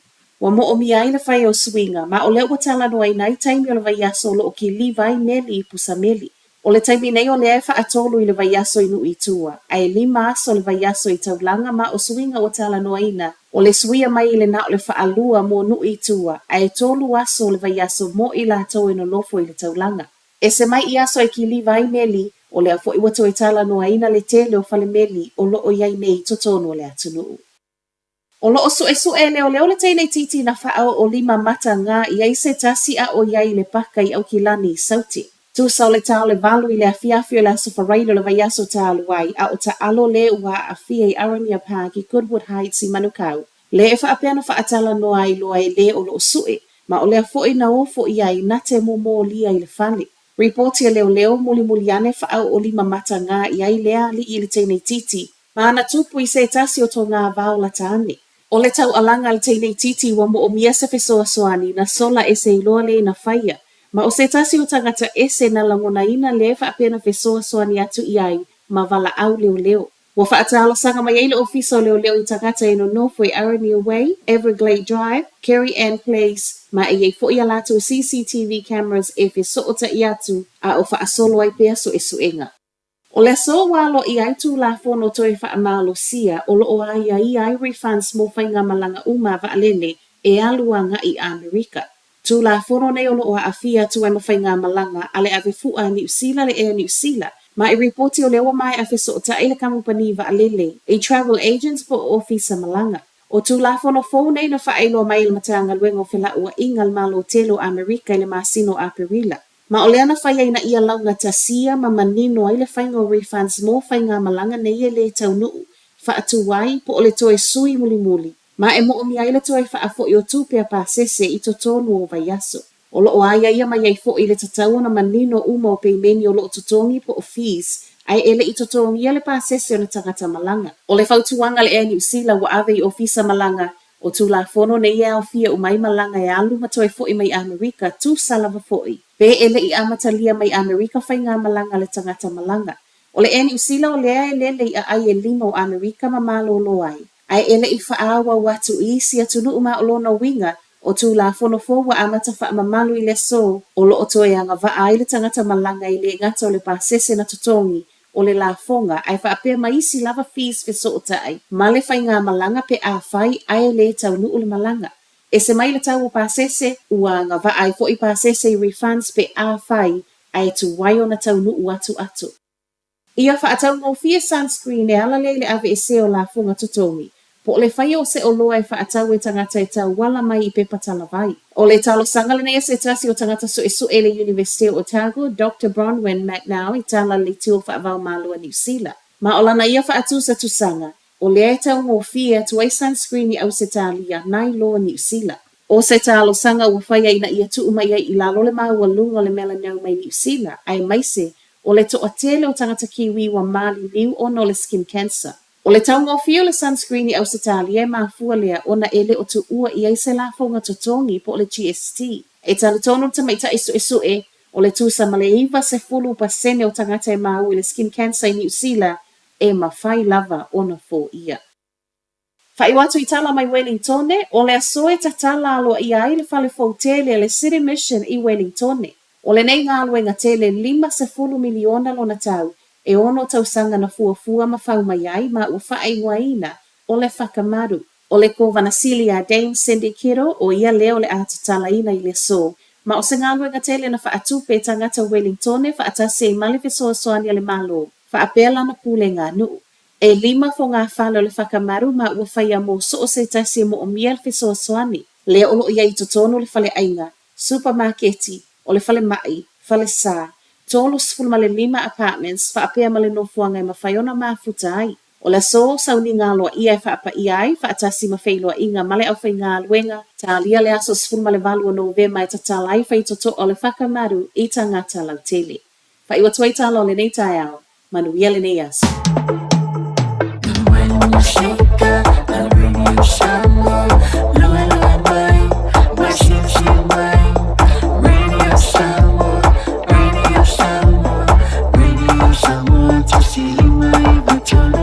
Radio Samoa.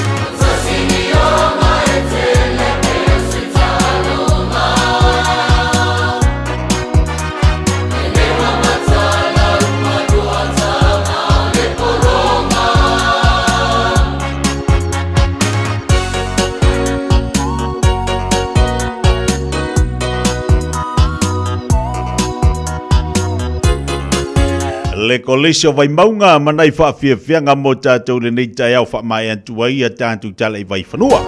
Toi whasalawina o tau tupala unanga le nā ale whantua i a Salva Masimino. Tāli tali tātou whilo inga mo le tātou sota inga ma Amerika Samoa peona i fwoi le sunga le whamai.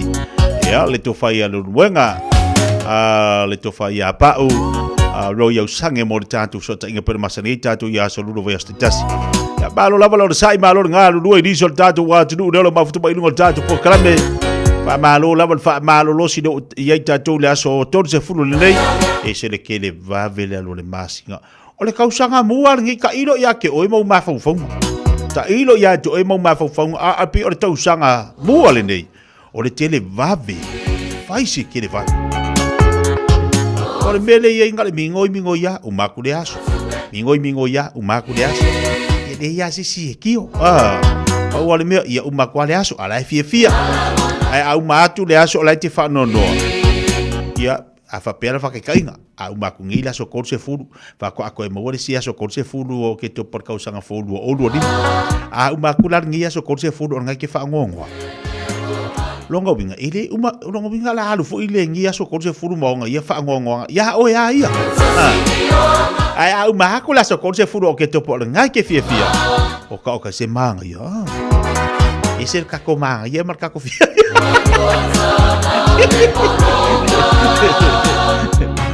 Io ese ka ko manga ia mar ka ko fia fa ko foi do langa mar so ifuanga le telo lu tau tof inai tato ia ai tangata la vaia lona ia foi fa tuanga tango ai faise awala masimedi le ia vi sei met tu pulola malo fo la tato watru malo fo tap pai diso la tolo fa penal fenga tutu banga luego le yaso pa malo atu tap inga ne tatu to mam tida ma tua ia isa pa angalenga fatasi mai fea siamani le fatasi mai ne siamani fatalo fatu nei vaenga le taiao le sunga ya toto sue k tem fatalo fatu nei taiao ma lo si fo manuia malo fo langi ma mana tolo manuia nei taiao fo le lo fo le li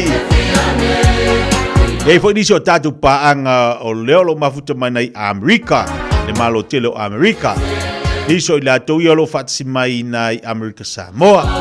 O tātou pā angai Ausitalia. Waiwa ai ele māngai. Ese lava no fuanga matunu o lo tātou iai. Ia au le lo fai o le li. Pese ar ka ngaka ia longa ia fatwhainga luenga me maware suka ia marfangsusu. Mana ia ia le vaenga le na maua masitasi o tatu whaasoa le tatu pokalame le tai aone. O tali le tatu whelo inga ma le tatu sota inga ma Amerika Samoa. O le langi ina o le vi o le fua. Pea na ufai atu. A tatu whaangolongo nei ma tatu titilo le aia ma se sio o tupu le ima se sio whaurulunga o atu nuu ia na a ngai mai tu tono le whanatanga i tono le tatu atu nuu. A mea na o isi whaale i tonu o le tapenanga. Ia me se fwere vi o le tatu fua. O lau tilo la malau vava ai. Malau whaalongolongo. Ua tofu wale tangata ia. Ma lona langona. Ua ave i le langi ina po le usuina o le vi o le fua le na usuina e le kolisi whaafaife au o piula ma malua. Awa iei fo ila marikamaranga, ua kua inga ai ia kolisi. Ile whai mai ua sui. Ua sui e lātou ia upo o le vi o le fua. Oka. Ia ua tofu ari tangata ia malona langona malona ia fo i tari tonunga. Whai mai ia sāle kakaunga suia. O le fasi lainga le whai mai le taua ia Yesu na maliu. Pe ia le fasi lainga ngā le ua sui. Le ngā sui le usunga le via le fua. Ia o kakouloa uma o le whaaratanga na tāpena ina Yesu mo tātou tangata ang salam tātou tangata whaali tonu. Uma na tāpena Yesu le lainga mo tātou. Ai a whapela kako ke mana i le fasi lainga. O Yesu na maliu mo Samoa. Kako whalongolongo la makako wa ia i whaikionga ia. Oka.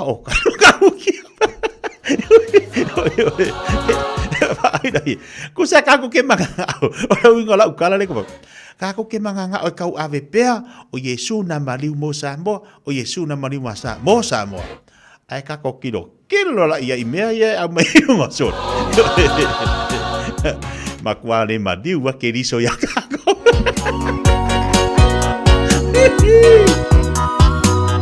E sa o ele si do bakuanga I kongo le si au loko le ma.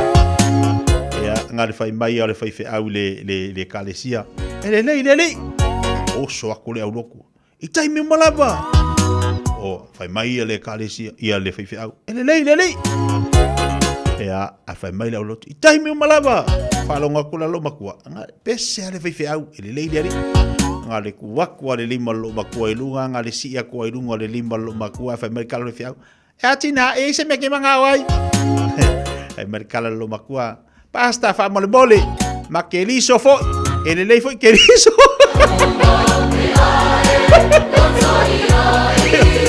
Vai dai. E fa longo ala lo makua. Fai male fai fiau. E le lei. Au loku. I tai mi malava. Fai mai le fai fiau. E le lei. I tai mi malava. Ai oso aku lo makua pasta. Ma che riso fo. E le lei foi che riso. Ya vai dale pipisi ka kol mai.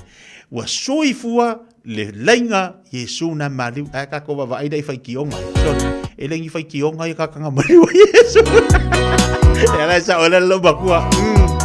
Ma queriso foi fa mole pasta. E le lei foi queriso. Ya wai e le nga ore e dei. Ole ma fa lo bakua ese queriso. Fai Maria o fai va. Fai malu. Fai Maria ngi yaso le fa ko alu se furu e ken se furu.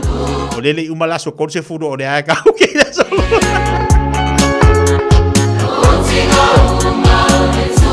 E lo ai wa pisile sunga fo mai a doctor. Au sange mo tato le nei tai au ia wa le mfaiona pa au mai lunga tato po kalana. Ia ai olo ta pena to i lo to tasi le vai yaso ona fata unu ulea. O le fai nga filfilinga le malo Amerika. Isa ilio se lato pristini. Fatasi ai male malo o tutuila. Tutuila la. O le ana mau tatu filo. Inga mal tatu tanuanga ma le sunga fo ma ilva yaso mo vai. Leu ta pena. To e lua la yaso lono te ilo to tasi. O na fatau wina lea. O le sa ilinga o le kovana. Ia ma faululunga o nisi fo vaenga lo yele malo Amerika tutuila la tou. Ia o le mfaiona pa maile sunga ya pa upo to fai lo mwenga lingo tatu pokala Antonio la mo se no le vaso foula fa manino ia ma au mai ni se vai ngolo ia fo la tuta penanga ia mo niso o lo ia niso fofuanga o lo ia le malola to tuila ai malola valo no sa ia tato yo malola valo no sa ia tato pe ia na batu to telefo tato ia ai sa usiti na fo ile na mai wa vava ia tu lungo penga te failang fa mai wa foi le tupu ele o malama ilonga ingo makai taki o foi kai taki o foi kai ia le ai se afio anga ele te fai se matai le ai wa umana fa matala ei la fa matala o le matai le sa la tu atu ia te o le matai tau le no e tali masina ye fo I lo finangalo malula ngona te anga I mai tu tonso matu watu nu o Samoa wa sau te pati ai ia le ni fo e ui anga sau le fongo kanga sa lesa ai le ma fa na tu ai o matu la ngona fia le anga o lewa e a fea lau fanua o Samoa langa o Samoa la ku kalimalo soli be lo ke mi mika ka kwa ku kalimalo na tangata Kako fai alolo kalanga lo maku. Elele amelo maku pasta makeliso fo.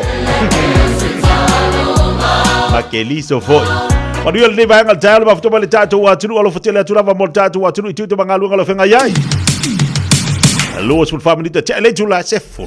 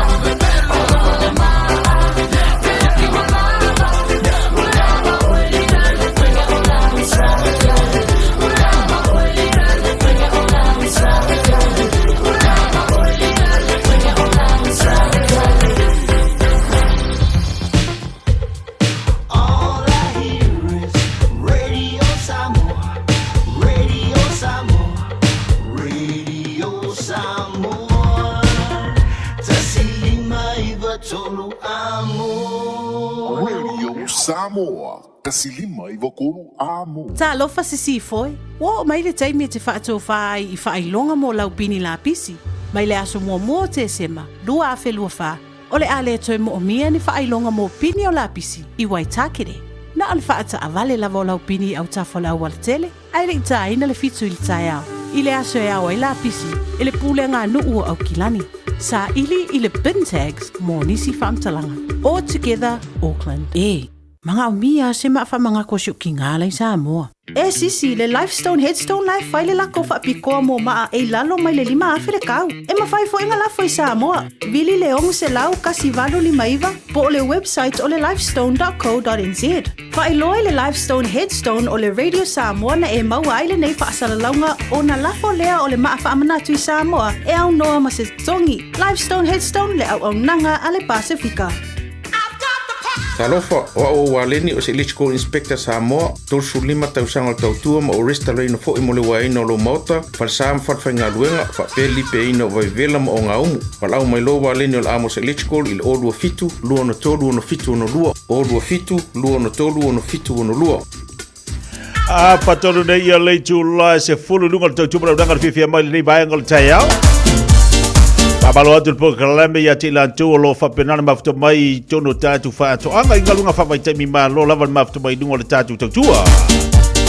Patalo whatu le tatu po kalame na le official consulo le tatu ma lo. Ia ma lato foi au nanga ma le tautua I tolo le tatu official nei mangele. Ma lo le wha ma lo si ma lo whatawa tai tiu te mga luenga. Tino lua mon vai whatalo watu nei vanga le taiao mafto mai ma lo whaafitai lo na sai lo whati a Nico Sefo. Mafto mai nai puke koe.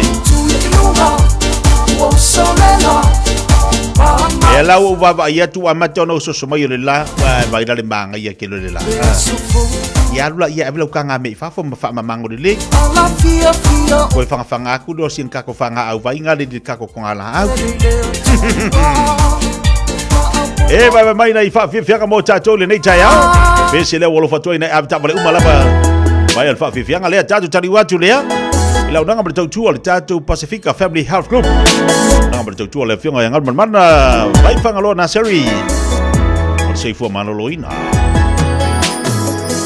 No fu pe matangi na ua e alu. We'll never find na enough for my self fayatu. Tele upu matala wa Italia.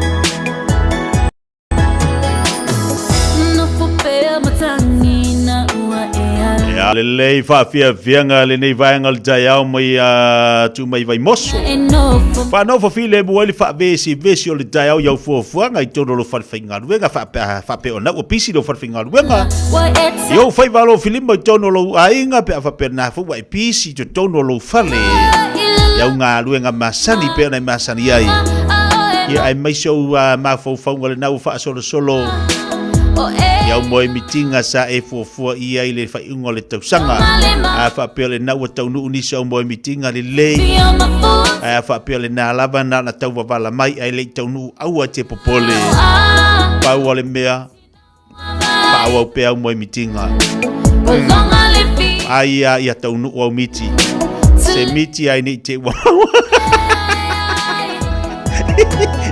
se miki ai mawako maseti ele umako ke topa ai mawa ko mai fai miki la lea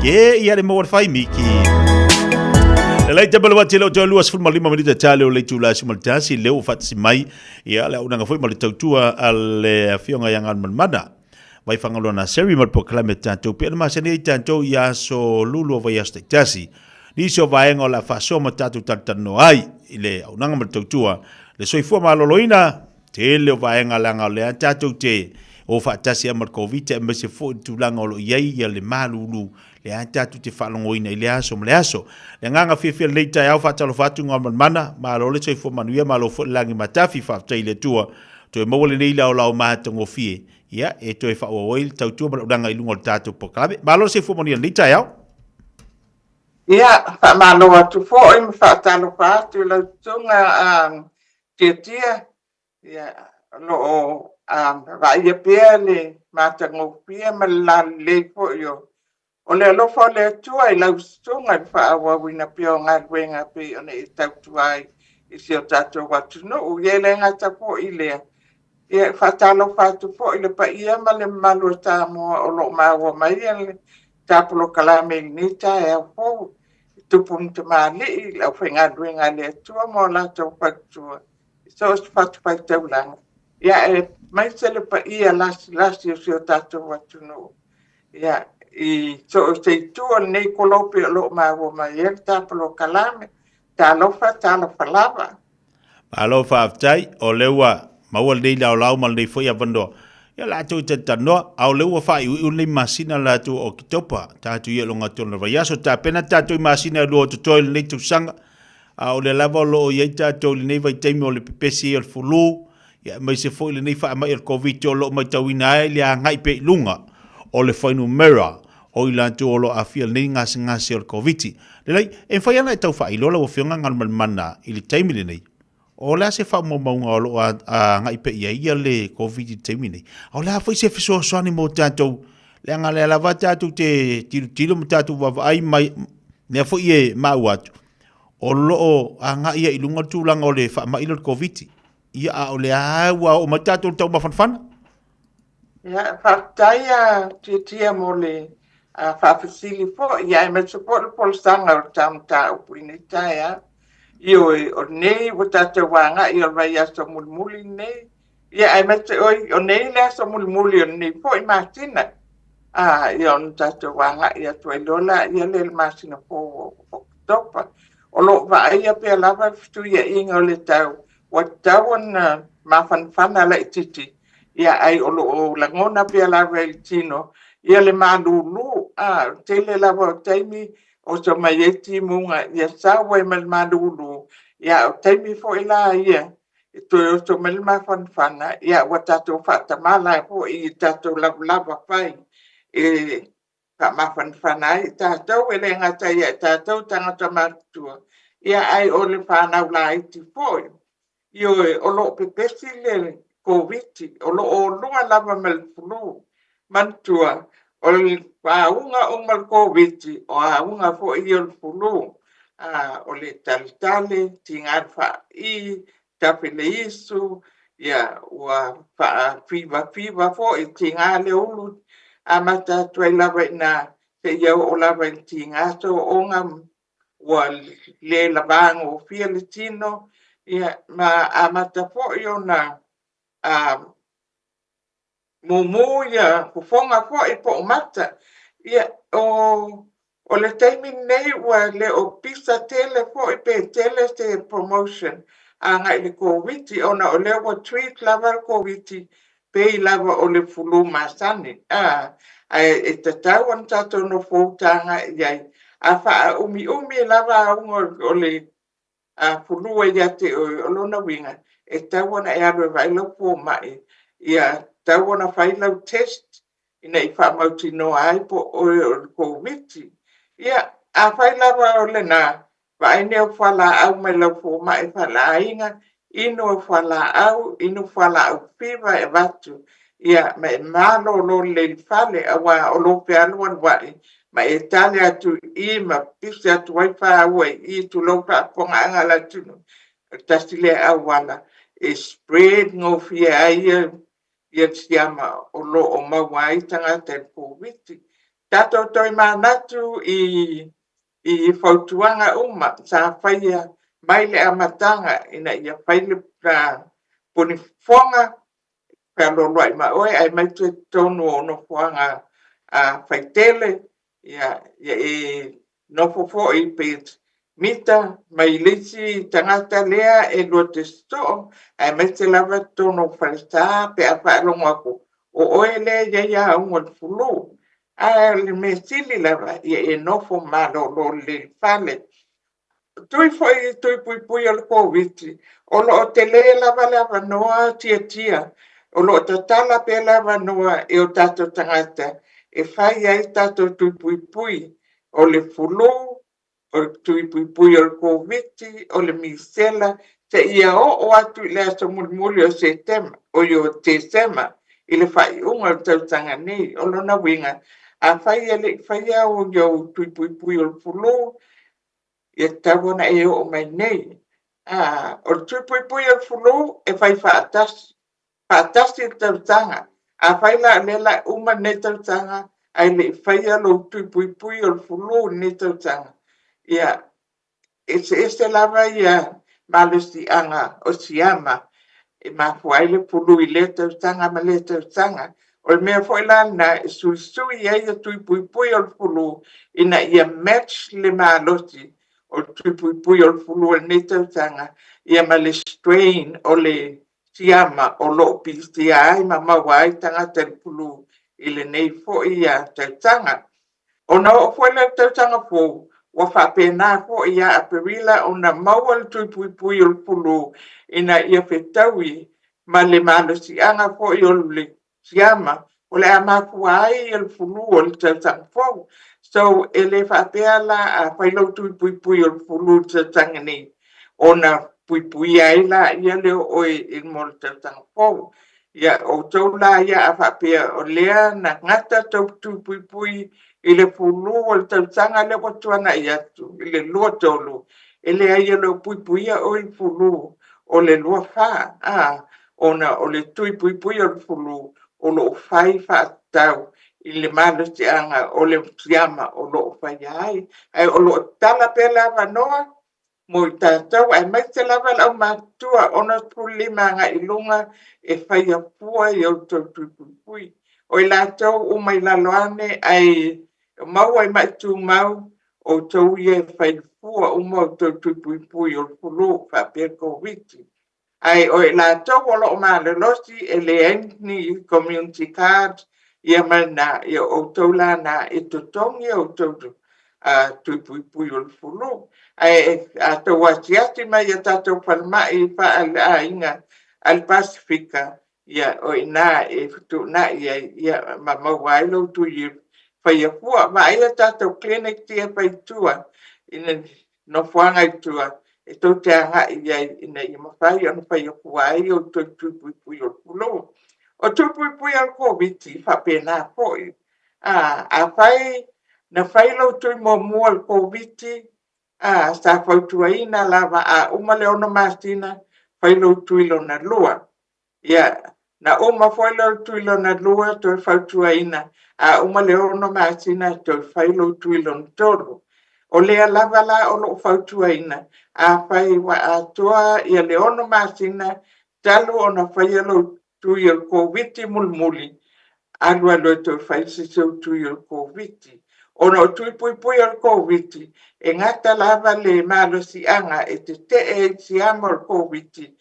I le ono masina lea a pai atu lola ma le tui e toi fa popo atu al malo si anga o lautino e te atu ai si amo o COVID. Ia ona pai atu ala ia lea o teimi nei o lo fautuaina lava le malo le tunu. A pai na maua o el fulu ai vatuna o le COVID. Patali la ia le se i atoa le ono masina ona e abla ia le faia lo tupu pui o COVID. O tupu pui la na ina ia to e vatu ai lo tino o malo si anga e te e atu ai si ama o lo mapua ai el COVID. So o lea lava la e tala lava ia le avanoa o isi o lo whapea mai na fai mua lo tui mua ma lo tui lo na lua. Ioe, ai o lo whautua ina lava i lātou. Ai mai se lava i lātou o lo o maua i mai tu mau, mai o suka, mai o le ngungu, mai o fatu. O a lava mai tu mau o lo e inu whala awai, mantua o tau ia e vave lava le pueia. E vave lava na maua i siama o le pulu. Ia po le COVID, o lea lai whautua atu ai. A whaina lua o tui o COVID, wa tau ona e anu. E whaatau nuu ia leisi tui lo ntolu, pe a whai wa atole ono mātina talu ona whai alo tui lo na lua. Ai a whai po i wa umalo tui lo ntolu, ai o leo wa atole ono mātina, e ma whai lava ona whai lo tui lo na wha, o le winga o le whamtalanga, ina ia maua pia ma tu mau e lo tino, le malo si anga e te atu ai i si ama o le COVID o lo salalau ia mau ai le to tele o tangata. O le wha maunga le ai nei a tia o lo o whaanualu pia lava i lunga i le foi numero o tangata o lo o mau e le COVID. E ala ona le tinga ina tele, e ala ona le tau pia i whaimai ma maua ia unga pe o le amatanga mainga COVID.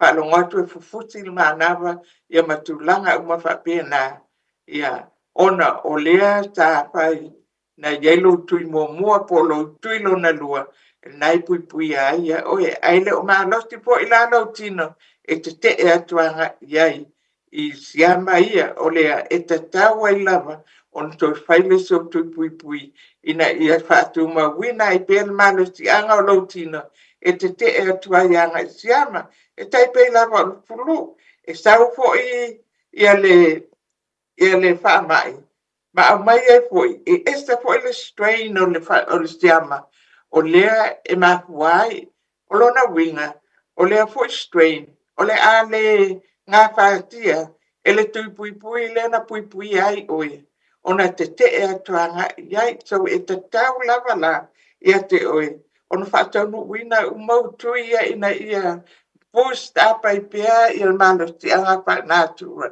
o lo tino ina ia mawhai ona te atuai ia ole ta tu fa malama tili atu na awa o leti ia na whai mai ia wa uma o tui pui o le COVID wa uma le tasi uma le loa ia wa ia na mau tui ala atu vai ia o leti po i whape mai o te le whaalongo mua lawa spamtalanga whape na ele ai o lo o whamanatu atu pia lava pia ina ia o e whai le seo tui pui a whai wa uma le ono masina o tui pui mule o COVID to e alu ina ia mawane o e pe te mana vaina tonu i lo tino i alistiama o COVID a le wa lava malo si anga whanatura lo tino e te e atuai i le strain la lea po malo si anga kou lea o si ama o COVID ia po le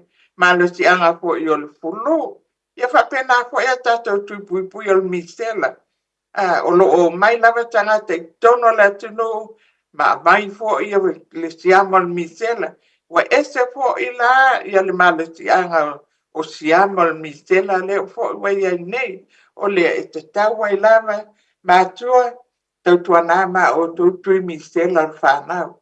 Ina ia atoa la tui pui al misela o lo whatulanga ina I tono la tusutui. Ia le ngata fo I le I o tātou matua le au tupulanga ma fitu tautanga nga I lunga I tolsu ma 5 tautanga.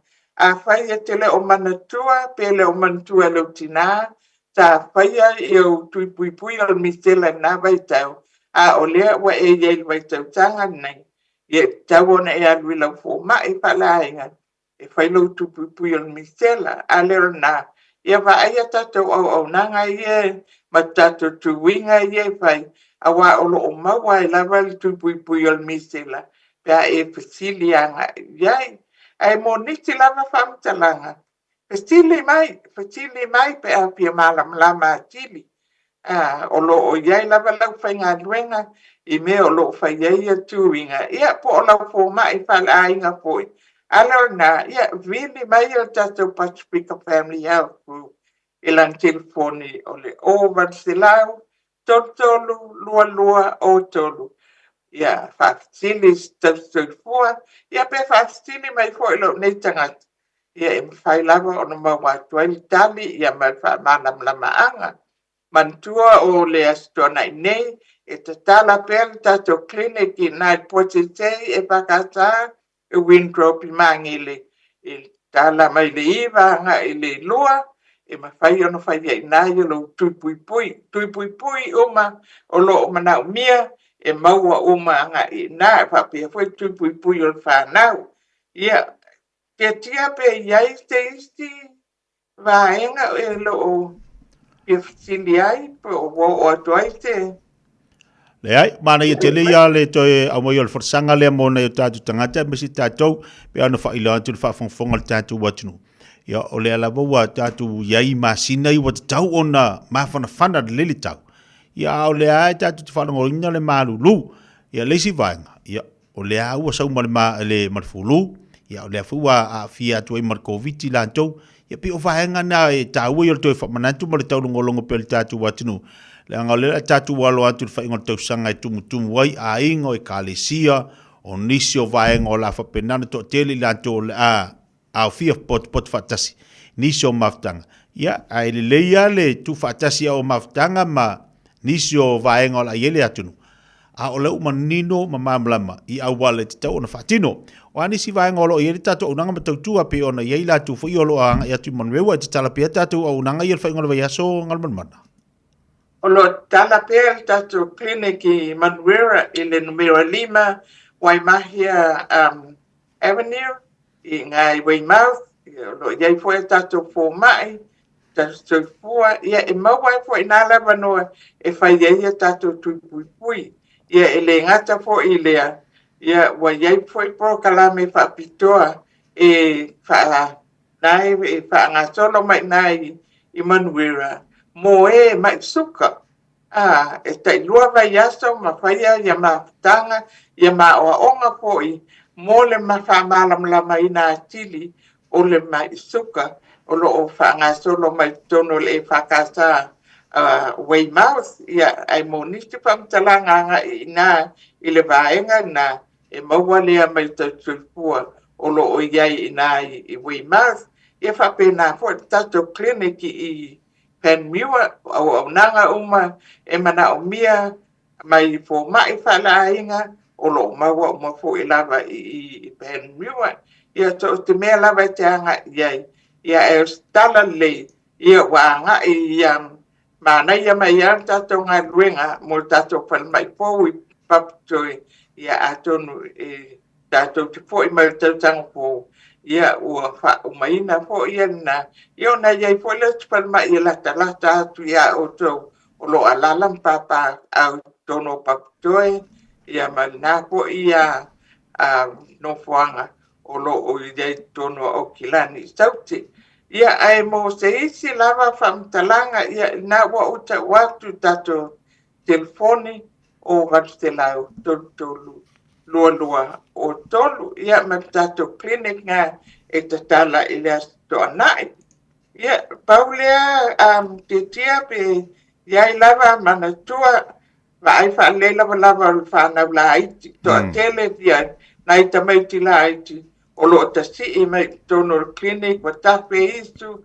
Ia wa oso ai malesela. Ma tulanga whapena. Ia ai le o le lei mai lava ma whanwhana. Ia ai mai se po ina i tua a matua. Ia o lo o iai lava su ia inga le tau. E tātou tilo anga iai ia e mo niti lava vaenga. Ai whaalonga tu tinga le ulu. Ia awal whapena ninu lava Panadol. O na moe la ia lem a tonu e atuai. Ia lea ia apai wasa soo. Ia whalonga tata vale mai le patu. Adwal vai foma. Awa tu patan. Ia e usita ia whalongoina. Lo elangona ina elutino. You listen to your body. And obey what your body is telling you. Tasti leva inga tatu tilo iai. Ia tia atono. Tasti leva inga amo nisi lava vaenga. Samoa aiai lava te amata upu e pia mawai te ftotoani pea. Ia fsota ia tia ia na opo lele tulunu. Ia pe faa. O mai e tia ai le yo o I tato prokalame. Alo whaaftai. Ia, wa, whaafonga le tātu atinu ui lau tautua, ma le taunu ngolongo le nifo I tai au lunga le tātu prokalame, whaaftai tele lava leo whionga, ngan mana I le aunanga ma le tautua, I le nifo I vaiaso, e tā ua I o le nifo I vaenga o le tātu prokalame. Ina I mawhai ono nofo ilo, ma malama, wha manatu I le tātu atinu. Ia I tūlanga pi ona iai ia au nanga ai maisel tūlanga lo iai le fulu ma awa le tau o nanga ilo e vai fo mai vaanga mo mule tau o lau sau nanga ngal mana tatu falongolongo le leio tatu tinu po la mela e langona ai falongo ato le malo silo tino vai fo mai au fo sia ai falongo ato la tim fia mana miel vai fo mai ai lo whaalonga ato lairo ato tole malo se afa mai so waru pe le leia lo ka pe ki finga luenga le leia le mai dunga sering awa e re ai re sa le lua fiku kalanga e kari de kulanga le fala ya o mo le fala ya e le leia ta ua sa nuanga fo mai po tatu le nei taiao e le manatu la tatu te fino le vas fo de lo fo le li I le tautua foi ma launanga le tātou unanga ia e whaaftai mo nei vaenga le tāo lau whionga ngal manwana mo le tātou pokalami. Ia whaaftai atu po I la tunga tia ia whaaftai Samoa tātou tu whenua I lua atu po soifua ia. Ma lo whaaftai lea whionga ia ngal manwana vai whangalo na seri ma le pokalami le Pacifica Family Health Group mo tātou leo mwhai on maua seisi fo ifsosani ia ma le whamanatu mo le malo le tātou atinu ma tātou umalava ta ua ia o lo fai mai le siaki fo mai pe ona iai ia au nanga matautua o le tasi le vaenga ta ua o le taunongolongo o tautua al tatu watunu pe ona iai nei fo mai o lo mfantu ate oi ale vai fo mai siaki fo mai po le ale meu fa le tonu a sa ur suka siaki suka le lei ale fai makako bingo vai fo mai e sa fo ia le kali la ko le lei a he ole fai le finga ruenga fo fale ala fa male kinga vai fo mai ai musu ele vai de ai a wanga ele pe fe ma vai siak ai ama fa food service la ko kingo e falongo ko ia la le malos ia fa pe ki manga e ongo masinga ma fa food service o lo kaval ai le anu ka ko vai fo mai fa food service o le ai da e sfuru kausanga o fedwar kavale ai fa kausanga ai umalol malo so e fa penganga fa iolanga ka ko fa ia mabadi fo bai ya la o tata sil mita tale jula smartasi maua mai le tatu so ta inga mal sungal fo mai e ale to fa iolol manga pau ya America Samoa la tatu so ta e to le jula smartasi ile tao nei awe uale ni si o to ilo unei au ainga ona o papine no lo kotane o lo oyo ulima o ai e sola ua wasili ile nei vea nainga na oruta na mulimu na taunu ile iunga le aina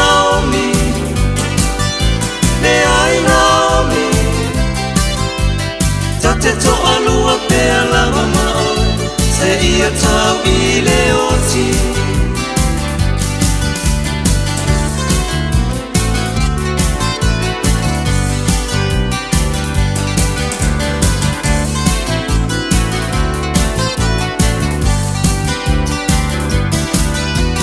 Pele o Naomi e alene Le leo leo le alanga Lo ulu e talo fai le o Naomi a oa uama Na o walu atu o te whaatau mai Toe po I mai male matiba Wa ave seina le tua mea uma Sai o unei lima Le ai Naomi Le ai Naomi Tate to alua pe alava mao Se ia tau I le oti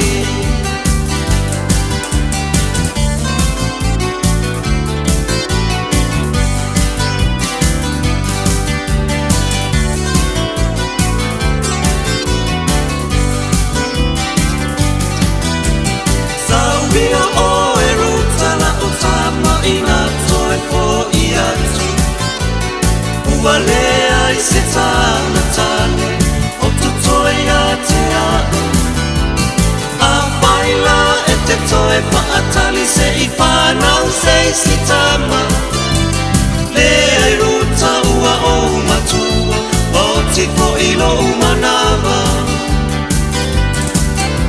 Lea I Naomi Lea I Naomi Aloha, we're the Katinas, and you're listening to Radio Samoa on 1593 AM. Tasilima I Watolu Amo. Radio Samoa. Aloha Samoa.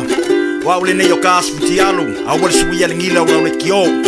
Aeva eva mai ina se furu lima I wakolu. Amo. Radio Samoa. Vivela A. 24 hours a day, 7 days a week. Radio Samoa streaming live on www.radiosamoa.co.nz.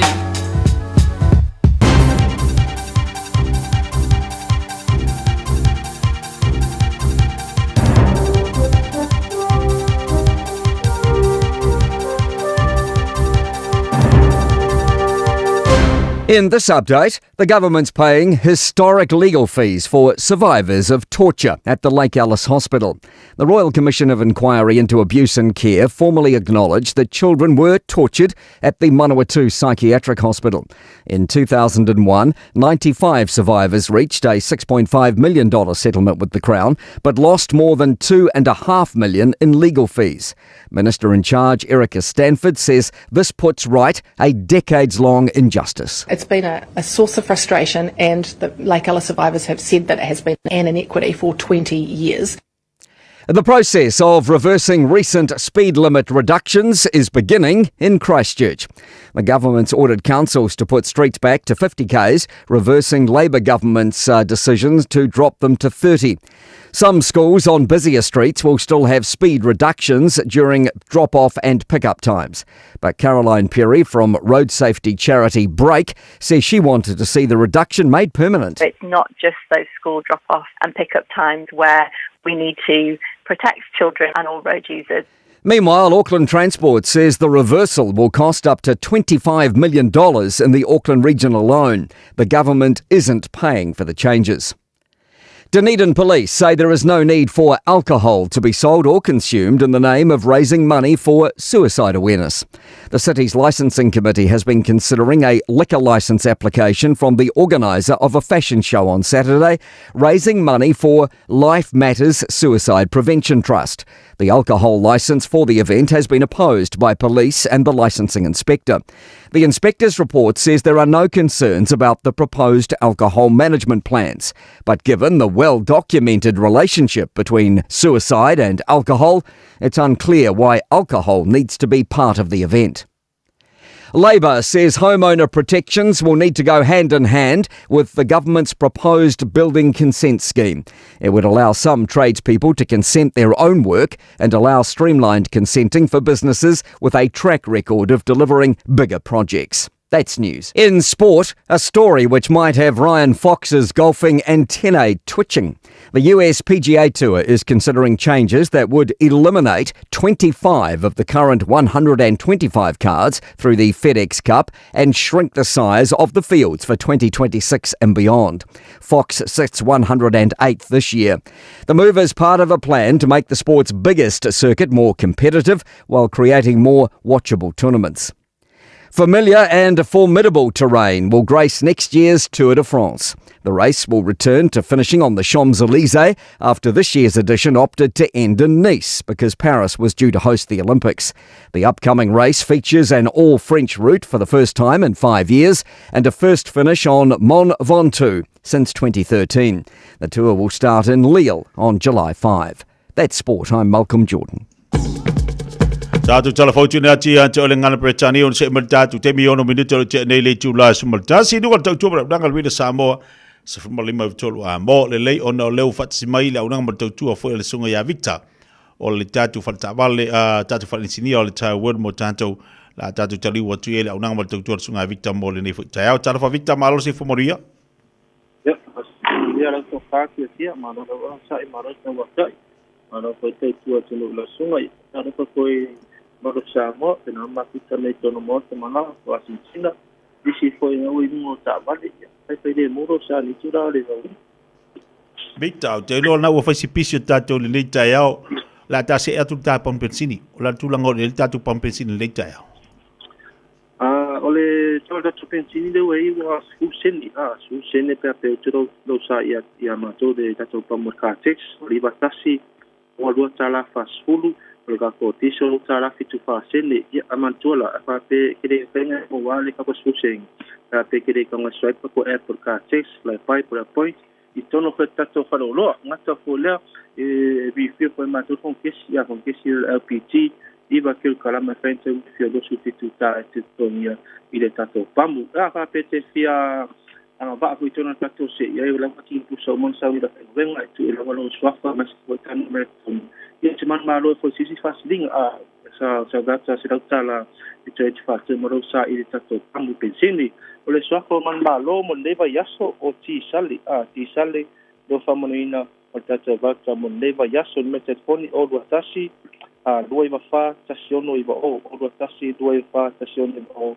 ia ne mena te poni ia o le sunga ya ti sali do famoina mo tato vata mo leva yaso Ya, I for tato presidia tia apa pe itu rosa apa pe foi meu le angaru ta vale la for tato presidia ngase so lang ka fe for tato pamu fa le rosa apa pe itu sa itu ta vale ni le fariton ya pe fia pamu por pa rosa vale ngaro dio fa tato presidia la ta fani le tasto de masolo está maki vo apa pe fia full service fe mato full service o le transmission service o le transmission service o service tia ese work service o ente la to I apa penari fa tu lang pena ya malo ta bari tono ta to prinsilia pena maso so swani mo ngata folea to mo feta to lifi ni feta to ta vale mo to yu la valo ite ta to o le do I mo lunga to le ni mo lunga o ila ba aften tango pia tia ro nga ya aften o le fa pe o le diskit ya male basic e bola aften tia ro nga ya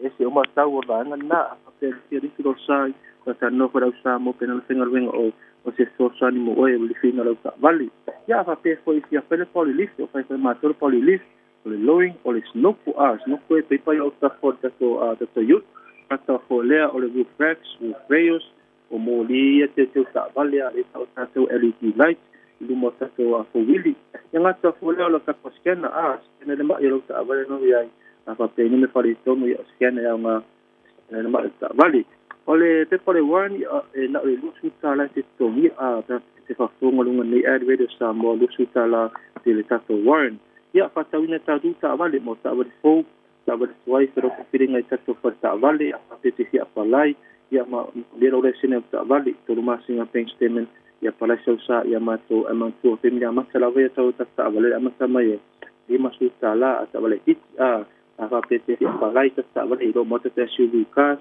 tato minivan, small car, hypercars. Ia, si o lawe nunga tato iafu a piki apu pata ina tatou o le Ranger, Hilux, o le Nissan, o tau sanga amasa mai tato piki apu le duafe los fulu se pale duafe los tolu. Ia tau sanga na tato piki apu ro patau ina e tato pata wale. A pia e kusau ta wale tuai. Ia te no tue I tona vatu se ta wale fōwhena ma tō whena tūlanga I le tato finance. Ia mau te lo cashback. Pet patau ina sta wale ma ila mato pata wale. Mata tuatusi tasi li matole sta maki road. Rai whai tato lo tuai na lo tue tato ta wale. Ia te sua ni ai matantanga I sau ta wale. Ia mole nei fo iwa yasu. Ia me te poni o iwa ruki tu whātua bolu o ene mena tato ofisa. Ngai fo tato whatpa. Ngai tato fo tato whatpa. A whape ini leo whare tono pao ta wale. Si whao kua le pao pole pao tato le panta repairs. I lo whai tato le punctures. I tato whatpao. Ia ele whaia o tato whare sinia. I se lava ia tua tusi. O le tato whatpao tasi fitu suru pecho o tara. Lo mo fi tato seki me kuio. Tato seki me ka mata ma se sulimba. Se pare lua sulanga I lunga ma lua sulua. Whape se fia manga so seki me. Pe whao tautongi le aso apalai I tato finance. Pena le lua sultala te tongia I le vai aso mo sau seki me kuio. Whape se tiro mo tino ia pūwhao fo ta wali ia pūwhao fo seki me. E whai whena sumai marau ta wali te sau seki me I le tato whatpau. Lo mo tato pau o le makaya. Tau sasi to lua to tolu ma to bima. Se pena walo mo ia tatou ia mo lau wai. Si of road ia o le prenu me tasi ia bo tato makaya se mo temi nei o le Nexus. Pene lei lawa na ia mo awari si of road. Ia tawale neve aso Swift menu le ato toa lua si malauno tau sanga pene tau susau ta vale menu lo mata tau suki Swift I le tato fata vale. Ia finance o whaonga temi nei finance now or yes finance you car finance ma tu walu masi I te sui tato finance o whaonga temi nei I le tato la alaie lua I le tato whadisi ia ma o fo tato fatpau. Peto atusi tasi fitu suru peto o tara ia manume te phone officer o le o iwa alufi tasi tolu o iwa alufi tasi tolu o mi tasi whasiri alo tamo o so swani mo oiwa taila watitia mo le awano. Ma lo fa te tele la vala sunga victor mo le tafa soa me se fola unanga mo le tau al tatu fale ni siria ya manu yo fai valo fili mal nita ya manu yo fai ngol va yaso mal fai ngol ne masina victor alo fa tele atu mo ia tama de lei oilo.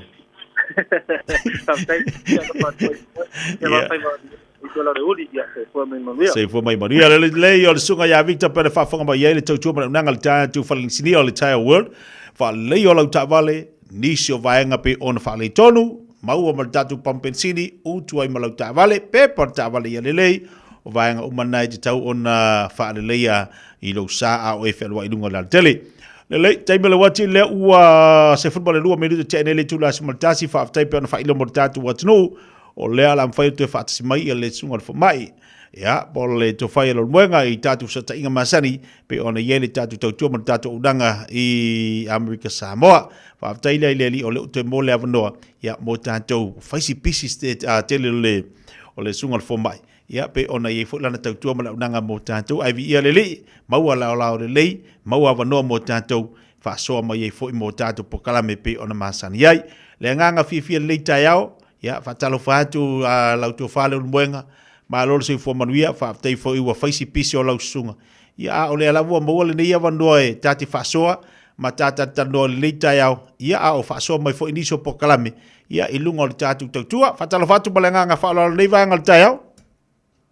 Ma lo se fua tia patalo fat fo ile pa fonga mal mai mo mai tato tunu ya ole e pu atu ta plo kala mal ni ta ya ile stete ho vai ya se tas fo o no foanga e ta ua le ya ile vai taule ne o le palo ta wai pe sil fil fa fonga mai le tunu o le stete ne ho wai e lau I lo ai pal tanga malo America o nei o le temu kalasi. Ya, le ifaya la se fam talanga tia il palota malta penanga le ngata briksa mo foi America. Ya, o te fia fafta ia I lo sunga fam tutung wel plo kala ma wale wo baba e tu lo la e del taya. Ya fantasi malese.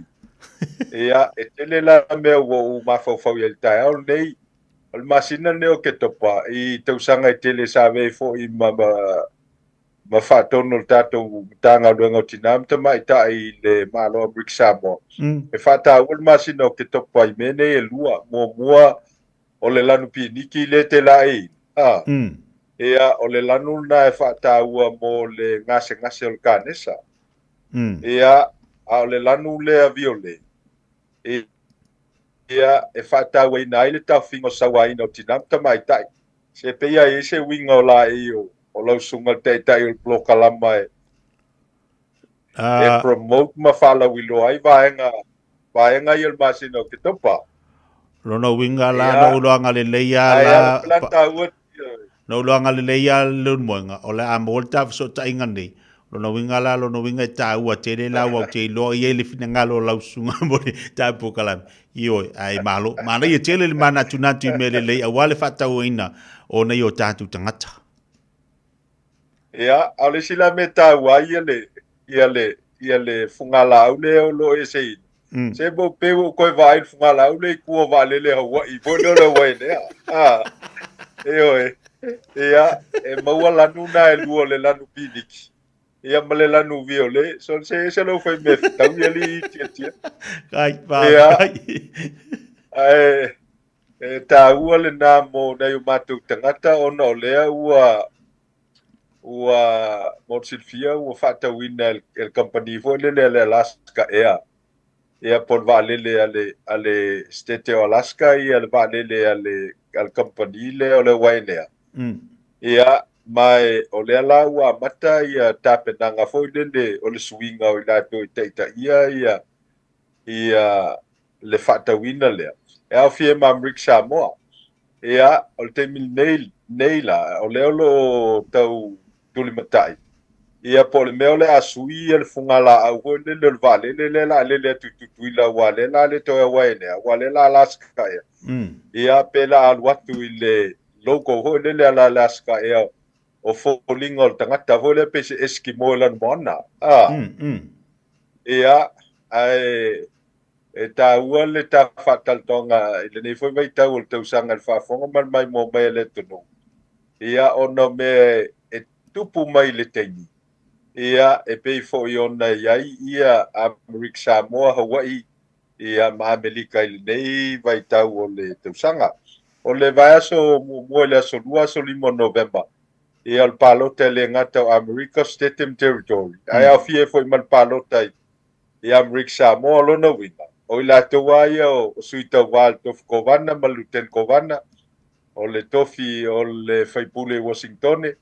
Ia whape fo I ma faipule o I tumalo I Rick Samoa. Ia ma Amerika ato. Ele o te malo lo te mil nei. Po le alaval to ngā whato sina o lo fai. Ia o a wala wha kempeni. Ia e peia o tala fo ia mo meo whai a o ngol laka pifa wha perta fo lele wha Amerika. I don't care what you do, just score me a touchdown. Ia, lona winga.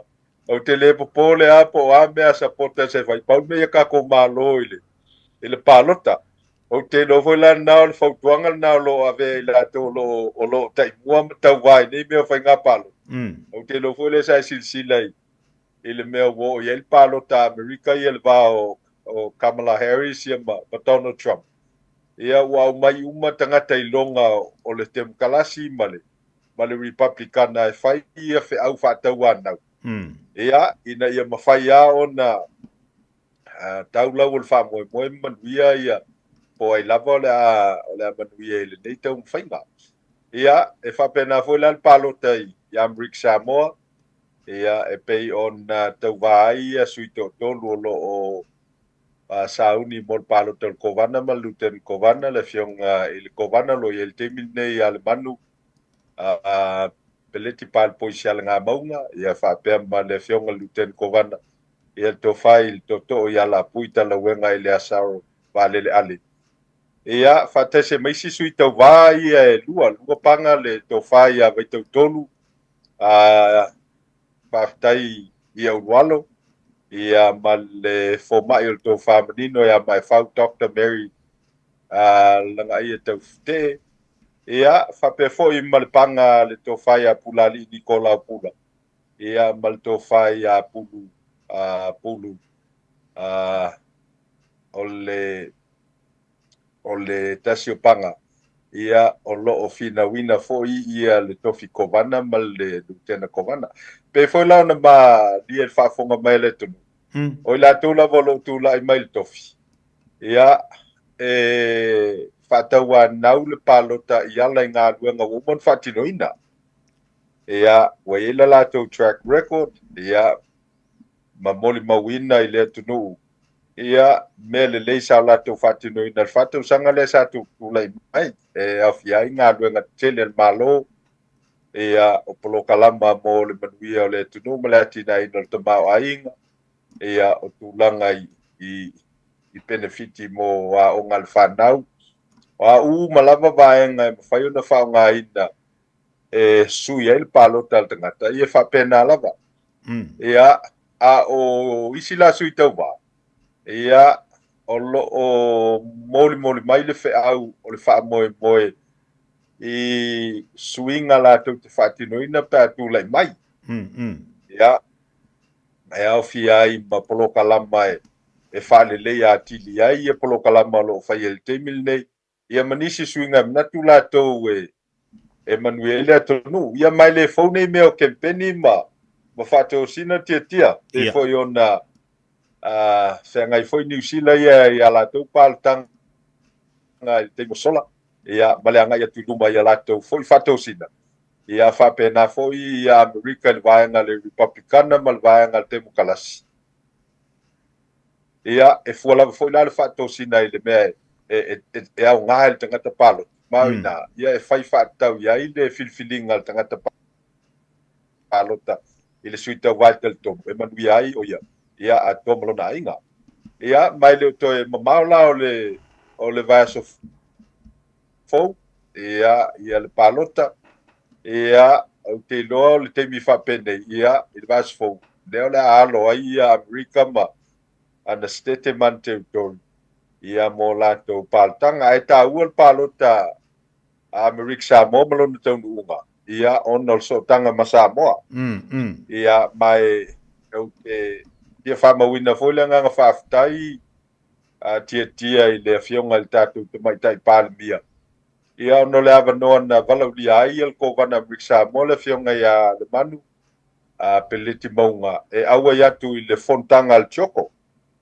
ia e lē aofia amerika samoa i malo taupulega ae na auai lo latou te'ita'i ia ona le va'atunonofo ma le fealolo a'i ma le feaveta'i ia i le vā o le te'ita'i o malo e lua i le gata o le palemia o samoa ae fa'apea fo'i le kovana amerika samoa ma mafai ai le kovana amerika samoa ia na auai i le fontaga sa feagai ai ma sio tatou atunuu o le alalana e tāua i le palota amerika samoa ia ona o le so'otaga ma samoa ia ae maise lē toe natia malaina le tulaga ua iai amerika samoa i le taimi lenei ia ou te iloa lesi faitauga o tagata i amerika samoa ua o le faitauga po le census e fai i le te'isifulu tausaga ia o le a mautinoa ai ia le maoa'e ma sili atu ma le 60% o tagata o lo'o alala ma papa'ao i amerika samoa ia o sitiseni o le malo samoa ia ma o le alalana ia te au lava e tāua ai le so'otaga lena ia auā manuia le malo amerika samoa ma lona teiteiteiga e tafe atu fo'i le manuia lena ia i le malo samoa e maise nei o tatou aiga ma tagata anu'u o samoa o lo'o i samoa mana ia e se le tāua le vaenga o leua tapena ua pia na whaatata le tatu watinu lunu moenga o ani fuafuanga pe a whaapea ni te ua yeise suinga o ondo foa o loo iei nei tu tono Amerika Samoa o le asa o i tau tilo iai iei ni suinga o le atu lai mai pe a whaapea ni te ua yeise suinga o no foa ia o le a whaianga i le whainga palo ta Amerika Samoa ia o le mele le ia le whainga malo Amerika Samoa ua uma na fa'atulafonoina me malava ia mai po ai lava e tulai me le kofi kovana ma luten kovana a whaia e tausisi i le tulafono ma ma ia inga ma mea uma wa umon wha tūlanga e lima teitei nai le malo. Ia e le mawhai lava o na wha le tonu. Peita ia iai polo kalama tia e mawhai o na whai iai e taitai e tūlai mai ia ni swinga. Ia le fola sa tātou wa ai te minau tūlai mai ia le whionga le manu ma le to whai ala pui. Ia wa iai te unga pei ona iai le vā o Samoa. I le tūlanga le pe mita. Ia le ua mawhai ai o na wheo ai atu tātou tangata e au no ma se pe mita e whaia pēr whapea e fitu aso e malanga atuai i to tonu a Amerika Samoa. Ia mai fau le swinga sam whai o na whatu lai mai o tātou teitai o lo i el te mil nei. Ia ai a whai fo i o le a le finangalo o le tua e ala le pālota a tangata pālota mai e swinga o te lofo. O ai lava teitai e tūlai mai. Ia whaia mea umalava malea mi o tonu. Mai a mulmultai i whaavai o whai ngā malo whaate mukalasi le lei good governance. Ina ia lima teitai nai ia le atunu. Ia ai mai seo nei o tātou tangata Samoa wai o lo ua tel tonunga il tosu mo tupu te usanga sa vea i ma public servants. Ia po se au nanga lua fo il tātou malo Amerika Samoa. Ia e whai ngofia i o tātou atunu. E le whātusalia atunu te telepeo New Zealand Australia ma Amerika. Ia o tātou atunu, o tātou tangata. E malia ngofia la ua unanga. Ia pēr whai whātino le whāmolmole whāftai man matata ata o tātou tangata lo tautua ina ia. Ia nei o tātou tangata. Ia e, awai e le whāloalo, e le whāwatai. Ia e waai sila whāpena fo tātou tangata i tama whanau lo tautua ina i lātou pe lava o lātou whanau. Ia ma whai ngofia ai so se mea whai ngata. Ia o lo ule nātal tonunga i le tautuanga ma le au nanga e whātino ina o tātou tangata. Ia e le whai ngata, e whai ngofia. O no lai tātou tēnoa, o le Samoa i le Samoa. O le talavou tangata matua, ia e ele whaaloalo, ia o tangata matua, e tangata leititi, ia e ele alofa man whapanpane. Ana ia, sorry. O la sau tau tilo, wa lewa, to e tasi le wale vaso fōle, le walo mani, o i se langona o tātou tangata i nai Amerika Samoa e suia, i a whaise swinga, po o la ia langona o niso tangata e whatu mawina pēr i la tau o lo tūlai manei taimi. Ia, o loo mawhaia ona wawai i mo meo tūlanga wha kempeni i te mil nei. Ia, e manatu alto o tele, ia, ua tauna whai swinga. Ia, manatu foinis, e le ai e le whai ngofia ona whātou i lalo ia tai o lo tūlai mai le te mil nei. So e whalangolango ala le tali o lo fusiti. I le mea o lo anga, ia i tangata o lo whaia ia nei meo kempeni. Ia, male mea tā ua tia. Ia, koe ngā mea whoelele ia whamao ni tangata awai pea no whaiat. Ia, whatoa au langona ina whoi ale lave o nei meo kempeni na wauta moele. Ile pālota le na whai Samoa. Ia, ma o iloai.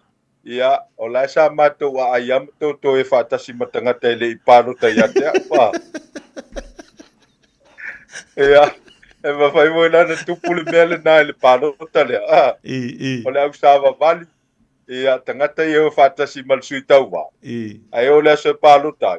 E le pālota le latu tangata le wā tōna fia māsina o lango. Wai loe whapena winga uisi tangata. Ia.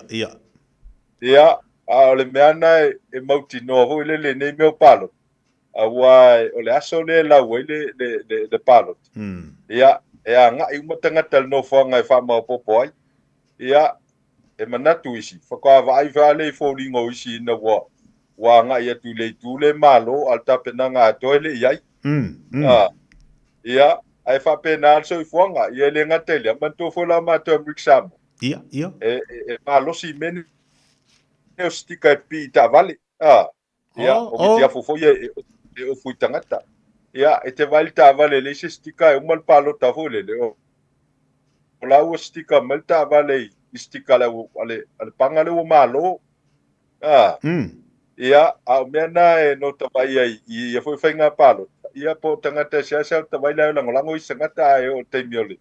o manuia le whaamoemoe ia wala e mai i la i o lo tusie sua foi la tu man malo io Ai se kakapalo ka na la man soifuanga io fa pena la man soifuanga tatou pe le mana o so si mal me fa ina ia e manatu ai so si mal vai ngai malo ia ai le lo professor langolango ia ele ia la tangata voi lele la sa alua mal fa mauni a malolo la na sui ia o ku foi masa ele por que despite the bullet no winga ia o no sa ia fa unga mal meu tu lai mai le to ma foi fa tausa nai lo tangata foi lele e sel mena vai ai te mo campaign ai ona alua ele le solo ta vale vanga le malo ia lai mu le koi mai ala vesini dali ala vesini dali munga a fa pela ngela ko nga me fa penga o e sele biongo ka alu o ka muri ai ke wa malo le si vanga ai ke wa ka wa vai mai vanga na wa ofu aku lo ka ofu ia wa pipi aku molestika e mo mai la saka ku pe nga vanga nga malo pe pa wale be o la vai mai o kala ngolango boy ia o lau facility tia fa lango ai le vai ngal vai ngal na ai vai mai le wai sa fa ia tu ile la tono fanga le e a fo e mafuta iai ia e la vai la to e matua talia ina oi e foi e uma lele al maftanga le tal no ia te oi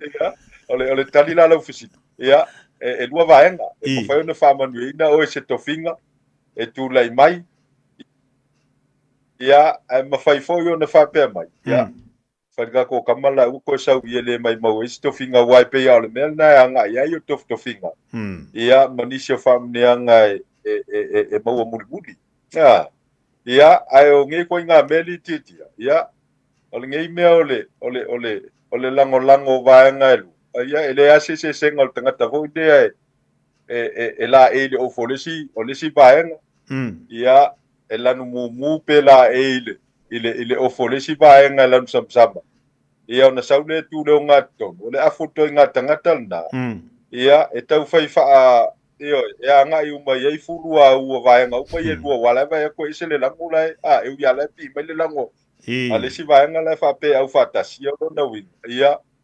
e mo kwa tele alonga fianga ia e o timata ka se vai ne fa fonga mai le tonu e o fururi da e o fururi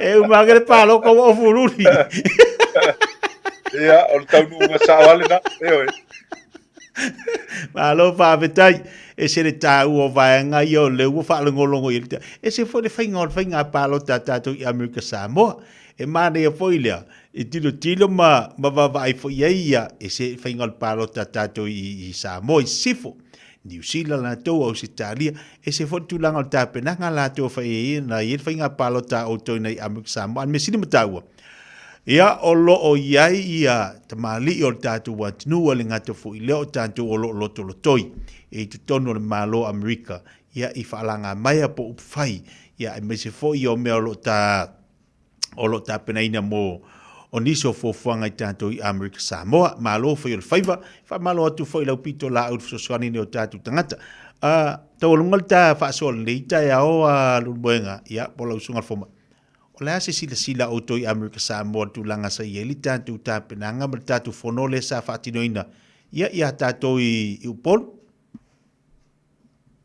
after tia ia ke man ko fo pese fo le wata fia fale ni fu ia masalo le langona le nalto tele lato i Amerika Samoa pe on fai lo tu te musola o le to tele mal sil ia tu male afa o feito fa tangata lai tuila manu o tangata mai Samoa ia mai o te lol te tel nga malo ia o telefoni o laptop so TV ia sa mafai o tatu tangata Amerika Samoa sila mai moa fa fonga foi ia i polo kalama uma ma tapenanga o le foi fa moe ia e o foi la ile whawhotupo le fionga I le tupo Pertania le sa whaia le fionga I siu. Ia, o wawa ia, to se tasi o woma mai, sunga ia tano tusi sen, tusi whawhtai. Ia, le sa iai male tau whai atu, ia, ona ave foi leo le whiau whawhtai le uso wae, ulo ona au. Ia, walewa matou mafuta Amerika Samoa, ia, o se tasi foi o ona ngandua I longa foi tūlai mai o le whionga ia tano. Ia, ma o te lo se tasi o insinia sinia electrical engineer I le stete o Alaska. Ia, ma e se la foi le langona pa vai I tangata masani ai. Ia, o au fia plo kalama lea. Ia, ma e tūlanga ese tia tel malo atunu le fionga il tomaitai palemia o lana kabineta. Ia, whapea foi le malo o Samoa atoa wa se tasi o wainga e tusai o le tele o saunoanga foi ma a suiusfono ma le vaenga le media. Ia e fōlinga mai sa ave fōli mawhai teunga o ai a me se lava fioanga malalwhanga. O ina sa tātou ilo ai. Ia le tūlanga mawa e o le talinga malo Samoa e le ngata I mea umalawa. Ia sa whea ngai malo ai whapea fo ia tāpenanga sa whea ngai moa o mātou tangata I au fo I so mātou nu o sa matau. Ia sa ia delegation a se tasi fo I o nu o Cambia. Ia sa mau fo le avno o mātou nu wawa e tu iata sa whilo I ai mal delegation. A le fo ia tu nu. Ia mai e tele tala ave. Ia e tu mawa e el tātou tu nu. Ia I le nalolangi ia to. Ia tāsia ia ave a whapea e le ngata e lau ilo il tātou tunu il talinga malo. Ia ai mai seo o nisi mea matau tia I longa I le anga I luma. Wala vai ia le tau il tātou tunu I mea whale tonu tia. Ai ka ke fia vai ia whalongo I mea mātango fie ma mea mānaia. Ia e tau il tātou tunu ma tau il tātou tangata Samoa. E oi. Sa ole leia. I le mai tau fo ina o tātou tangata. E moni e ma sa oile saunuanga. Ta fia whalea li fua ina ua ta tilo nei tāpenanga. A ma tātou lava I awhio anga pe ona iai. E whai ole mātango fia fo I o fua ma tāpenanga.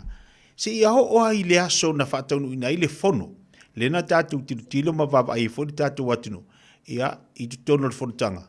Ai mai sole o tāpenanga sa whaatino le a taimina awa ia tuai ia malo ia whaataunu le whanutanga langi ino le vi o Samoa si ho ola vai whaafia fianga le sira vai ngā sa mata ina tele ia I le whanutanga o le taimi o whaafia fianga lo moenga mana ia tele le taimi o whaafia fianga Ia e mo I le leila usaunanga tia Ia sa whamneina lo tangata I telo tausanga I awai telo fontanga nei e le ngata o fontanga al Pasifika fontanga al Laulangi. Ia mai sa ese la fulu langona ina ua uva ai le production o le tu fata singa ele matavai cultural center.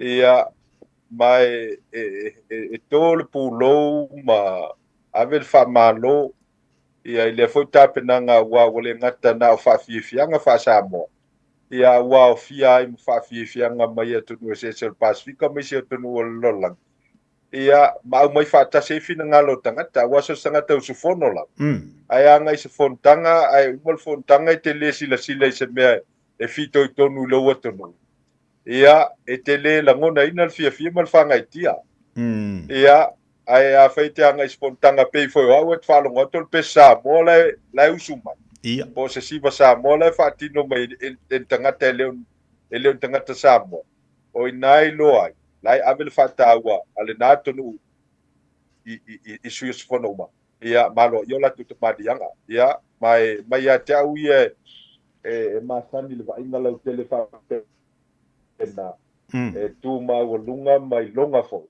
ia le tapenanga sa whaafino ia I o tātou malo. Ia ai meisio mea umalava sa whaatino ina o tātou tangata. Ia mai maui. pe ana fai e whāuau e a whapea winga i o tātou tangata. E le ngata o tali malo i tangata ese. Ai whapea nā fu tali malo i tātou wa tangata. Sa ore lei. Ia, tu tusa uma tangata e le ngata i tangata e o maisi atunu. Pe e moni a ile sa unuanga litao. Ia ho ofo i o tātou wa tangata i tu tusa fu ia le whatino ino tari ngā malo. Ai, ono le tātaimi. Whaftai tele lava le sunga le foma i le tā whaasoa le litai au le tūlanga o lo i le tā penanga le tau pālota. Ia, me se foi o leo a mai foi se finangalo o tātou i Amerika Samoa. Ia, e mita i foi le nganga la tō mo le loto. Tūlanga sa i le tā penanga le tātou malo i le fono sa whaatino ina lava yaso. Ai, mana ia tele le litai au o whaasoa. Mama nino le mata le vai. Tūlanga o lo ia le whainga pālota. Ia le whamai mo le a tātou toi whilo le vasa fau. Ia, ma tātou tilo lopo la le tūlanga o la iai. Ia, tātou i Amerika Samoa. Ai whaafitai tele lava a lumuenga. I le tali wala au, ma le whaasoa le tātou pokalame. Ia, whaafonga fo le tātou atunu. Ai, maise o tātou ainga uoma paanga. Le olo mo le mawina le tā whaasoa i lunga le tātou tautua. Nei vaenga le tai au. La lafa tuia le nai tū. Ia, polasi si vaenga te fia sauno iai. Ma wha mai el tā pokalame ma le nganga whaaloalo lumuenga. Tia le avanoa, fia whamawina le whaftai lau sunga lo whamtutungu el plokalama. Ia ele ngata o tā walawa plokalama. Ia e mawa le avanoa e vavai e fōi ma whalongolongo i lau siufonga. Ia e whatau teia le telo plokalama e alfa fonga mau o le tunu. Ia whape na fōi il tātu tunu. Ia anga leipele li i whaiwa tofi ma ngā ruenga o lo whenga iai. Ia whamoe fo i le vai aso po iai so i fōm leola o i luma. Ia o le am whaifona maua nisi o tonga. Mes fo whamtalanga tu sao. Ia e whatatau. Ia i mea lo tutupu i Amerika Samoa. Mo nei teimi. Ia whaftei tele mo le avanoa. Ia whaso i fo ia tia. Ia mesel tātou tunu o lo mau mailo leo whaftai. Malo whaftai, manuia foi whaivalo flima, ia, ai mai se foi au tūte ma ngā ruenga, pe o na ngā lue ai tono le tātou tunu ina i Amerika Samoa. Alo whatele atu le tātou pokalame, lo moenga soifua mai manuia? Ia, whaftai soifua. Ia, soifua, ia. Lei ole, maftu mai le tātou tunu le tai au lungo le tātou pokalame, pe o na iei le whasoa, ma le whatatanuanga foi. Ia, ma le tofai ia lo moenga, ia, le sunga le fomai, ia pau, Roy, au sange pe ona ile po kalame lita yao, ia lu ta pena ia Amerika Samoa lato i le lato whainga palota. Tatu tilo foile. Ese le te leo le vaenga o loanga iai, ma le sao o tatu tangata Samoa, o loi tu tonu po au mau tonu Amerika Samoa. Ia ala ngata foile, ia la foile tatu te vavai, o lo mita o tatu tangata i Amerika Samoa, i le ta penanga a le tatu fono pe ona iai. I tono le tātou wā. Tunu, taime la wati lea ua toi se funma le valu minute o na tāle o leitu la se funma le lua. Ia, manatu ala solonga le leima manuia le ia vaenga le tātou pokalame i maftumai le tātou wā. Tunu, wha malo whael whaiva, malo fore ngā lue, malo wha malosi i ngā lue ngala ne fo iaso.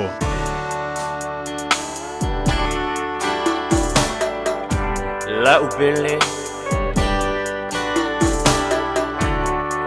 Fai ngocho le lai le sama fusa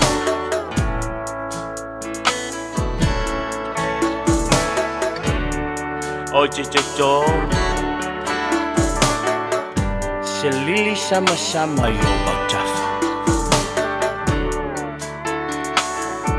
E fai lea mabainga O lea lofa A fai ai mucho Lene yola ya eloa ono banganga ma ona fai waja wachala oche chota selili sama sama yo tafa Faila foi ele taia I ame olela Namo chala lona funga Ua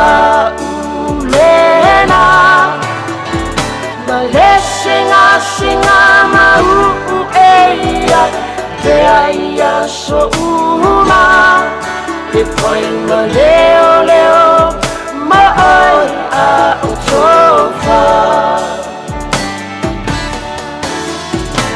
a fai la foi le taia I ave o le la nama chala lona funga wa ulena Maleshinga shinga mau eia te aia so uma e foi ma leo leo ma ai a utofa vai leo ma vai longa se lo fa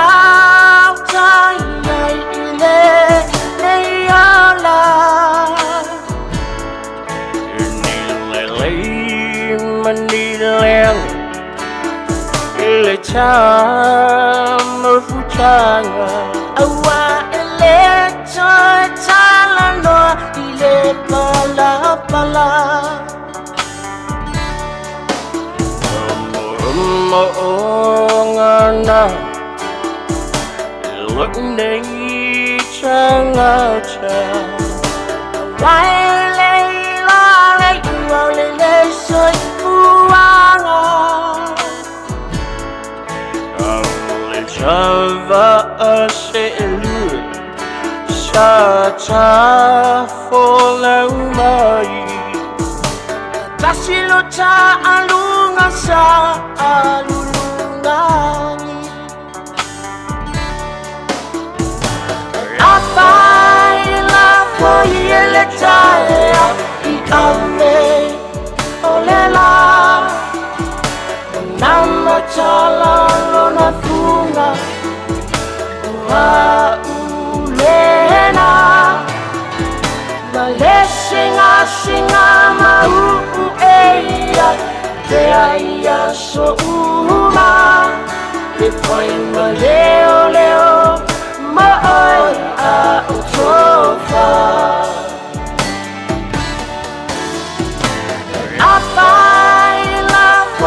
Ele taia I ave olela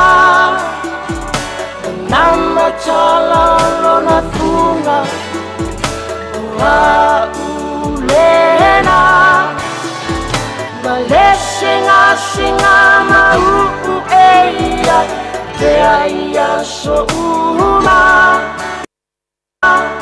e foi ma leo leo ma ai a utofa Afai la foyele taia I ave olela Nama chala lona funga wa ulena Maleshinga shinga mau eia te aia so uma e foi ma leo leo ma ai a utofa vai leo ma vai longa se lo fa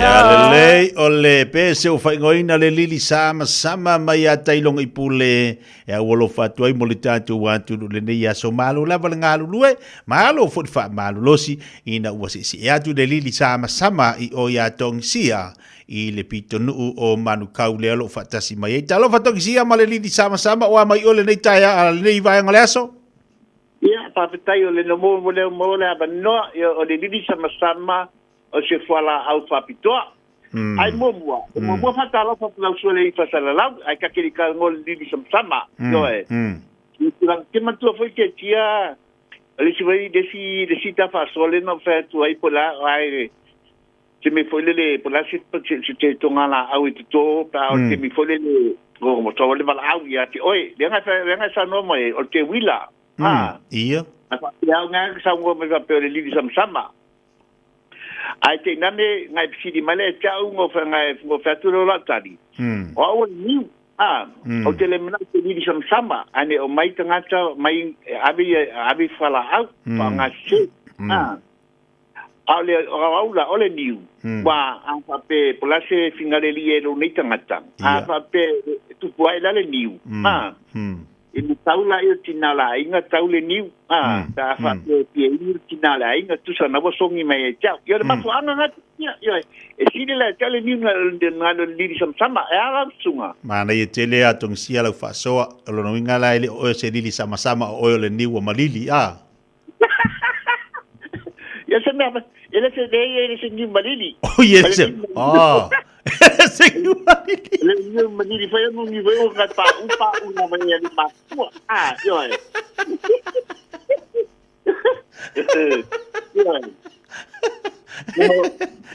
Olo ma e le langu viole ai singi bali ai ole wa ka wa mo o le ngiu lo nga winga la fa pe fi tau mafa le tina la inga le niu lo winga ola tau mafa lo winga la le te fa me o le niu o le ngiu fa umi o le ngiu o malili ka ola le ngiu malili e lo koi o le koi pipi i se kaumi e lo koi pipi i se ngiu lo nga winga wa mo me fangara nga le wa pa u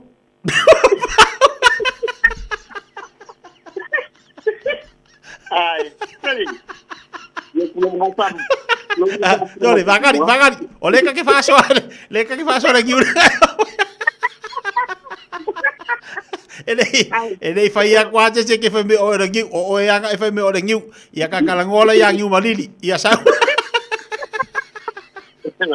Ele maridi forni kaka ma mordi. Ele vai ter aqui com até que tá fala ole pese lili sama-sama tongisia o ia nga sa ngo mai ole niu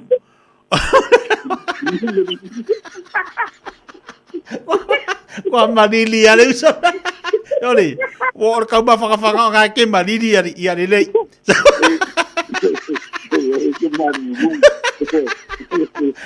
o mari ka malu ke malili ia le wa malili ka ba ia malo le suole nei fo ia oli ia ole ata mal ngona fo fi o te mo le nei aso matango fi ta faso ia la fatu e la sunga tulango lo ia la tu mo danga ia malili maya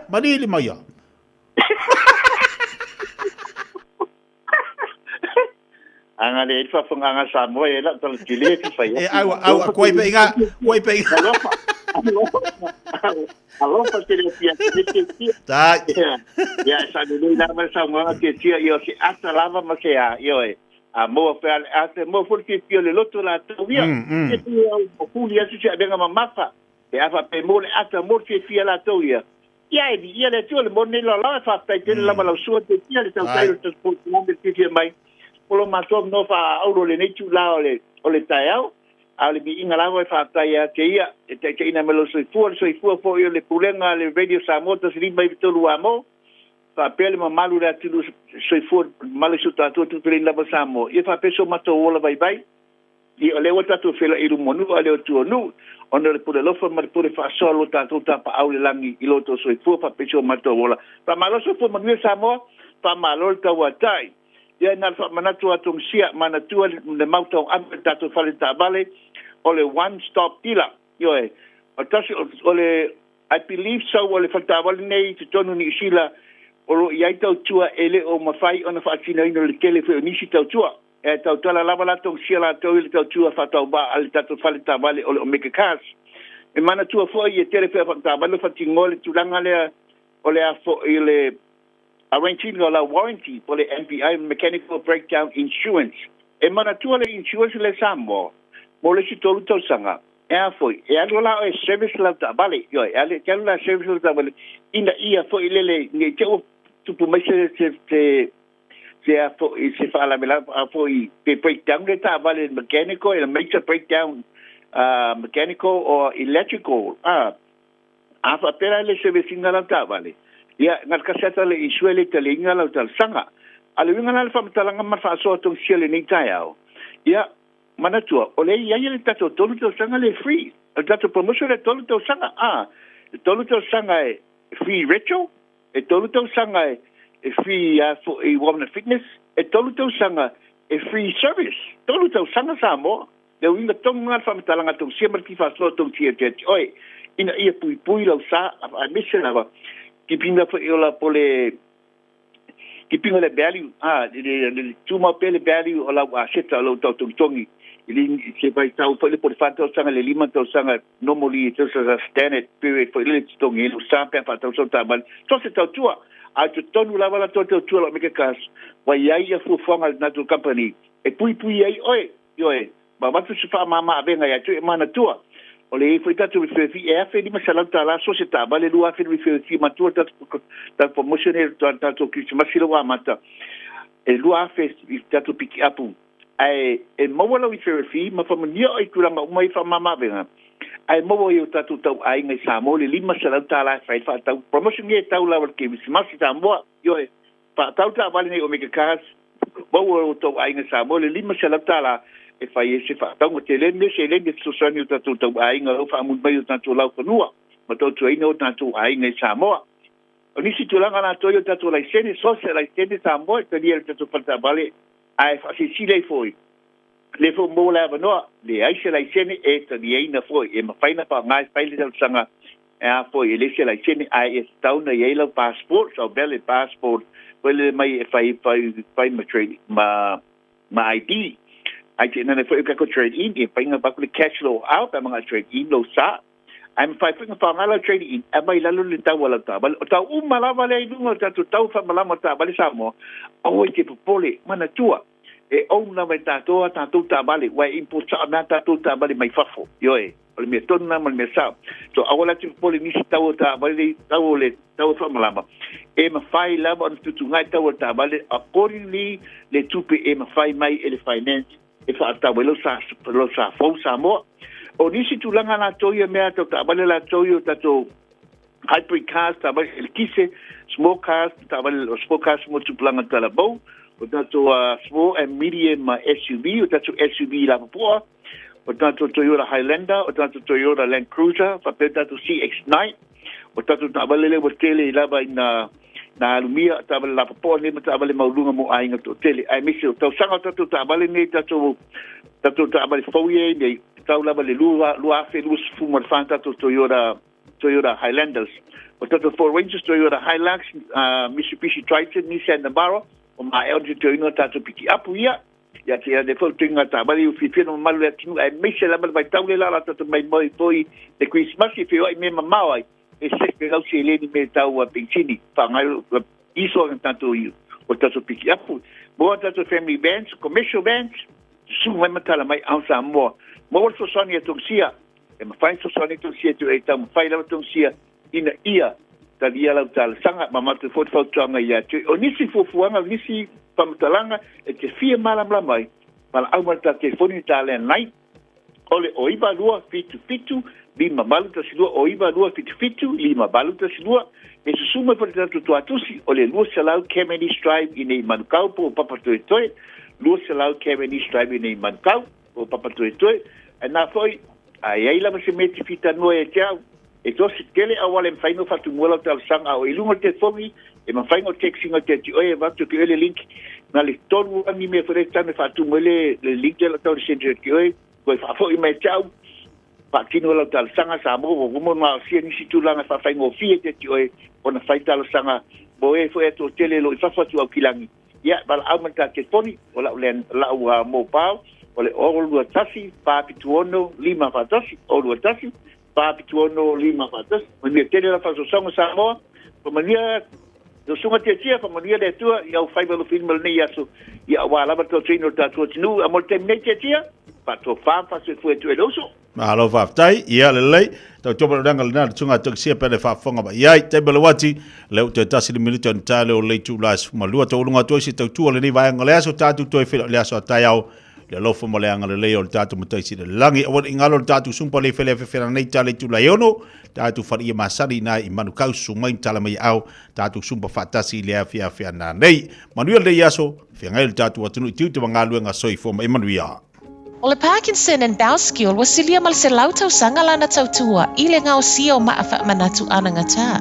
O tau sa ili sa maafa manatu mo se pele ia oe. Le Parkinson and Bowel skill na amatanga o sia na maafa manatu. Mai le afe valu se lau valu ono. Vala au lole o valu se lau, fitu tolu tolu, fa tolu tolu. Pe emaili le info@parkinsonbowelskill.co.nz mo nisi whaamtalanga. O le A1A Tree Care Limited, lātou te whaia au onanga nei. Teu, whamama, whangata, pe ave sea ni la au mapongati mai lo whanua. E ma whai fo na lātou te wina lau tonga la au matoi te tau. Wasilia ma se fulu tau sanga o lana tau tua. Wala au lua le A1A Tree Care Limited, le olua tasi olua o tolu ono o. Olua tasi olua o tolu ono o.